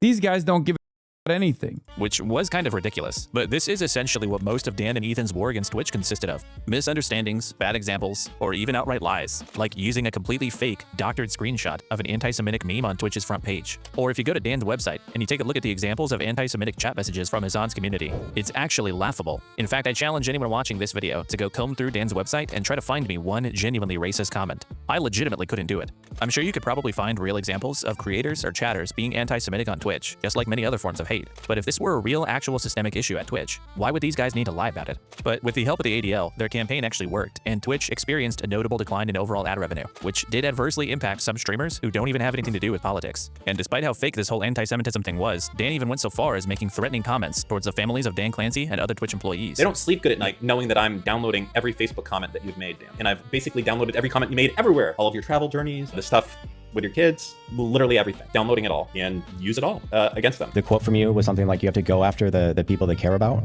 So I have a list of all the employees in trust and safety, and half of them hide. No profiles, no nothing. I hope I don't have to go to this direction. Sometimes there are people and you can't get to them, no matter what level of insane targeting you do to them. No matter how autistic you are with the websites that you set up and everything else, they just don't care. It's so funny that this guy and Epstein unironically still to this day are like, why are we not unbanned by Twitch? I don't know. Maybe because you literally actively, openly admitted to stalking and trying to dox members of the Trust and Safety Committee on the platform, on your goddamn live stream. That's why we call him Dan Stalkman. This guy is like 60 years old, by the way. And the craziest thing is, you know what happened at some point? I don't want to get into it too much, but like he has a wife and children too. So people obviously, not from my community, mind you, I've never brought this shit up, but people started doing the same thing to him. All of a sudden, his attitude changed dramatically. I don't think that's an appropriate thing to do, by the way, but I am finding a little bit of irony in the way that he was making random people feel terrified. Random people that work at a company that he just doesn't like. Okay? Like, you're a content creator. And for the record, before people go, oh, you just brought it up. You just brought it up. Dude, 56-month subscriber, eat this, man. This guy literally had a doxing server for my entire family. Okay? This guy literally operates a doxing server for my entire family. He is a serial and notorious doxer. The f are we doing? We have to get back to a normal place on the internet where we can't just like mass harass, mass stalk, mass dox people and their family members and the individuals in their lives. Okay? We can't be doing this shit. I don't participate in it. I wish he would stop participating in it. Then you have to start going to the people that they care about. And then they start caring. Yeah, you got to be a little bit unhinged to go against a $50 billion company as one person. And I say back to, and the reason why I say back to is because this kind of stuff was always happening, right? This kind of stuff was always happening on the internet. It just was happening, you know, in the deepest, darkest pits online. Okay? People like Dan Stalkman, people like Epstein, they organize it and they turn it into content. They take, hey, thank you, Phoenix Emoji, for the 56 community gifted subs in honor of that 156-month chatter that just got yeeted off the face of the earth. I personally find it hilarious that the Pest would have probably been unbanned, but for their stalking and slander ops against the platform's CEO and employees. Yeah, most likely. He cried when people called her workplace while he literally brags about calling random viewers jobs to complain about them. Yeah, that's what I mean. It's like, it's so crazy. It's so crazy to me that this guy thought that like what goes around would never come back around to him. Wait, I missed it. Why did they get yeeted? I was literally talking about, yeah, no, here, this is the Discord server that they have with like openly being like, what's his dad do? Whatever, all this shit. They found books that my dad wrote. It's the limited free version in Turkish, but maybe something could be extracted from this. Good shit. Step 1, confirm it's his dad. Step 2, answer the question, who is his dad? This is Dan Stalkman's stalking server that he created specifically for my family, dude. They're probably watching this now. The difference, though, is that in the past, stuff like this would be in Kiwi farms, right? People would get together on 4chan to try to do this on Poll, Kiwi farms, all these other places, right? There's never been a serialized version of this kind of like A-logging and mass cyber stalking operations that people monetize. That's what I mean is new. That's what I'm talking about when I say like this is a whole new level of depravity. They took over a subreddit, LSF, if you recall. They got bots on Twitter. They brigade subreddits all the goddamn time. It's crazy. All you do is talk politics. Wow, that's insanity. There's no reason for that. They should go to jail. Yeah, I mean, the law hasn't caught up to this kind of behavior. The law hasn't caught up to this kind of behavior. But yes, of course, it's illegal. And it will be illegal in the future for sure. Sending a nicely worded email to a support ticket is not going to usually have the effect you need. Those vaguely threatening comments, the multiple websites, collating people's personal information, that stuff all led to his account being banned from Twitch for harassment, obviously, which he then tried to spin into Twitch wanting to silence him. Okay, man. But with him failing to cause Dan Clancy to lose his job and losing multiple bets in the process, Dan Saltman dropped the act and turned his focus to what this was really all about, which was Hasan Piker. Dan is so maniacally obsessed with Hasan that he winds up becoming involved in almost every single front in the war against him. If you're a somewhat notable online figure who publicly voices criticism towards Hasan, even if you're an unintelligent slop tuber or somebody he's completely politically opposed to, you will hear from Dan Saltman wanting to be best friends. He's done shows or had plans for them with almost all of the creators in this video, which often may fall through because Dan's dishonesty is so blatant that even notorious liars like Nicholas Diorio can't come up with ways to defend it. That is what everyone does all the time, nonstop. It will never end, ever. It's not a good It doesn't matter. No, here Dan is defending his use of extremely old, out of context tweets or clips to attack people like Hasan. Manyakmason, thank you for the 50 gifted subs. Manyam. It doesn't need to be a good argument. That's what everyone does. But you're just throwing the wall. What makes you better than... Yeah, see, he openly admits, he's like, it doesn't even need to be a good argument. It just needs to churn out because there's always going to be someone crazy enough to believe it or dumb enough to believe it. And I suspect his newest friend is Fed Empanada, for the record. He's done this with every single person that caught the bug, the Hasan derangement syndrome. And I suspect his newest ally in the fight has been Fed Empanada. I doubt that. Okay. I don't. What makes you better than Hasan? It's a scary combo. Why is it a scary combo? It's the same exact shit that Destiny's been doing. Oh, I'm glad you asked, because my side is honorable and it was obviously taken out of context. Their side meant it and they still haven't changed. Oh, so it's just sides cock. This is the issue. Completely. 100%. That's the big issue though. That's why unironically, that's why we can't do a show. Dan is actually impressively the most prolific. Yeah, they've been retweeting each other's stuff. It's not subtle, you're right. No, man, please don't go that route. Don't go what route? Fed Empanada and his little Discord server has been reposting a lot of these guys non-stop, okay? Non-stop. He has basically decided, fuck it, I can't actually reach like a level of political prominence or political significance, so I'm just going to melt everything in the process. Unhinged, straight up. Do you get off on attacking people to your left? No, this is the reason. Are you stupid? Do you get off on attacking people to your left? This is why. Because many of you hear someone say the right words, hear someone say an established legitimacy in a certain perspective, and you think that there's valid critiques to my left. I have people to my left that critique me in a very valid manner, okay? If you're reposting the ultra-Zionists that have gone to Israel, okay? If you're reposting them and their fan base against other anti-Zionists that you think are insufficient in their criticisms of Israel, you are worse than the anti-Zionists. You have become a loyal soldier. You have become a servant. And also, I don't think Bad Empanada's to my left anyway. I think he's just like a super, super unserious. Your whole chat is saying he's not to your left. Look what you've done. What have I done? Have I disparaged someone who has disparaged himself with his clown-ass behavior over the course of the last year and a half? Okay, man. Well, keep getting duped. Keep getting duped, buddy.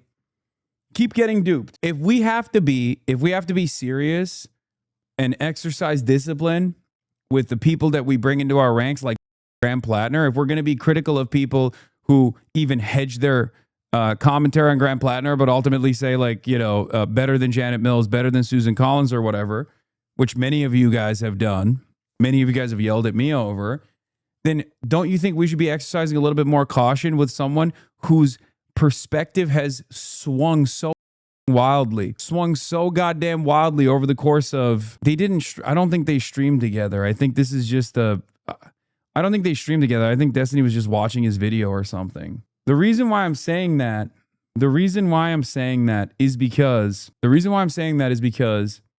I have noticed, aside from his like takes on how, you know, American labor union organizing is all for the labor aristocracy, all this shit, but we don't need to attack him so much. Yeah, he spread the lie that I went to the wrong hotel in Cuba. He literally just straight up lied about that. I did not stay in the wrong hotel in Cuba. He shit all over Progressive International. He shit all over anyone else that tries to do anything constantly.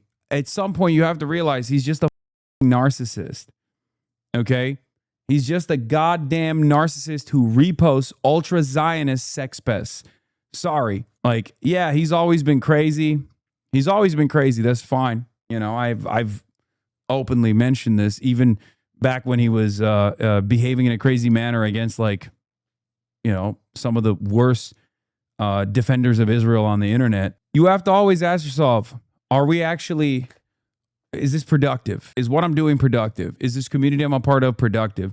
The moment that it stops being productive is the moment where your entire output is just simply criticizing other people for not being sufficiently anti-Israel. Yeah, when the Trump administration, when Fox News came out and said that I had a subpoena waiting for me, he joked about how he had information that would help the Trump administration come after me.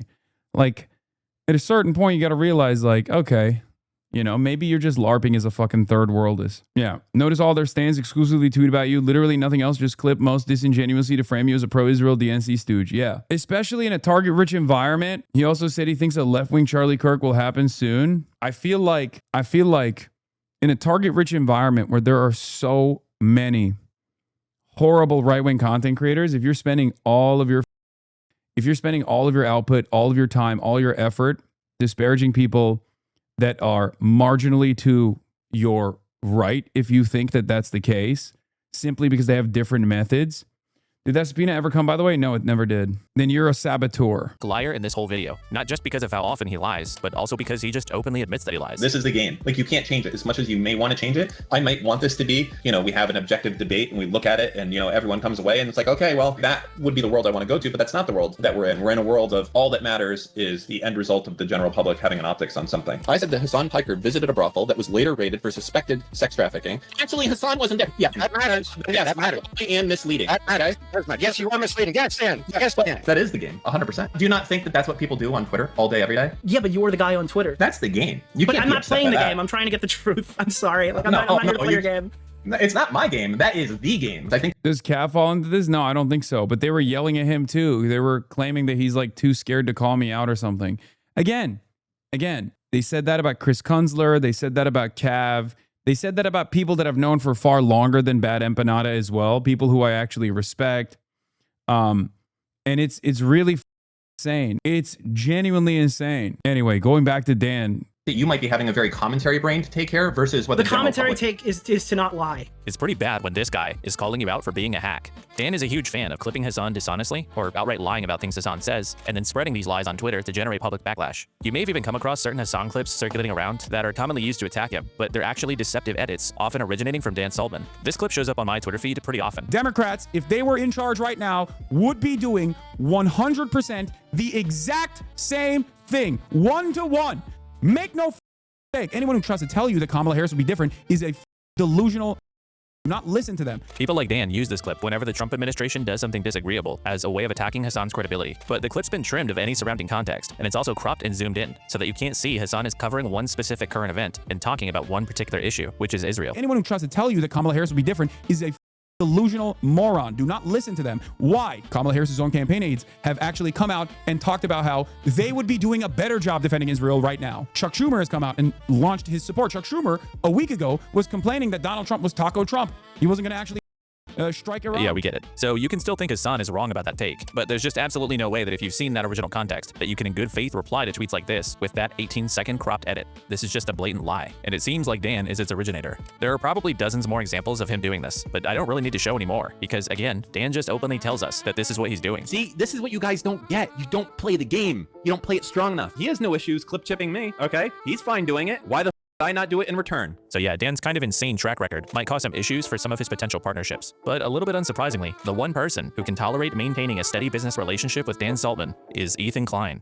Yet Dan's company Redact for a long time was the lone sole sponsor for the H3 podcast. Code H3 for 15% off. Redact.dev, baby. So it just It's a dream partnership. it just makes sense. They're part of the team now, part of the gang. So And to be honest, I kind of get the feeling that their partnership is a little closer than either of them like to let on. They both sort of downplay the extent of their relationship, like we saw earlier. Do you not correspond with Destiny's podcast co-host Dan Saltman? I talked to Dan Saltman. You know, as Ethan Klein said, I've talked to him every once in a while. It says Dan Saltman's minions, Ethan's bestie. I love how they're so desperate to connect the dots on shit. It's so stupid. Is it stupid, Ethan? Struggling to find an example of you clip shipping Dan Saltman? Yeah. For that to happen, I would have to go and watch wherever he live broadcasts, which I don't even know where he does that. It is very funny that he thinks that that's a real thing that's happening. I kept hearing them say stuff like that, and it always sounds so defensive to me, which made me curious. Consider this. H3H3 Productions is a 15-year-old YouTube channel, first created in 2011. And despite Ethan's lengthy history of copyright disputes and preaching about protecting IP, the content nuke is the first time he's ever registered one of his works with the US Library of Congress, which makes it seem like he had just recently learned that that was something you could do. And that left me wondering, where did he get the idea from? But basically, yeah, so I got banned by Twitch for extreme harassment, permanent. I put in a request to cancel my partnership agreement, which is a right that is afforded to me in the contract that I have with Twitch. And then after that, I put in a request for them to delete all information about my account. Some of that stuff I have registered with the Library of Congress. If they don't, I will go and I will initiate a copyright lawsuit that has statutory damages applied to it. That's basically a thing. If you register specific works directly with the Library of Congress, you can get statutory damages. It's not like a typical DMCA thing where you have to prove damages and things along those lines. So I've gone and I've registered a few things that I know that are stored on Twitch's servers. And Didn't the views start with him shitting on you because of Plattner? No, dude. What the No, that's not where it started. What are you talking about? For the last, I would say far before then, he was constantly coming after me and claiming that I was a Zionist, a defender of Israel, was insufficiently against Israel, was not actually a real person, a DNC operative, someone who works within the Democratic Party, Mamdani also, and the Democratic Socialists of America. These are all groups that are actually trying to, he was shitting on us for supporting Zoran and Bernie, and he never really stopped. He went crazy. He thinks I work for the fight agency, stuff like that. But it's really funny because when we had a conversation, it was cordial because I explained to him my project, right? I told him, look, I don't think you and I see the world in very different ways, or at least at the time, I didn't perceive him of seeing the world in very different ways, right? I was like, I want to hold Israel accountable for a genocide. I'm an anti-Zionist. I explained all this stuff to him, right? And I told him my methods of arriving at this change are perhaps a little bit different than yours. I'm talking about, yes, fed empanada. Okay? I said that the ways that I'm trying to get here is by fomenting class consciousness by way of the electoralist route, to gain legitimacy as fast as possible for a massive platform, and also potentially create a little bit of power for like-minded people. Now, I explained all this to him in that Noah Samson live stream that we were on, and he agreed with me. The entire time, he agreed with me. He did not have significant critiques. He wasn't as crazy as he normally is. And somewhere along the way, I think he realized after, going after a lot of my haters and saying oh, this on stuff is really, it makes a lot of money for people. And it's really dumb reactionary slop content. I guess something tweaked in his brain where he was well, I could do that. Okay. Bad Empanada just wants to be a thrower and nothing else. No, but here's the thing. He doesn't want to do that either, because all he's doing is make YouTube videos and post unhinged rants on Twitter. So he's actually not doing anything. All he's doing is, in many respects, all he's doing is what I'm doing, but less somehow. And that's precisely the reason why when you ask his audience, what have you done materially in the direction of anti-Zionism, they usually don't have a response to it. Well, they'll say, well, I'm not defending the Democrats. And then you go, okay, I'm not asking you what you're not doing. I'm asking you what you have done, right? I'm not asking you what you are what you're not doing. I'm asking you what you have done personally. And they have no answer. They have no answer at all. Yeah, he went to Cuba. Yeah. And so did I. And when he went to Cuba, he literally used that to gain gain leverage over criticisms that he launched towards Progressive International, myself, aggressively lied about my circumstances in Cuba. That's what's so crazy. Yeah, he attacked me for going to Cuba, said it was fake and phony, unlike him, who he was doing it in a much more real way. Right? Now, here's the problem. There's strength in numbers, right? Like he could have just easily not criticized Progressive International or tell people not to donate to that at all. You know what I mean? And instead actually worked alongside this organization to have more impact, have more positive impact rather, right? But he didn't do that. He chose not to do that. He chose to shit on it and then, you know, have his own impact personally. And it was far less. His impact was far less overall. And dare I say even maybe somewhat negative. So it's tough to see it as anything but a wrecker. A guy who just chirps. And it's fine if he's like at least chirping and trying to de-radicalize reactionaries. But if his goal is to, if your goal is to simply try to throw a Molotov cocktail in any kind of left organizing in this goddamn country from afar, and rarely ever talk about, you know, situations unfolding in your backyard, like the owner of Palantir, the founder of Palantir moving to Argentina, shit like that. Perhaps he has done some stuff. I haven't seen it. All I see from his output is just drama slop. At a certain point, you got to be like, what are we doing? You just kind of come across like a guy who is living in Argentina and making America money in Argentina because you have a YouTube channel and I assume a Patreon as well. And you make a shit ton of money. Sometimes you even flex about how much money you make. Thiel isn't the founder. This is basic knowledge. My mistake. How is this not boring for you? No way is this what your nature wants you to do? React YouTube documentaries about subhumans who hate you. You do analyze clavicular kissing clips. So now I don't know what you wouldn't do. Yeah, sometimes I like to have fun. It's Saturday. Am I allowed to have fun on Saturday? This is fun for me. And I'll move forward with that if they don't delete all of my data. So there's that. What else was I going to talk about? To go riding in a one-horse sleigh. All right. Jingle bell, Thank you, jingle everybody. bell, jingle bell rock. I'll have a special Jingle project on bell mid-break, so don't miss that.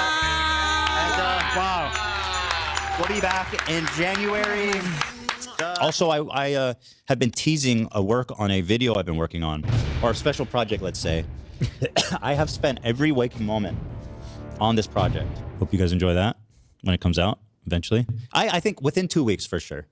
Within 2 weeks. Well, I'm happy to tell you guys now. I, Ethan Klein, have registered Hasan Piker Content Nuke with the United States Library of Congress. Some of you guys out there sweating? And then Dan posted this Discord message right after Ethan's video announcing the lawsuits was posted. And look, none of this is proof of anything. But why does this matter? Well, because if what I'm suggesting is true, and Dan and Ethan have been in somewhat close communication since November of 2024, it would actually create quite a few problems for Ethan.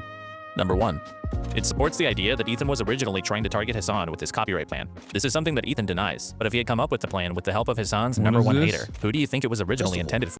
And if people knew that was the original plan, it kind of makes Ethan look bad. Not only would it build a stronger perception that he's abusing copyright law because he switched his target after the original plan failed, but also his original plan failed. Ethan had been begging Hasan to watch his video, but a month had passed and he was still unable to get him to do so. So then look at what Ethan registered last February. I'll never forgive Hasan Piker for this. To me, it just seems obvious that Hasan was the intended target of the copyright plan. And obviously Ethan wouldn't want everyone to know that that's what he was trying to do because, you know, he lost. Number 2, Ethan. Wait, what? He registered, I will never forgive Hasan Piker for this? So he was just like trying to register as many fucking videos that he thought I would potentially react to with the hopes that he could catch me? Bro, that's so funny. Him using AI voice to say shit you didn't say was one thing, but him saying, as Hasan likes to say, a killer on a pike is so... Yeah, I mean, peak mental illness. This. To me, it just seems obvious that Hasan was the intended target of the copyright plan. And obviously, Ethan wouldn't want everyone to know that that's what he was trying to do because, you know, he lost. Number 2. Ethan vehemently denies that he worked alongside the ADL to get Frogan banned and claims it was anti-Semitic for Hasan to suggest that he did. I have never spoken to the ADL. That's a defamatory claim that has zero proof. And frankly, it sounds a little Jewish conspiratorial. But guess who it sounds like did speak with the ADL? Wait, what do you think caused the ADL and stuff to apply? Like, why do you think what's happening now is happening now? I think, well, I can't say all of it. I think. Hold on, what does that mean? Can't say all of what? And why can't you say it? Like, I'm fine to be this cabal Discord Jew that meets up on Fridays with all the Jews across the world. So you are talking to Jonathan Greenblatt. Got it. In the secret meetings. Like, I'll play that part. That video is now called Hasan Piker laughs at Israeli children. Yeah, I have that's reached crazy. out to all of these organizations and give them information. Seems possible to me that Ethan was a little bit closer to the ADL's involvement with Twitch than he would like to let on. So if you're mad Frogan got banned, I'm laughing in your face. And I did that shit. I'll take credit for it. I did that. So you can kind of start to see how a close relationship between these two causes some optics issues for Ethan. And there are other possible explanations, like wanting to avoid anti-Semitic tropes. Sounds like a little Jewish conspiratorial. Or not wanting to be associated with Destiny. I've talked to Dan Saltman, but also I don't think that that's Destiny, is it? But I think reason number 3, why Ethan would downplay his relationship with Dan Saltman, might just be that Dan is kind of a massive piece of shit. We've already covered his blatant dishonesty and his threats against Twitch employees and their families, but Dan is also a notorious and open doxer, something that Ethan should be principally opposed to. Here's the mods doxing our office. Yes, this is actually a real screenshot. This is insane. Does Ethan just not know that his business partner does this too? He's pretty public about it. There's one of Hasan's moderators, the guy named Comrade Lamb. He's been calling me a pedophile, and I did a subpoena and got his information, his full information. It was quick, surprisingly. Wait, really? You can just do that? Yep. Stop! No! That's late. No, you don't do that live stream. Here's him then tweeting a photo of that person as a minor, obviously censored here. And here's him trying to intimidate the spouse of somebody who was saying weird stuff about him online. So that's crazy to do. And while there are more examples of Dan's behavior we could go over, I don't really want to draw attention to most of it. And we don't really need to anyway. Dan openly tells us who he is. And who he is the exact type of person that Ethan claims his enemies are. It's just pathetic the way you lie about your perceived enemies. You don't care about the truth at all. For you, it's just about destroying your enemies. If you don't play the game, you're like so, right? Do I personally care about Kaya? I could give a about Kaya just like I could give a about Lonerbox's dog or anyone else's dog. I ain't met the mother. Said, yeah, it's fair to push this because it hurts Hasan, and Hasan is a bad person, and the goals are accomplished as a result of that. You people are scum. You have dedicated your lives to harassing me, my loved ones, my crew. You are disgusting, vile pieces of shit. Sometimes there are people and you can't get to them. Then you have to start going to the people that they care about. This costs me nothing. I can keep going. I can't be stopped. I can't be reasoned with. You do what I say or I'll keep going. And I'm fine to keep going. I do kind of enjoy it a little bit. Relentless slander, straight up lies, defamation. All that matters is the general public having an optics on something. No, I'm saying that's how the game is. That is the game. You don't play the game. You don't play it strong enough. Here's the mods doxing our office. This is insane. This so-called doxing that happens, at least it's not like Hasan waving a gun around. Jesus Christ. Wait, did you dox someone in the past or what? I'm just saying it's not like Hasan's doxing. Ethan has spent 2 years going after liars, doxers, and harassers, which makes it a little awkward that one of them is apparently his vacation buddy. He's in a pod. Yeah, also they lie and they say that I doxed the Progressive Victory people because like I watched a video from Bad Empanada covering the Progressive Victory FEC files, which again is literally not a dox at all. Like there is no, the only way that you can consider that to be a dox is if you're just straight up like these are public FEC filings. I know that when you say it's public FEC filings, people turn around and go, well, anything could be public. Here's your home address. It's like, I think we both understand there's a difference between a public FEC filing. My donations are public FEC filings. My donations to candidates are public. Everyone's are. That's how the FEC works. That's why we have open secrets, for example. So the idea that that's a dox on people is totally ridiculous. And not only is it ridiculous, even Progressive Victory itself, there are no addresses on them. And Progressive Victory itself said that that was a misunderstanding that people were promoting. And it doesn't matter. They still say it. They still fucking say it. They say, oh, it's on doxes people. It's on doxes people. Bullshit.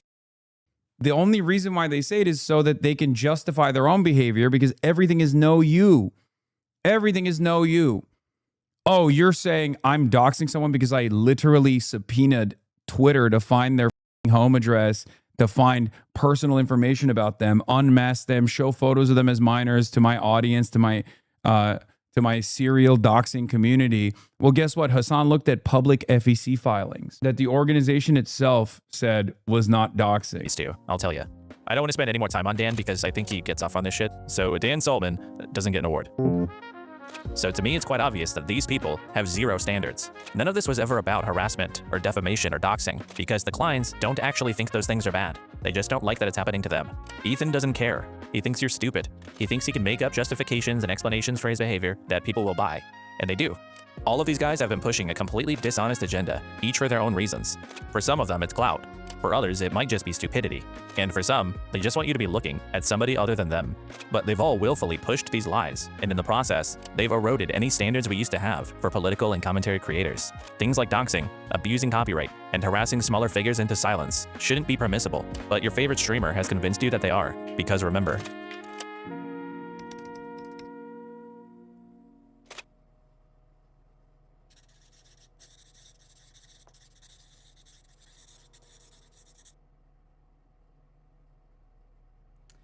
You look around the scene, right?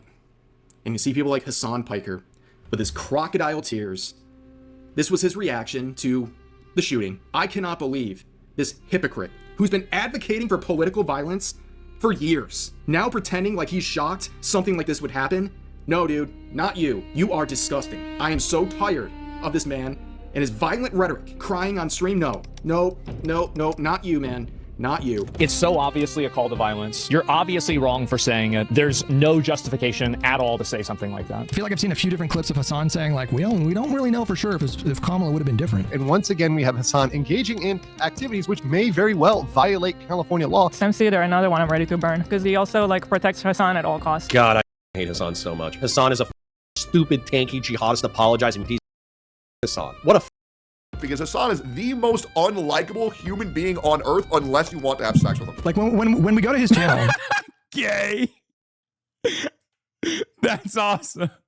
Most unlikable human being on earth unless you want to have sex with him. Like when we go to his channel, I gotta stop talking about Hasan so much, to be honest with you.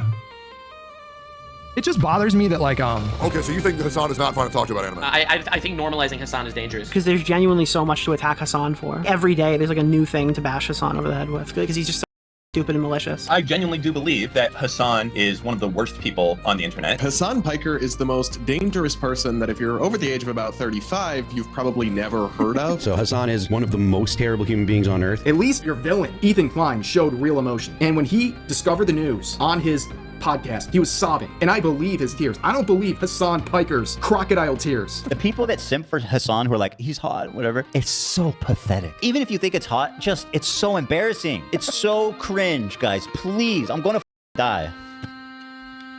I haven't seen you in pretty much never. Yeah. You want to be in my vlog? Sure. Starting it up. Oh hell yeah! I just started vlogging recently as well. I feel you. It's hard. It's awkward. Yeah. I came here to say thank you. Wait, why? No, thank you. For supporting Teddy Fresh so much. Thank you for the big baggy pants. I love them so much. Oh my god. Well, have a good show. Thank you. Bye everybody. That's great. That's great. On YouTube, for the past few years, there's a big industry that's exploded in popularity, and it's based on a simple concept. Hasan bad, Hasan Piker is bad, and he's dumb, and bad and a terrorist, probably. We can call this the Hasanabi dunk video industrial complex. It's common for YouTubers during low view months to join in on the fun and make these types of videos, taking short clips from Hasan's thousands of hours of live streaming to misrepresent what he's saying, usually parroting the exact same talking points they're getting from the same YouTubers in the same community. They're watching each other's videos and making each other's videos. It's kind of like a perpetual cycle of dumb guy slop. It's interesting to see YouTubers that typically cover TikTok drama and gaming content randomly giving their opinions on genocide and geopolitics, but that's the result of such an ecosystem. It's not about the politics, it's about making money by attacking a guy they don't like. That was Noah Samson, who I briefly mentioned earlier. Noah is a 28-year-old video essayist with over 500,000 subscribers. That video came out over a year ago, and Noah keyed in on quite a few relevant things. He explains that when Ethan's commentary on Israel and Palestine is almost exclusively antagonism towards people who, above all else, morally object to the genocide in Gaza, it sort of has the function of supporting genocide, because as Noah puts it, the arguments they're attacking him for are anti-genocide arguments. So these creators, they're positioning themselves in opposition to him. So I know you had hate, but I genuinely had no idea to what degree it was. You know what's funny? I'm going to repeat this one more time. This is literally just the tip of the iceberg. There are Destiny wasn't even mentioned in this. Like Destiny was only tangentially, Epstein was only tangentially related or mentioned in this video, like a little bit. A lot of this stuff is originating from his cult, okay? That's one. Then there are a There's no Pegaslop. There are like left anarchist versions of this as well too. Like there's definitely left adjacent wrecker content creators as well. There is a reason why if you look at anything I post on Twitter, if you ever look at the replies, it's insane. You get shit talked so much that my opinion of you before I actually started watching the stream was decided ahead of time. Everyone said you were some kind of extremist asshole shithead. A lot of my leftists on me, so I just kind of believed it. I have to wonder how many others are true, lol. This is what happens. I mean, there's also like the incel community, right? There's like a lot of incel content creators who despise me. There's also a lot of people like Ben Shapiro, like the more traditional content creators on the independent media side, the entirety of the platform of Kick, which seemingly has a contractual obligation to do on content almost. So yeah, it's pretty wild. And now also Fox News, the current American administration under Donald Trump, numerous members of the Democratic Party, virtually the entirety of the Republican Party, numerous advocacy organizations that are Zionist advocacy organizations, Laura Loomer, Jake Tapper, Josh Gottheimer.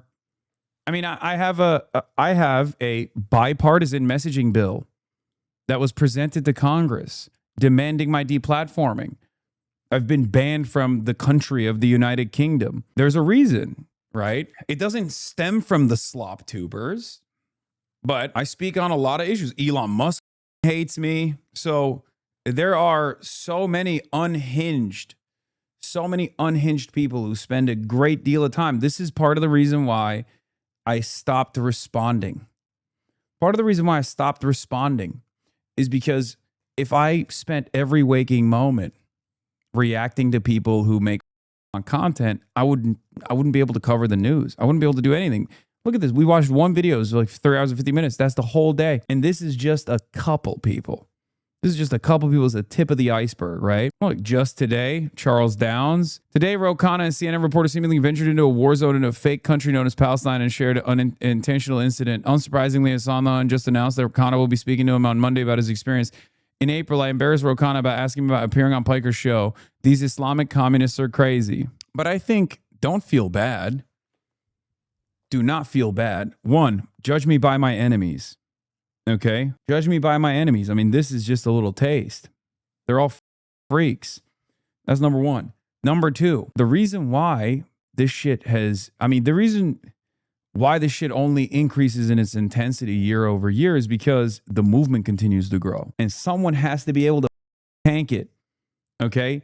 This is not for everybody. This is not for everybody. Not everybody could just like sit there and eat this shit all the time for just simply trying to help other people out. Okay? Someone's got to tank it. It actually does stem from the slop tubers that take over the subreddit is when popular opinion of you on Twitch flipped on a dime. The negative harassment campaign from de-isolated other streamers on the platform from expressing any positive opinions towards you and framed everything in a negative light for years prior to 10/7. I mean, that didn't, no. 10/7 is the switch. Because even before then, I was perfectly fine with most people, both privately and publicly. After October 7, obviously, everything that I do is now seen as an endorsement of anti-Israel statements.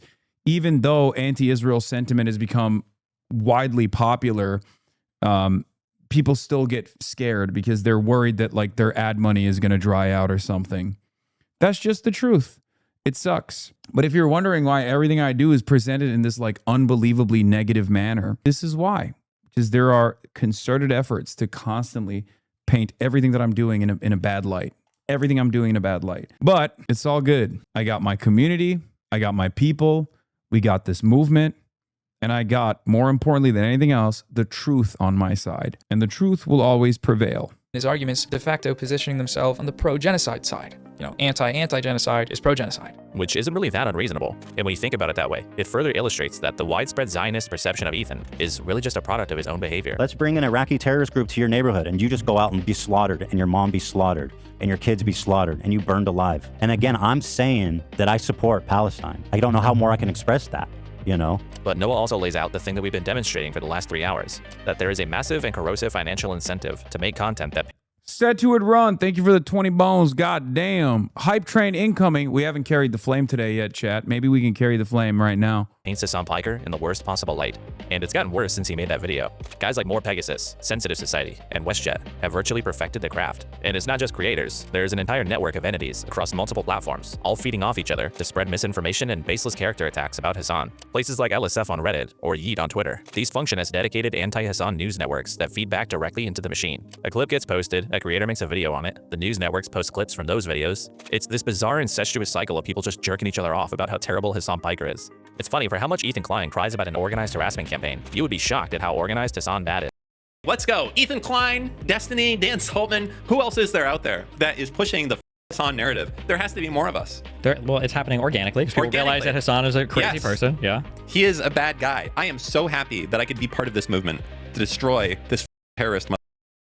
So this goes beyond a genre. It's like an entire ecosystem. But the attacks on Hasan are also often exaggerated, misleading, or even outright false. And as we've already seen, there's quite the ragtag band of rapists, liars, and complete morons that are most responsible for pushing them. So all things considered, it can be a little difficult to parse what information about Hasan is actually real. So to wrap up this video, let's go through some of the most sensationalized and infamous claims about Hasan Piker and see which ones hold up.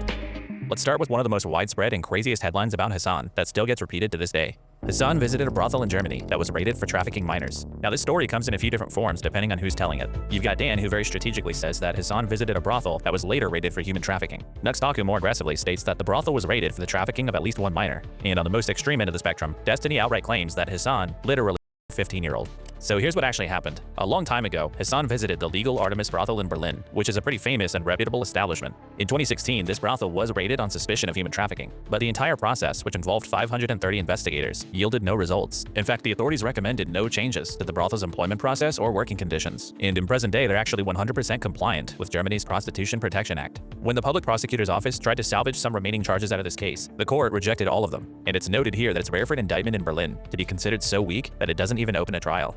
As a result of all of this, the local government publicly apologized to the Artemis brothel and compensated them almost $300,000 for damages caused. Now, there is one truthful element to this story. The raid was prompted by a witness whose abusive older boyfriend had been forcing her to work at the brothel, and she was reportedly underage. Her pimp was sentenced to 7 years for this. But this was just one criminal using an otherwise legal venue to exploit somebody. This wasn't— Which, not, by the way, in like 2017 or 2016, 6 years after the fact, and the brothel is still in operation, which is what's so insane about it. The brothel itself trafficking kids. And the only reason you would ever care about someone supporting a business where something like this happened is if the business itself did something that led to it happening. And following an extremely thorough investigation, a court rejection, and a formal apology from the city, that pretty clearly seems to not be the case here. So if you're telling me your standard is that all 100,000 people who visit the brothel each year are child because of this one isolated incident, I just think you're lying. It's been speculated that the primary reason for the raid was actually that the city was missing out on substantial tax revenue because of the pay structure of the workers. Now, we can't know if that's true or not, but it is entirely possible that this whole thing had almost nothing to do with that one incident at the brothel. And to top it all off, that lone isolated incident happened 6 years after Hasan visited Germany. So this entire child trafficking claim about Hasan is built on a story about one incident that happened 6 years after he was there at a brothel that was never even charged with anything and was compensated for the investigation. And as a side note, I also want to mention that Artemis ended up donating said compensation to a children's hospital. So happy endings. This whole story is really just a lazy way to desperately try to attach bad things to Hasan's name. I said that Hasan Piker visited a brothel that was later raided for suspected sex trafficking. Actually, Hasan wasn't there. Yeah, that matters. Yeah, that matters. And misleading. That matters. So while the underlying facts about this claim are somewhat true, the implications about Hasan that people make from them are deliberately misleading. Next claim. Hasan threatened to kill a U.S. senator. You may remember from earlier that one of Nuxtaku's tweets actually alleges that Hasan has threatened to kill 2 U.S. senators. So no, this isn't about Rick Scott, this is about Tom Cotton, senator from Arkansas, who in 2024 posted a tweet encouraging people stuck behind pro-Palestinian protesters to take matters into your own hands. He then went on Fox News and suggested that in Arkansas, protesters would be thrown off of bridges. If something like this happened in Arkansas on a bridge there, let's just say I think there'd be a lot of very wet criminals that have been tossed overboard, not by law enforcement, but by the people whose road they're blocking. Hasan in response quote tweeted Cotton with a diagram of the homemade shotgun used in the assassination of former Japanese Prime Minister Shinzo Abe. So is this a threat? Technically yes, in the same way that Hasan technically threatened that chatter that was calling for his hanging. But to be clear, an elected official was calling for violence against the American public, and I'm supposed to object to somebody using a meme to threaten him back? Look, maybe this is just me, but if our elected leaders start threatening us with violence, frankly, I went to the brothel and they have your picture up on the wall that has all the famous people who visit the brothel. Are you serious? That's crazy. Kind of hope that someone would threaten them back. So you can say Hasan's response here was irresponsible or stupid if you want. Wait, But really? to say Hasan threatened to kill a U.S. senator while ignoring that it was a response to a call to violence is at best seriously misleading. Nope, Next. Lamau. You, man. You got... Man, God damn it. I got stoked. Hila Klein was a valid military target. This one got picked up everywhere. Ethan and Hila started claiming that Hasan was calling for violence against her, and Asmongold was similarly flabbergasted. If somebody attacks Hila Klein, they're gonna go to jail. Why is he telling people this? Why would he be what is wrong with you? He's making a direct call for violence. That's insane. Oh my God. Yeah, that would be insane if I was doing that. And I would have been promptly banned if I was doing that. So much of this stuff is just them imagining a totally separate reality and then being like, why is he not getting punished for this thing that I imagine he was doing when it's clear he wasn't doing it?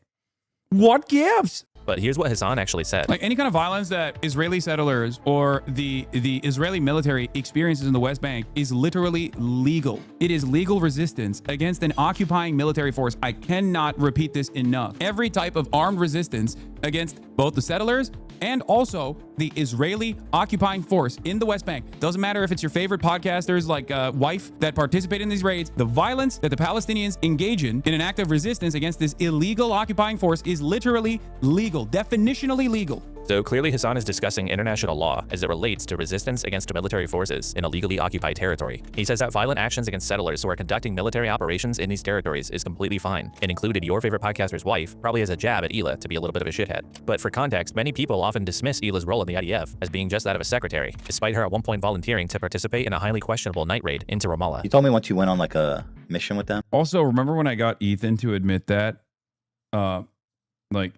I got Ethan to call his wife a terrorist. Another debate that people were like, oh, Ethan owned you.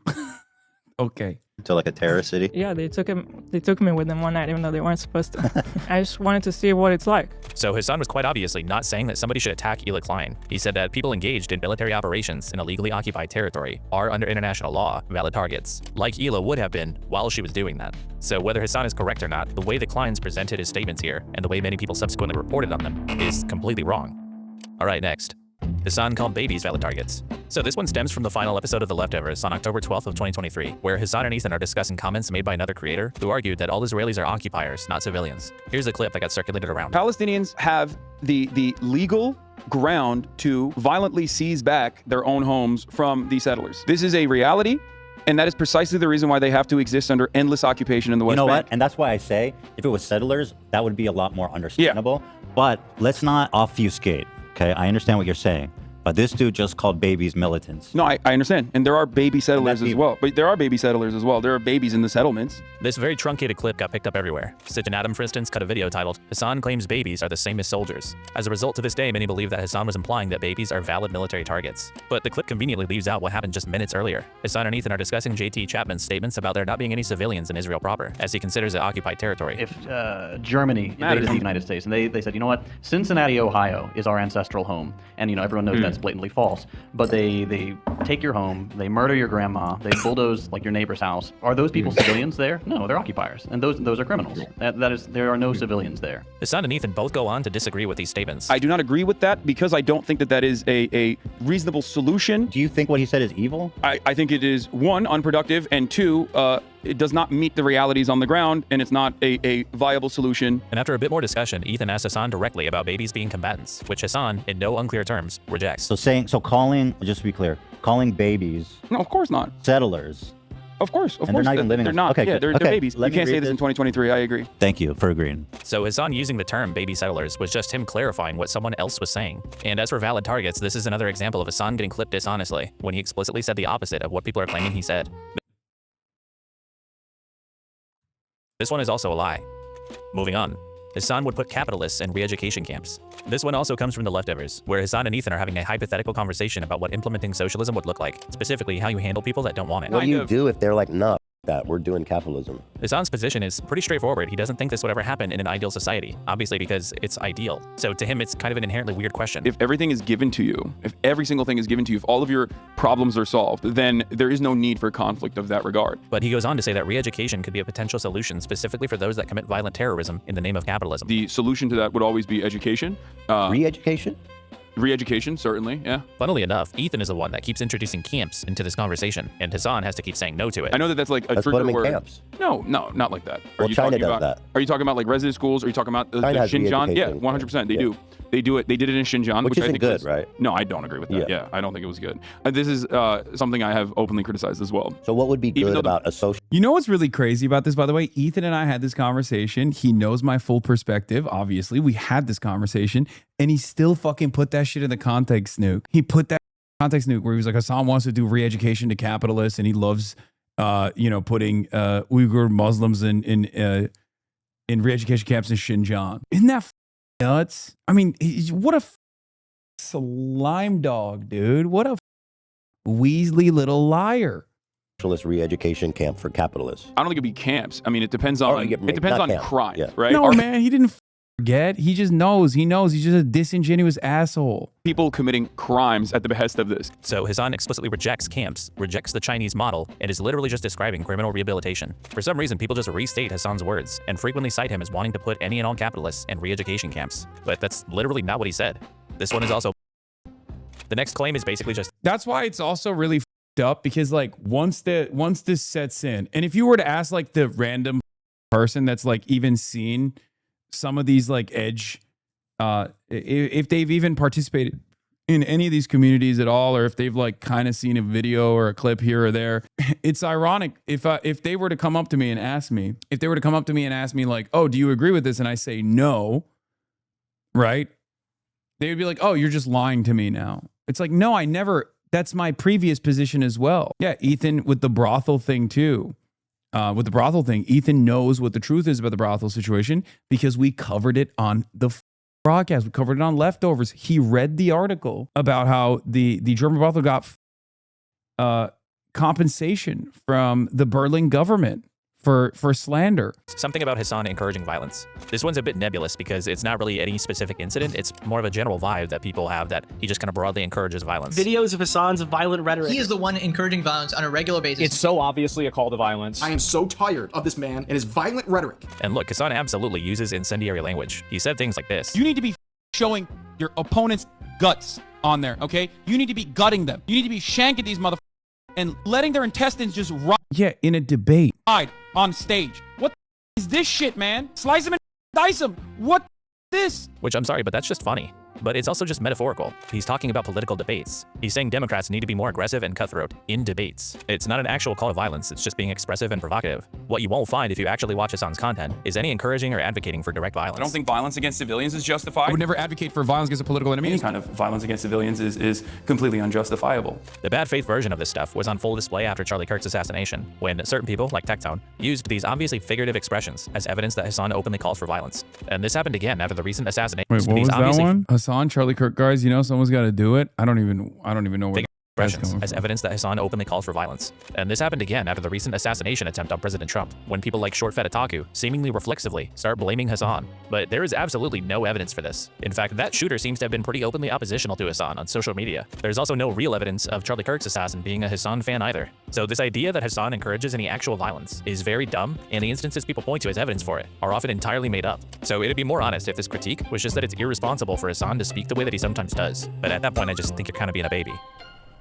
Alright, next. Hasan shocked his dog. The story doesn't need much introduction. Hasan's dog, Kaya, appeared to yelp on stream when he reached for something on his desk, and the internet exploded with speculation that he used a shock collar on her. This prompted one of the most frenzied online news cycles ever about Hasan. Maybe skip this one? No, I mean, I don't care at this point. Literally, either people believe it, don't give a shit. People believe it, do give a shit, but don't care about it as much. Or people don't believe it, and understandably, there are plenty of people in this community who are like, this is bullshit. But there are also people who don't believe it and keep advancing it. Okay? And I would go so far as to say the people who keep pushing this beyond like memes, beyond jokes, which many people are just doing memes at this point because that's just what it is. But it's just a meme at this point. But there are people who will go, why are you laughing about this? This is serious. This is serious. Dog abuser. And the irony is those people are oftentimes in this column. And therefore, nobody takes them seriously. Where for weeks, #Collargate was all anybody talked about. Hasan denied using the collar. People analyzed every frame of the incident, and it still gets brought up to this day. Now, I will say, as far as whether Hasan shocked Kaya or not, based on all the available evidence, it's probably true. But Here's the thing.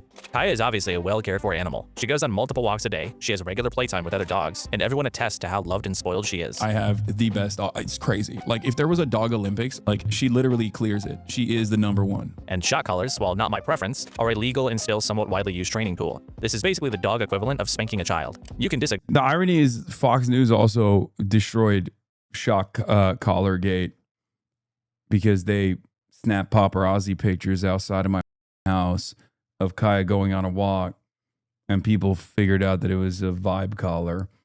As I've been saying, it was a vibe collar. But it is kind of funny that, you know, everyone stopped talking about that. They just don't give a agree with it, and I do also. But the idea that this represents some pattern of abuse is pretty silly. And if Hasan does use a shock collar and then lied about it, I kind of get why, considering the situation led to some people filing reports to have Kaya taken away. Does anybody really think it would be better for Kaya to be entered into the foster system rather than staying in the LA mansion where she seems to live a largely spoiled and happy life? Look, if you want to criticize him for using a shock collar, that's totally fine. That is a legitimate concern. But this story quickly stopped being about Kaya and turned into yet another desperate scramble for a smoking gun to use against Hasan. Do I personally care about Kaya? I could give a fuck about Kaya. That said, it's fair to push this because it hurts Hasan, and Hasan is a bad person. Spending a month covering it, filing animal welfare reports, and demanding Twitch ban him over this. These just aren't really proportionate responses to what he actually did. So I don't know, man, this obviously isn't ideal, but to me, even as someone who doesn't eat meat. Yeah, he falls in the camp of he did it, but who gives a shit? It's like at a certain point, most people are gonna be like, why are you like, it's very clear that this guy doesn't abuse his dog talking about. You know what I mean? It's so funny that the best thing that could have happened was me just like joking about it myself, and then all of those people getting super butthurt. And also likes dogs. It's just not that serious. Next, Hasan supports terrorism. Even just engaging with this claim makes me feel like I'm losing on principle. And just to be clear, I don't really think that anything I'm about to say is particularly insightful. But what does supports terrorism even mean? Because if it means speaks positively of organizations that have been designated as terrorist groups by the US Department of State, then yeah, sure, he does do that. But when most people, especially apolitical commentators, say this about Hasan, that's not really what they're saying. They're using it as this severe moral condemnation, as though it's just self-evidently true that supporting any terrorist group is morally horrible. End of conversation. But if your definition of a terrorist is just whoever the government says is one, then surely you think anybody who supported the American Revolution or Nelson Mandela is a bad guy. Kayagate is still X's favorite. He brings it up daily. Brother, Gucci bag. Let it go, bro. Let it go. He's going to keep hitting every vein he can. Someone was telling me that XQC was talking about the brothel shit. Who gives a brother? Can you not tell? He feels slighted. He feels fucked up about the decisions that he made in his life that caused him, that caused him to isolate himself from people that he was friends with, myself included. And he wanted to get the bag. It's okay. He will always be recognized. He will always be recognized as a legendary content creator for a lot of young people. A lot of the FaZe boys, they all fucking grew up watching XQC. And he will forever sit around and do everything in his power to just be like, you know what, Hasan, it's nothing different than this group of weirdos. Now, to be fair to XQC, unlike these losers, he's just kind of a piece of shit. He's a piece of shit. He's selfish. He doesn't care about other human beings. He's much nicer to people in person, but when the cameras are on, he's a giant asshole. And on top of that, he's been, pummeling and pumping unlimited amounts of gambling content for a cryptocurrency that gave him $100 million. Ultimately, it doesn't matter. He is never in a million years. He's going to watch this clip and milk it for a week now. Yeah. But again, is that different than any number of different people that despise me? I'm still here. I miss the old juicer. I'm sure there are plenty. I don't even know if they have the old juicers in his community at this point. Doesn't sound right. So if that's not your definition, and it's something more like someone who carries out political violence. He was crying last week that you are the reason coworker Wig doesn't invite him to events anymore. Dog, AT&T is the reason why I don't get invited to coworker Wig events. The talking about? How do I have this level of power and influence by a guy who had to distance himself from me by being like, he's my coworker. I wouldn't go to his funeral. I actually don't like the guy. Again, none of that shit even makes sense. I'm not even at the event. Am I capable of stopping Ludwig from disinviting or uninviting XUC? How does that work? Perhaps it's because he's kind of an asshole. And by that, I'm not talking about Ludwig. I'm talking about XUC. He's an asshole who has, for many, many years, when he was at the tippy top of the game, greatly abused his prominence and his influence to mistreat people, to treat people like including people like Ludwig, Ludwig was incredible to him. You know, I've opened my home to XUC too, but Ludwig literally opened his entire home. Not only is he super flaky and he bails on everything, but like there's been a lot of like behind the scenes help too, and he's just an asshole. So what? At a certain point, if you're going to consistently be a asshole, people are going to be like, all right, man, it's not worth the headache. Against civilians, then unfortunately groups like the IDF are also terrorists, and people who call their pilots heroes are supporting terror. I think there are basically two types of people who make this criticism. The first one, which is probably the vast majority, is somebody who just hasn't thought very hard about what terrorist actually means, or how the list of them is historically just determined by the interests of those in power as much as... Yeah, this. Clout hungry. Clout. Desperate for clout. That's it. Linking up with some of the worst out there. So I don't really give a shit if he calls me a dog shocker. X was also trying to poison the well by bringing up Kaigate the Tyler one, and Tyler one basically was just like, Hasan was cool to me in person. I don't know. Yeah.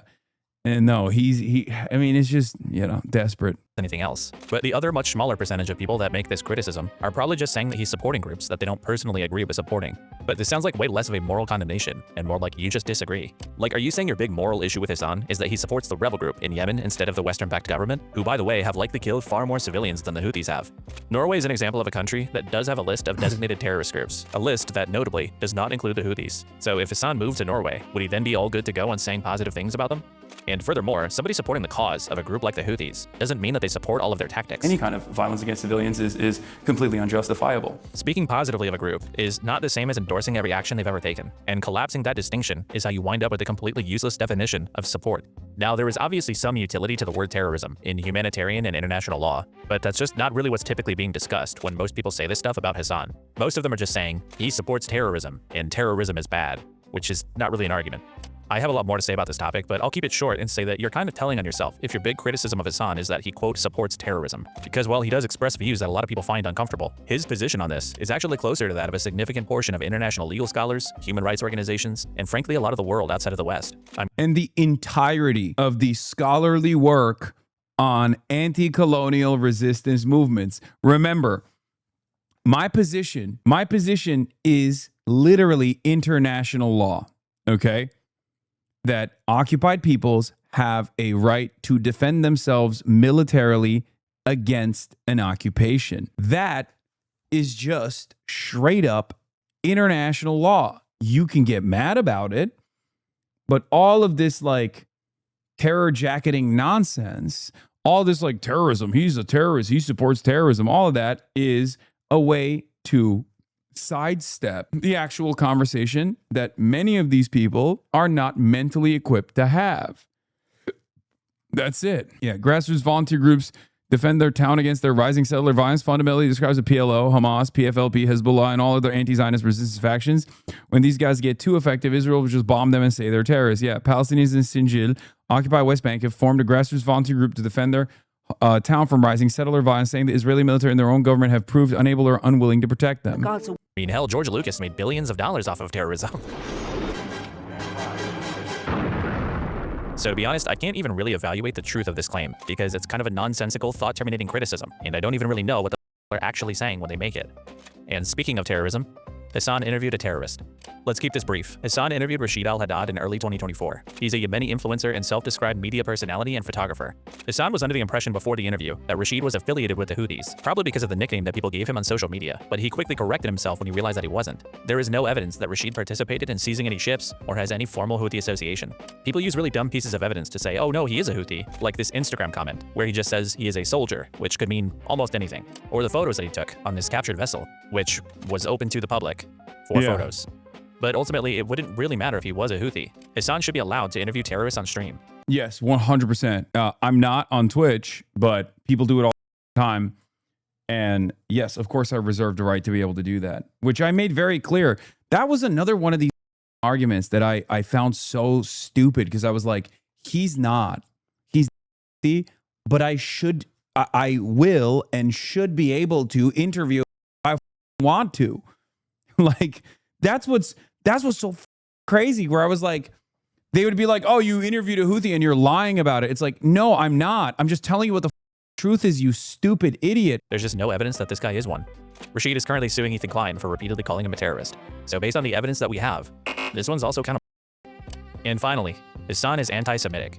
This claim could be its own video, and this one's long enough as it is, so I'll keep this brief too. The evidence that people cite for Hasan being anti-Semitic is either extremely amorphous and vague, or simply not good evidence at all. There's him calling a chatter pig dog. You bloodthirsty, violent pig dog! Suck my d— which people claimed was an anti-Semitic slur, even though it doesn't appear in common anti-Semitism glossaries. Because it's not! Because they made it up after the fact! They just sit around and wait for me to say something creative. They literally, it's not! It's not! It's so not that, like, most people don't even know what it is, where they're like, what? I don't really know. This one, yeah, maybe it's because he said pig, and, you know, people used to call pigs pigs. Is that what it is? I don't really fully get it, but it's fine. They made it up. It's an ad hoc response. They made it up after the fact. It's in Shrek, dude. Puss in Boots calls people capitalist pig dogs. It's in Shrek.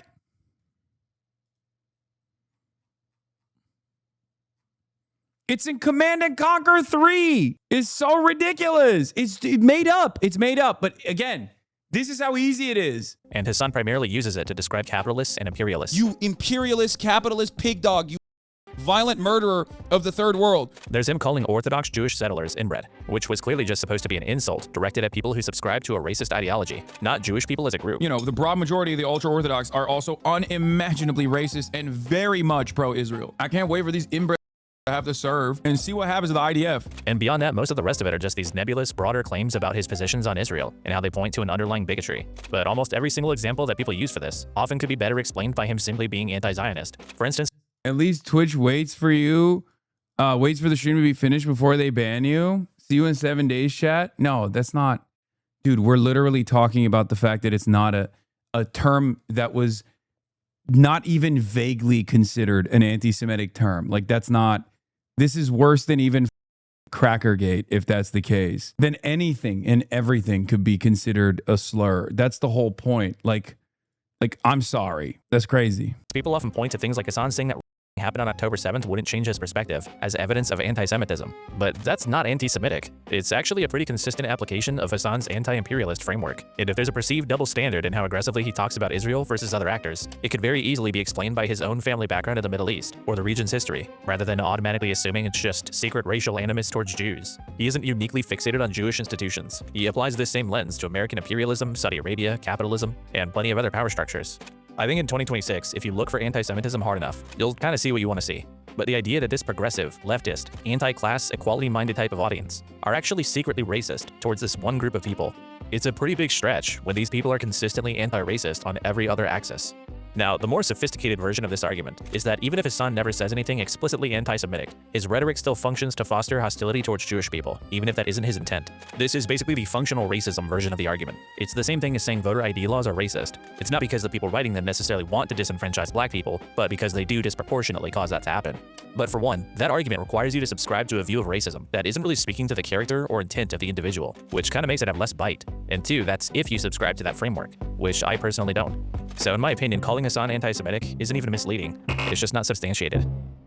There are obviously a lot more claims we could go through, but the pattern is pretty clear. The lies about Hasan Piker that come from this side of the internet Oh, the make drones one, that was awesome. Laura Loomer loves using that. Widespread, and an embarrassing number of them fall apart under even mild scrutiny.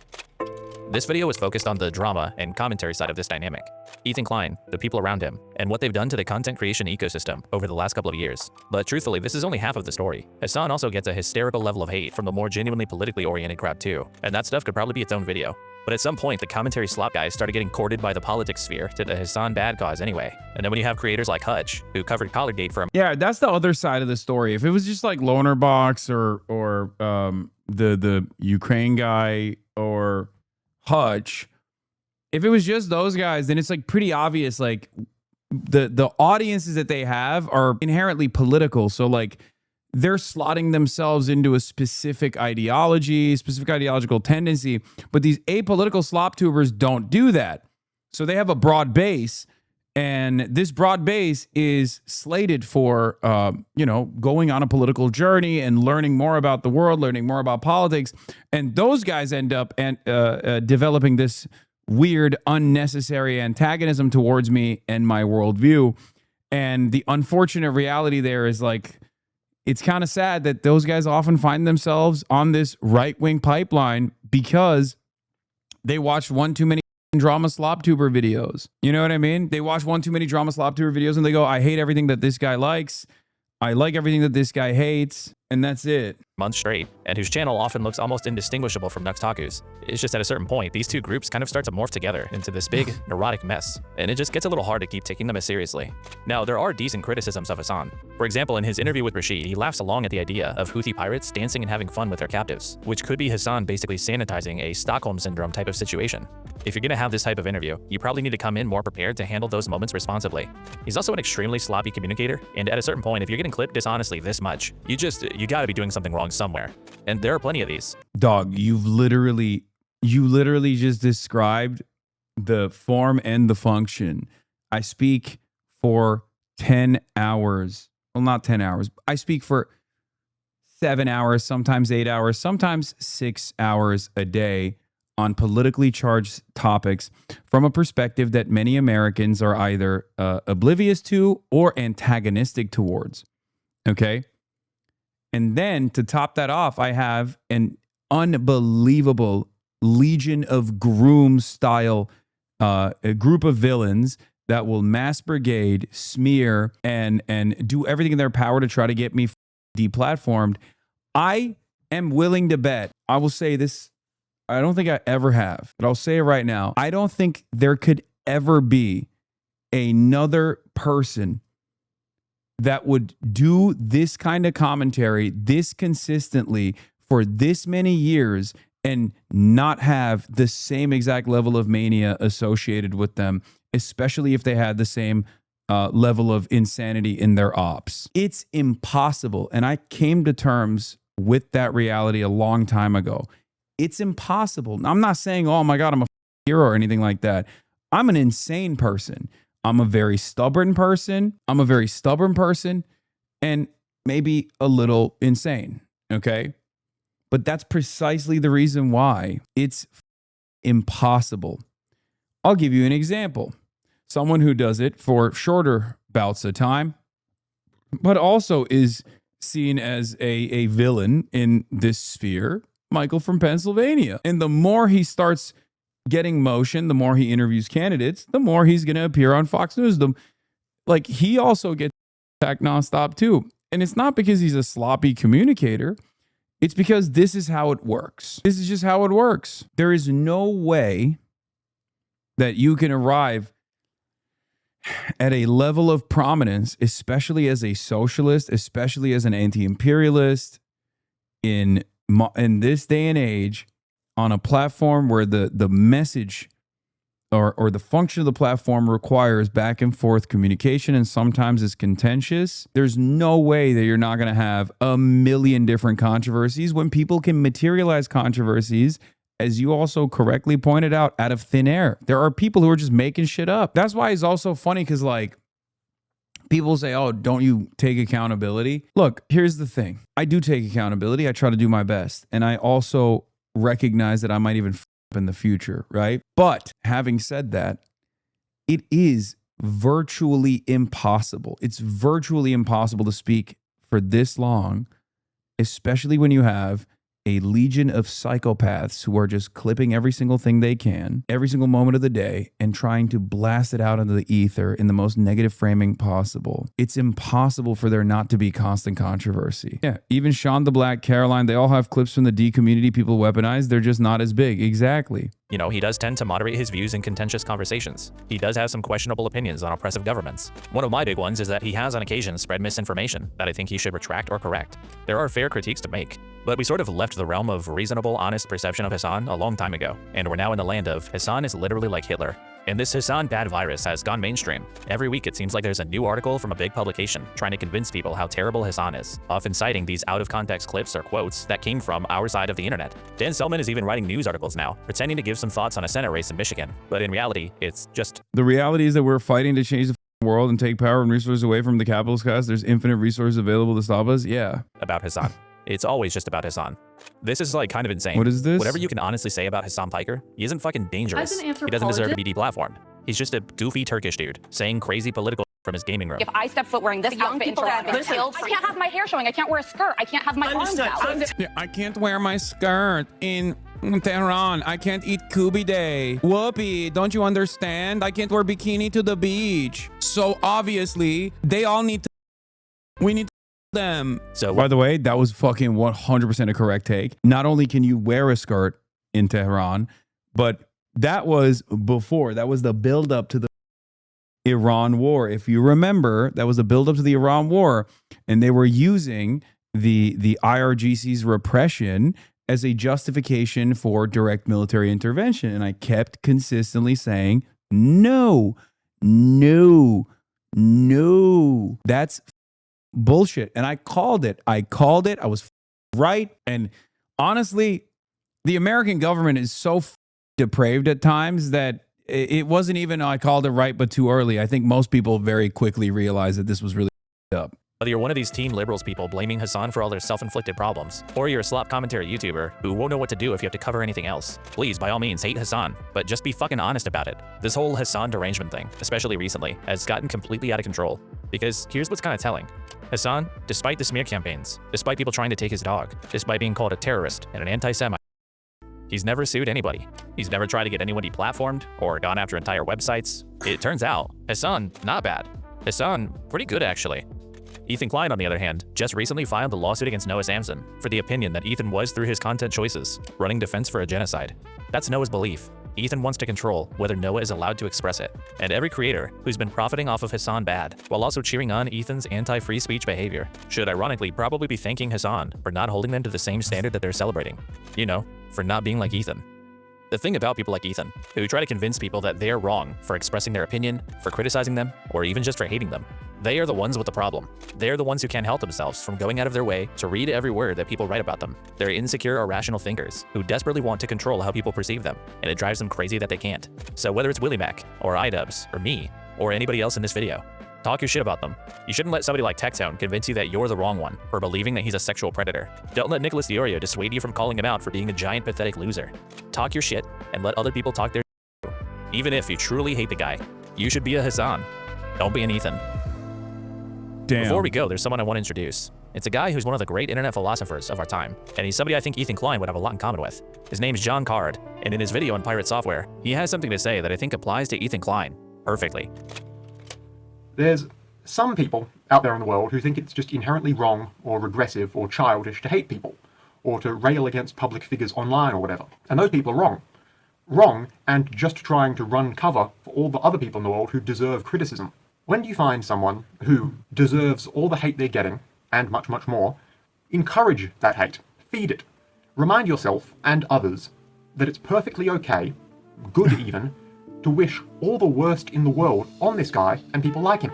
You shouldn't just merely dislike the man or simply disagree with his opinions. You should hate him and everything he stands for and represents. That's how a lot of people justify their hatred of me. Couldn't people use the clips, Ethan publicly relinquishing his IP in court against them, like against lawsuits or possible slap lawsuits? I don't know. I don't know how that stuff works. But that was a great video. Holy was a great video. This was 2 months ago. I took my sweet ass time to not watch While all it. this is going on. But go watch it. Go show it to your friends. Go show some support to it. But yeah, This video is titled Judge Me by My Enemies, okay? From my perspective, at least.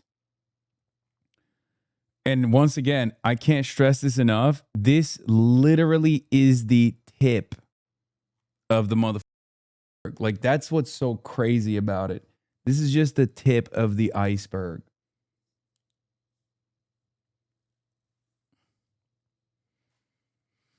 Wow.